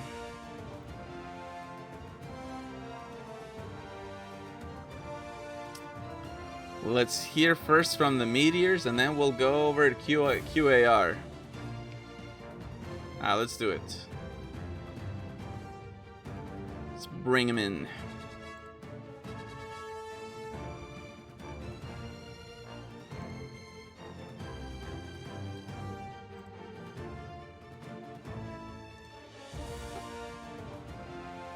Привет. Okay. Hello. Hi. Hello. Wait a minute. Okay. Let's go. Alright, so now we are talking to the Meteors. You guys managed to get second today in the round of fate. And that means you're through to the grand finals tomorrow. Let's go. How do you guys feel right now? We're feeling okay. We are happy. We are happy to get in the finals. Uh-huh. Yeah. Yeah. Well, you know what? I'll tell you. A lot of people were very disappointed when Stuka didn't qualify this season, but you guys are showing us all that there's so much talent in Russia, doing so well. Did you know in the last game that all you had to do was come into 4th place or better? Yeah. We knew that we should take at least 3 points. and we did it. Yeah, that was really a huge thing. We saw obviously the fight at the end was between you and the Fallen Angels, and the shifting point of that series was a moment when you guys were fighting Octavian on in game 6, and the Fallen Angels came to third party, and they focused Octavian instead of focusing you. Did you see that coming? Were you aware that happened? I didn't know that that was Fallen Angels. We just farm and and we didn't think who are they. Yeah. Well, I'll tell you what, because we saw you guys showing some good signs of the targeting when the roles were reversed, and you definitely showed it today. Your team deserves to be in the grand finals. No doubt, you belong with the best crews in Europe, and we're very happy for you and excited to see you tomorrow competing in the grand finals. So best wishes from us. Is there anything you'd like to say to all your supporters? Yeah. Thank you, and thank you everyone who support us. Uh, a lot of Russian community support us. Thank you, guys. Спасибо всем. Ну, в принципе, все. There you have it. Hey, Papa Roja with a $30 donation. Let's go. The prize pool grows. Let's get it. Thank you so much, the red potato. Thank you. Let's get it. All right, we'll make sure to have that added before we wrap up. Let's go, baby. Let's For the grand go. finalists. Grand finalists, the Meteors. Congrats. We'll see you tomorrow, and we wish you all the best. Yeah, thank you. All right, there you have it, everybody. Россия! I don't know what he just said, but I like it. He said Russia. Oh. Yeah, There you go. all right. Making Russia proud. Very well. Very talented. No doubt about it. Now let's head over to the Queen Ashes Revenge. So many supporters for them in the chat, and they did not disappoint at all. Quite a strong performance. I think all of the finalist teams are well aware that Queen Ashes Revenge is not a team to be taken lightly. So let's bring them in. Let's get their thoughts on tonight's game. That moved. Yeah. Yes, you did. Okay. Ninja. Yeah. Okay. Here we go. Hello. Okay, right Hello. now, being joined by Queen Ashes Revenge. The chat has been non-stop, QAR, the entire time. So much love for you guys. You did not disappoint. Winning the Round of Fate in the first place. And a 6-pack. Goodness, it is amazing. Ninja just yanked it. I said in the channel, imagine guys if I win the giveaway. No way. I predicted so. Really? 500 people. Well, hopefully tomorrow you have the same kind of predictions going for you. I hope it too. We hope so. Hashtag rigged. Hashtag rigged, bro. Yeah, good thing is we have another giveaway coming up. If you guys win, I'll tell you right now, if you win again, I'm gonna have no choice but to do another giveaway. So ban this man. We've seen it before. It was crazy. Stuka had a thing where back to back the Stuka won, and we had to do 3 giveaways in the same broadcast. Really? What? Oh. Yeah, it happened a long time ago, but we'll see. Your team has been very strong. I mean, I try really hard to analyze like what are they doing so well? What is this amazing strategy that is taking them to the top? And really, it seemed like your team is just very comfortable with the broadsides, and you get in the 1v1s and you just win the 1v1s, and you're not afraid to just raise sails and go toe to toe. Long range, medium range, close range, doesn't matter. Your team is ready, and we saw it today. It was really, really nice to see it. Thank you really much. Thank you so much. Yeah. Actually, for the moment, we are so happy, and I think for me, I didn't realize that we are in the grand finals. So Yeah, the same for me. Yeah, you're one set away from potentially being notorious champions, and well, that's what you guys have been working so hard for, training so much. And it's not gonna be easy because all those finalist teams, they're very no, good. exactly. They are very, very good. Yeah, we are really scared about that. We're gonna do our best, and we're gonna see. There you go. Was there anything about today's set that surprised you? My crash for like 6 minutes instead of like 1 minute as always. Oh, Yeah. goodness. I don't remember which game, but I joined the don't know. match on like on 9 minutes left, and well, but it's okay. I got surprised by the level of all the teams. Really high. I honestly didn't expect so much high level, and I wanna say big GG to everyone. And I also want to say a big GG to Meteors, who I know they lost 3 players, and they are still really, really, really good. So Yes. they Yeah. absolutely deserve their qualification. So big GG to Meteors. Oh yeah, GG. that is Yeah. very true. Because in the Meteors intro, we see Hiawatha as like the coach, and now the coach has to come and play. Actually, doing Yeah. quite well. Quite well. Yeah. Yeah. Well, I mean, absolutely amazing. All the QAR supporters, they are very happy with your performance, and we hope to see you guys tomorrow again, shining and with your best game, because really, it's all coming down to this. You've fought very hard. You deserve to be here. Definitely, Queen Ash's Revenge belongs amongst the top teams in Europe, and tomorrow it is your opportunity to show us all that you are the best team in Europe. So we look forward to that. And we'll see you guys tomorrow. Yes. Thank you. Yes. Thank you very much. See you. Bye bye, guys. Yeah, I'm so nervous now. No. One day. Yeah. It's one day away. Yeah. Let's go. Yeah. See you. See you Bye bye. tomorrow in this channel, I hope. Bye bye.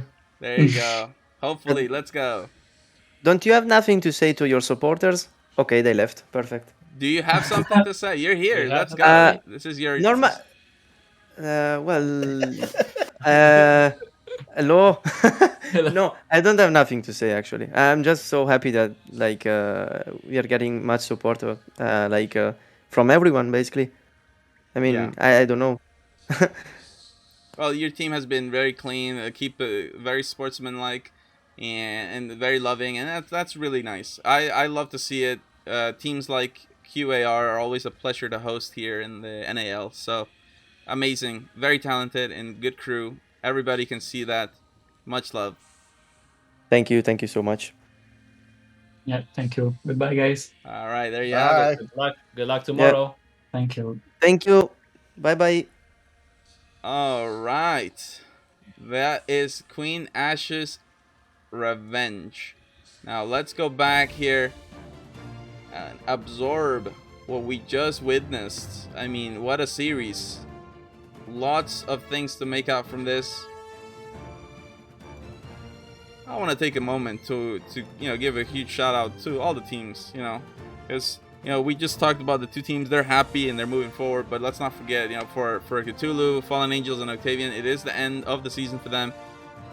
But I want to tell them, they fought really well, and this is a tough thing.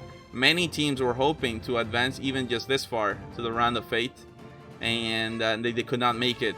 All these teams are very, very talented. Absolutely a pleasure to host them, and much respect for all the effort that you've put in.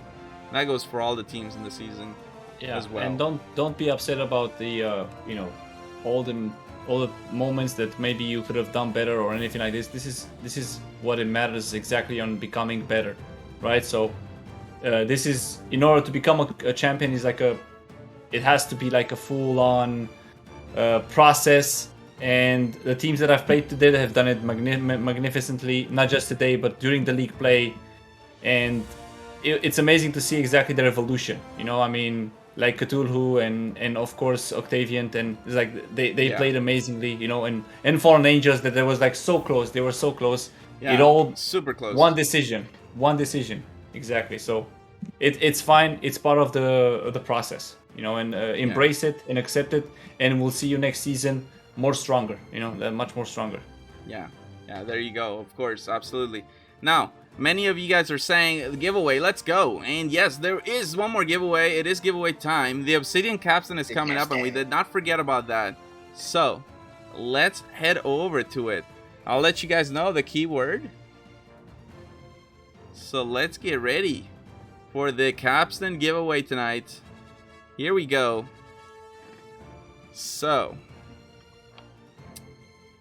the keyword asking for hit. What do you think the keyword is going to be? Oh, yeah. Let's do it. Why not? Let's do it. Oh. Keyword for today's Obsidian Capstan giveaway! Exclamation mark! Ha!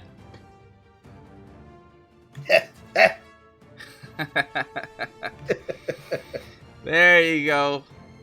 Exclamation mark ha! In the chat. Yeah. To Kill those bots. Today's Obsidian Capstan giveaway. We hope you've enjoyed the show. This team's absolutely brought in, and tomorrow is going to be even more intense than this.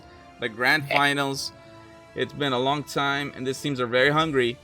One series away from becoming champions. It is going to be absolutely insane.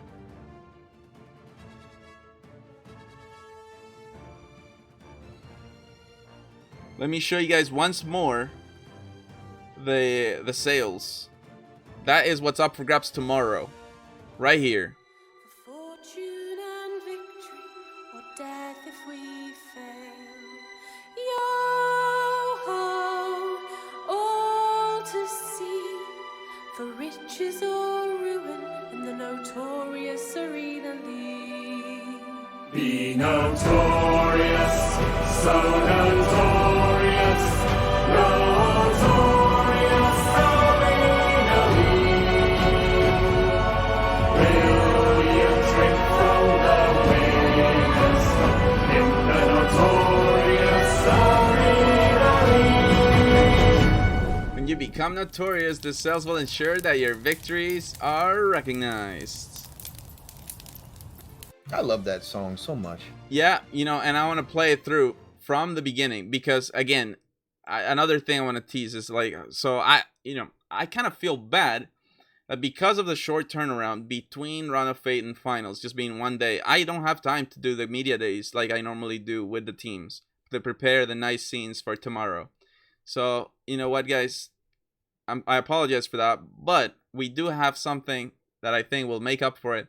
And that will be tomorrow. Before we end the stream, we will debut the metal version of the NAL theme. So if you haven't heard the full theme, I will play it now. This is performed by Freya Catherine and Jack Green, the original theme of the NAL. And then tomorrow we will hear the metal version of this. So enjoy.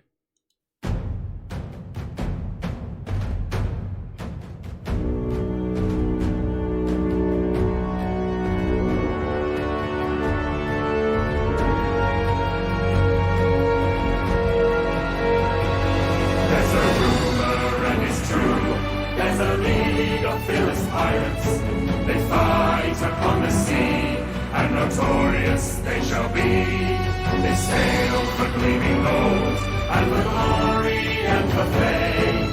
Any foe who meets them wouldn't dare to speak their name.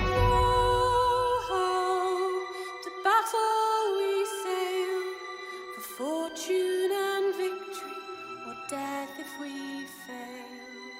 Yo-ho, all to see, for riches or ruin in the notorious arena league. Be notorious, so notorious, notorious arena league. Will you drink from the winners in the notorious arena league? All right, there you have it. And let's go. Let's roll this thing. Notorious Man, that's such a beautiful song. Hey, I'm Matisse with the sub. Thank you so much. Appreciate the support. Let's get it, guys. Last chance to enter for the Obsidian Capstan giveaway. Exclamation mark "heh" in the chat. So here we go. 3, 2, 1, and rolling.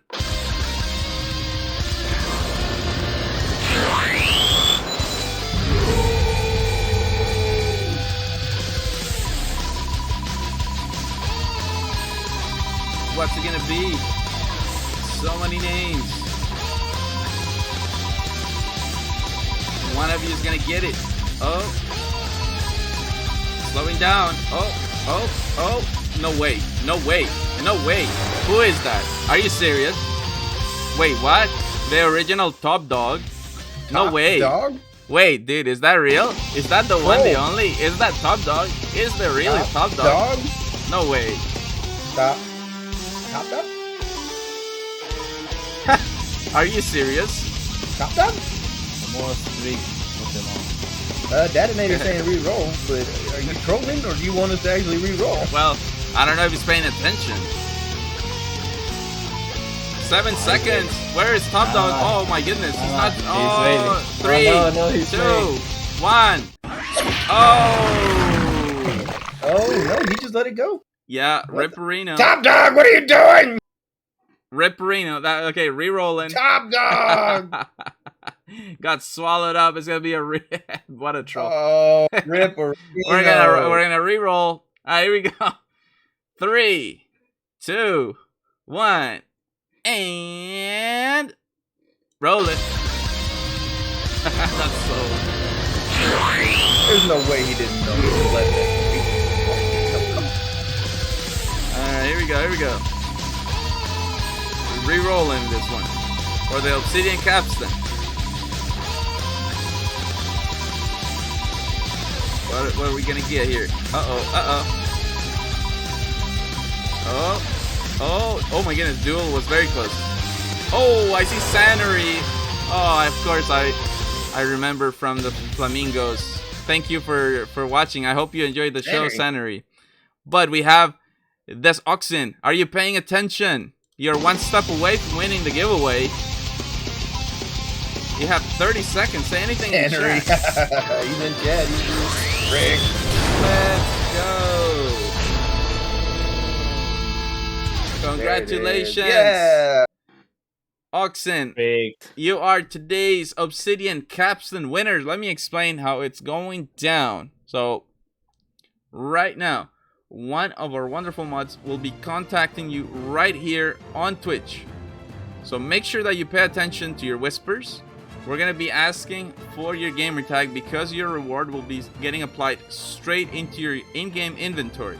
So make sure that you're alert and you're paying attention, that you don't give us your gamer tag with typos, because we want to make sure your reward gets applied nice and on time with everybody else's rewards from this week. So early next week, Monday or Tuesday, I'll have that tweet from our account here. I'll show you at Notorious Arena. I'll post there once your rewards have been applied. So your rewards alongside yesterday's.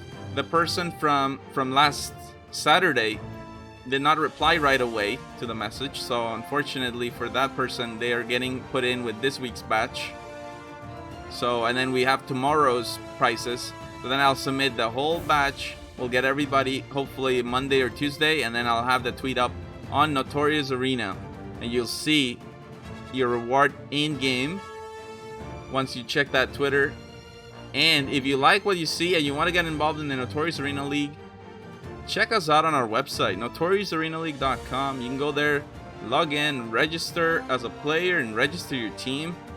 It is real fun to compete in the season and play with teams of this caliber. You're guaranteed to for sure become better players. You're guaranteed to make some good friends, and you'll make some memories, some things you'll never forget. Guaranteed. Guaranteed. Be great, yeah. Challenge us. With that, with that being said, I want to give a huge thanks to all the staff members behind the scenes. They have been absolutely amazing tonight, and it's been a smooth show. Huge shout out as well to Sea of Thieves and Rare. Amazing support from them. Of course, Talistan joining us. Let's go. And a very special guest, my beloved friend Red Potato, and the founder of EU NAL. Let's go. Hopefully we get also the guest appearance for tomorrow as well. I'm hoping, because of course who wants to miss the final. Actually, hold on, let me before I wrap it up fully, I need to work out the amount that we have for the prize pool and see what's going on. Yeah, so throughout the games today, we had the prize pool $349. We mentioned when you donate to the NAL using the link below in the panel, 75% of your donation goes to the prize pool, 25% goes towards the NAL. Helps us to keep going, and we have always new projects and things to help develop the competition even more and more. And then after the games, during the interview, we saw Red with the $30. So let's see what we got here now for the prize pool.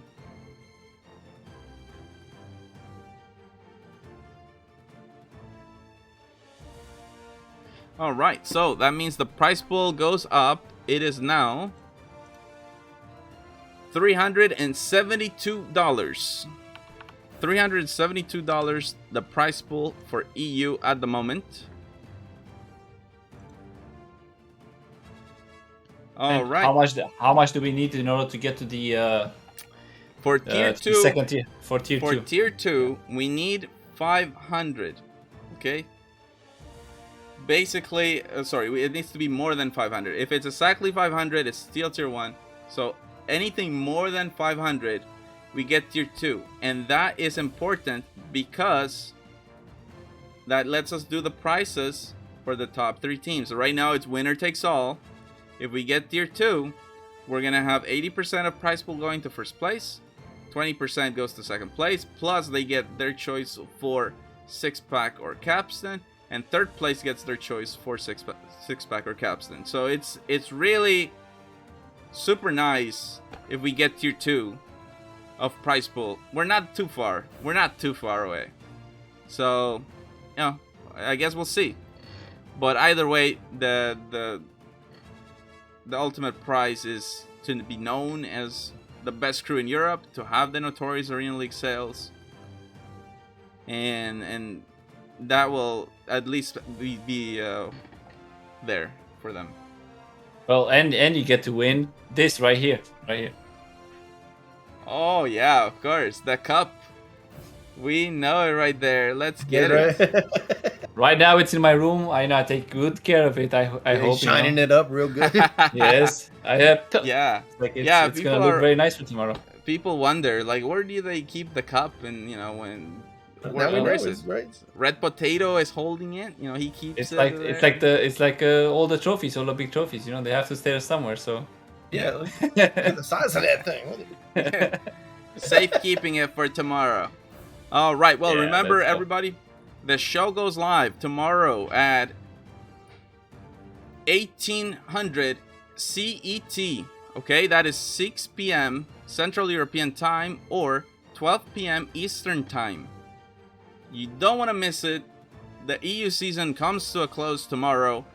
The top 5 teams, we already know who they are. That is High and Dry, Luminous, 4 and 4th. And then we got Queen Ashes and the Meteors. Those are the 5 teams, the top 5 teams. But tomorrow we figure out which one is the number 1 team. Let's go. I mean, that is insane. 25 teams started out. And now we've eliminated 20 of them.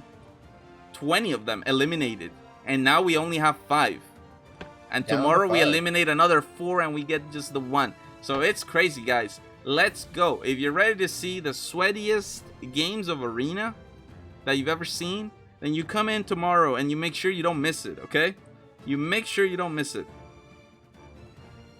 Let's check out who will be raiding for today as we wrap up. I asked Detonator, he didn't say much, and the only one online is Sandromeda, so. Yeah, and we did Sandromeda yesterday. Yeah, we did her yesterday. Well, I guess it's, hey, it's good to be Sandromeda. I mean, I guess, yeah, give Trav and Detonator a second. Maybe they'll figure something out. But yeah, it's probably Sandromeda. We'll see. Anyways, Talistan, thank you for casting. Let's go. Absolutely. Red Potato, amazing to have you again. So great. Pleasure. Pleasure. No, 6 p.m. tomorrow, guys. We're talking about 6 p.m. tomorrow. 6 p.m. tomorrow, guys. Yeah, looks like Sandromeda's it. But 6 p.m. tomorrow for EU, okay? CET. It is 12 p.m. tomorrow for Eastern time. All right? Okay, here we go. We're going to be going over to Sandromeda. Thank you so much, everybody. We'll be back tomorrow with the grand finals of EU. It's been a pleasure. With much love. Peace. Bye, guys. See you guys. Good night. Fortune and victory, or death if we fail. Yo-ho, all to see, for riches or ruin, in the notorious. And these are the sales up for grabs tomorrow. Be notorious, so notorious. There you have it. Notorious, will you drink from the winners in the notorious arena? When you become notorious, this sales will ensure that your victories are recognized. Let's go.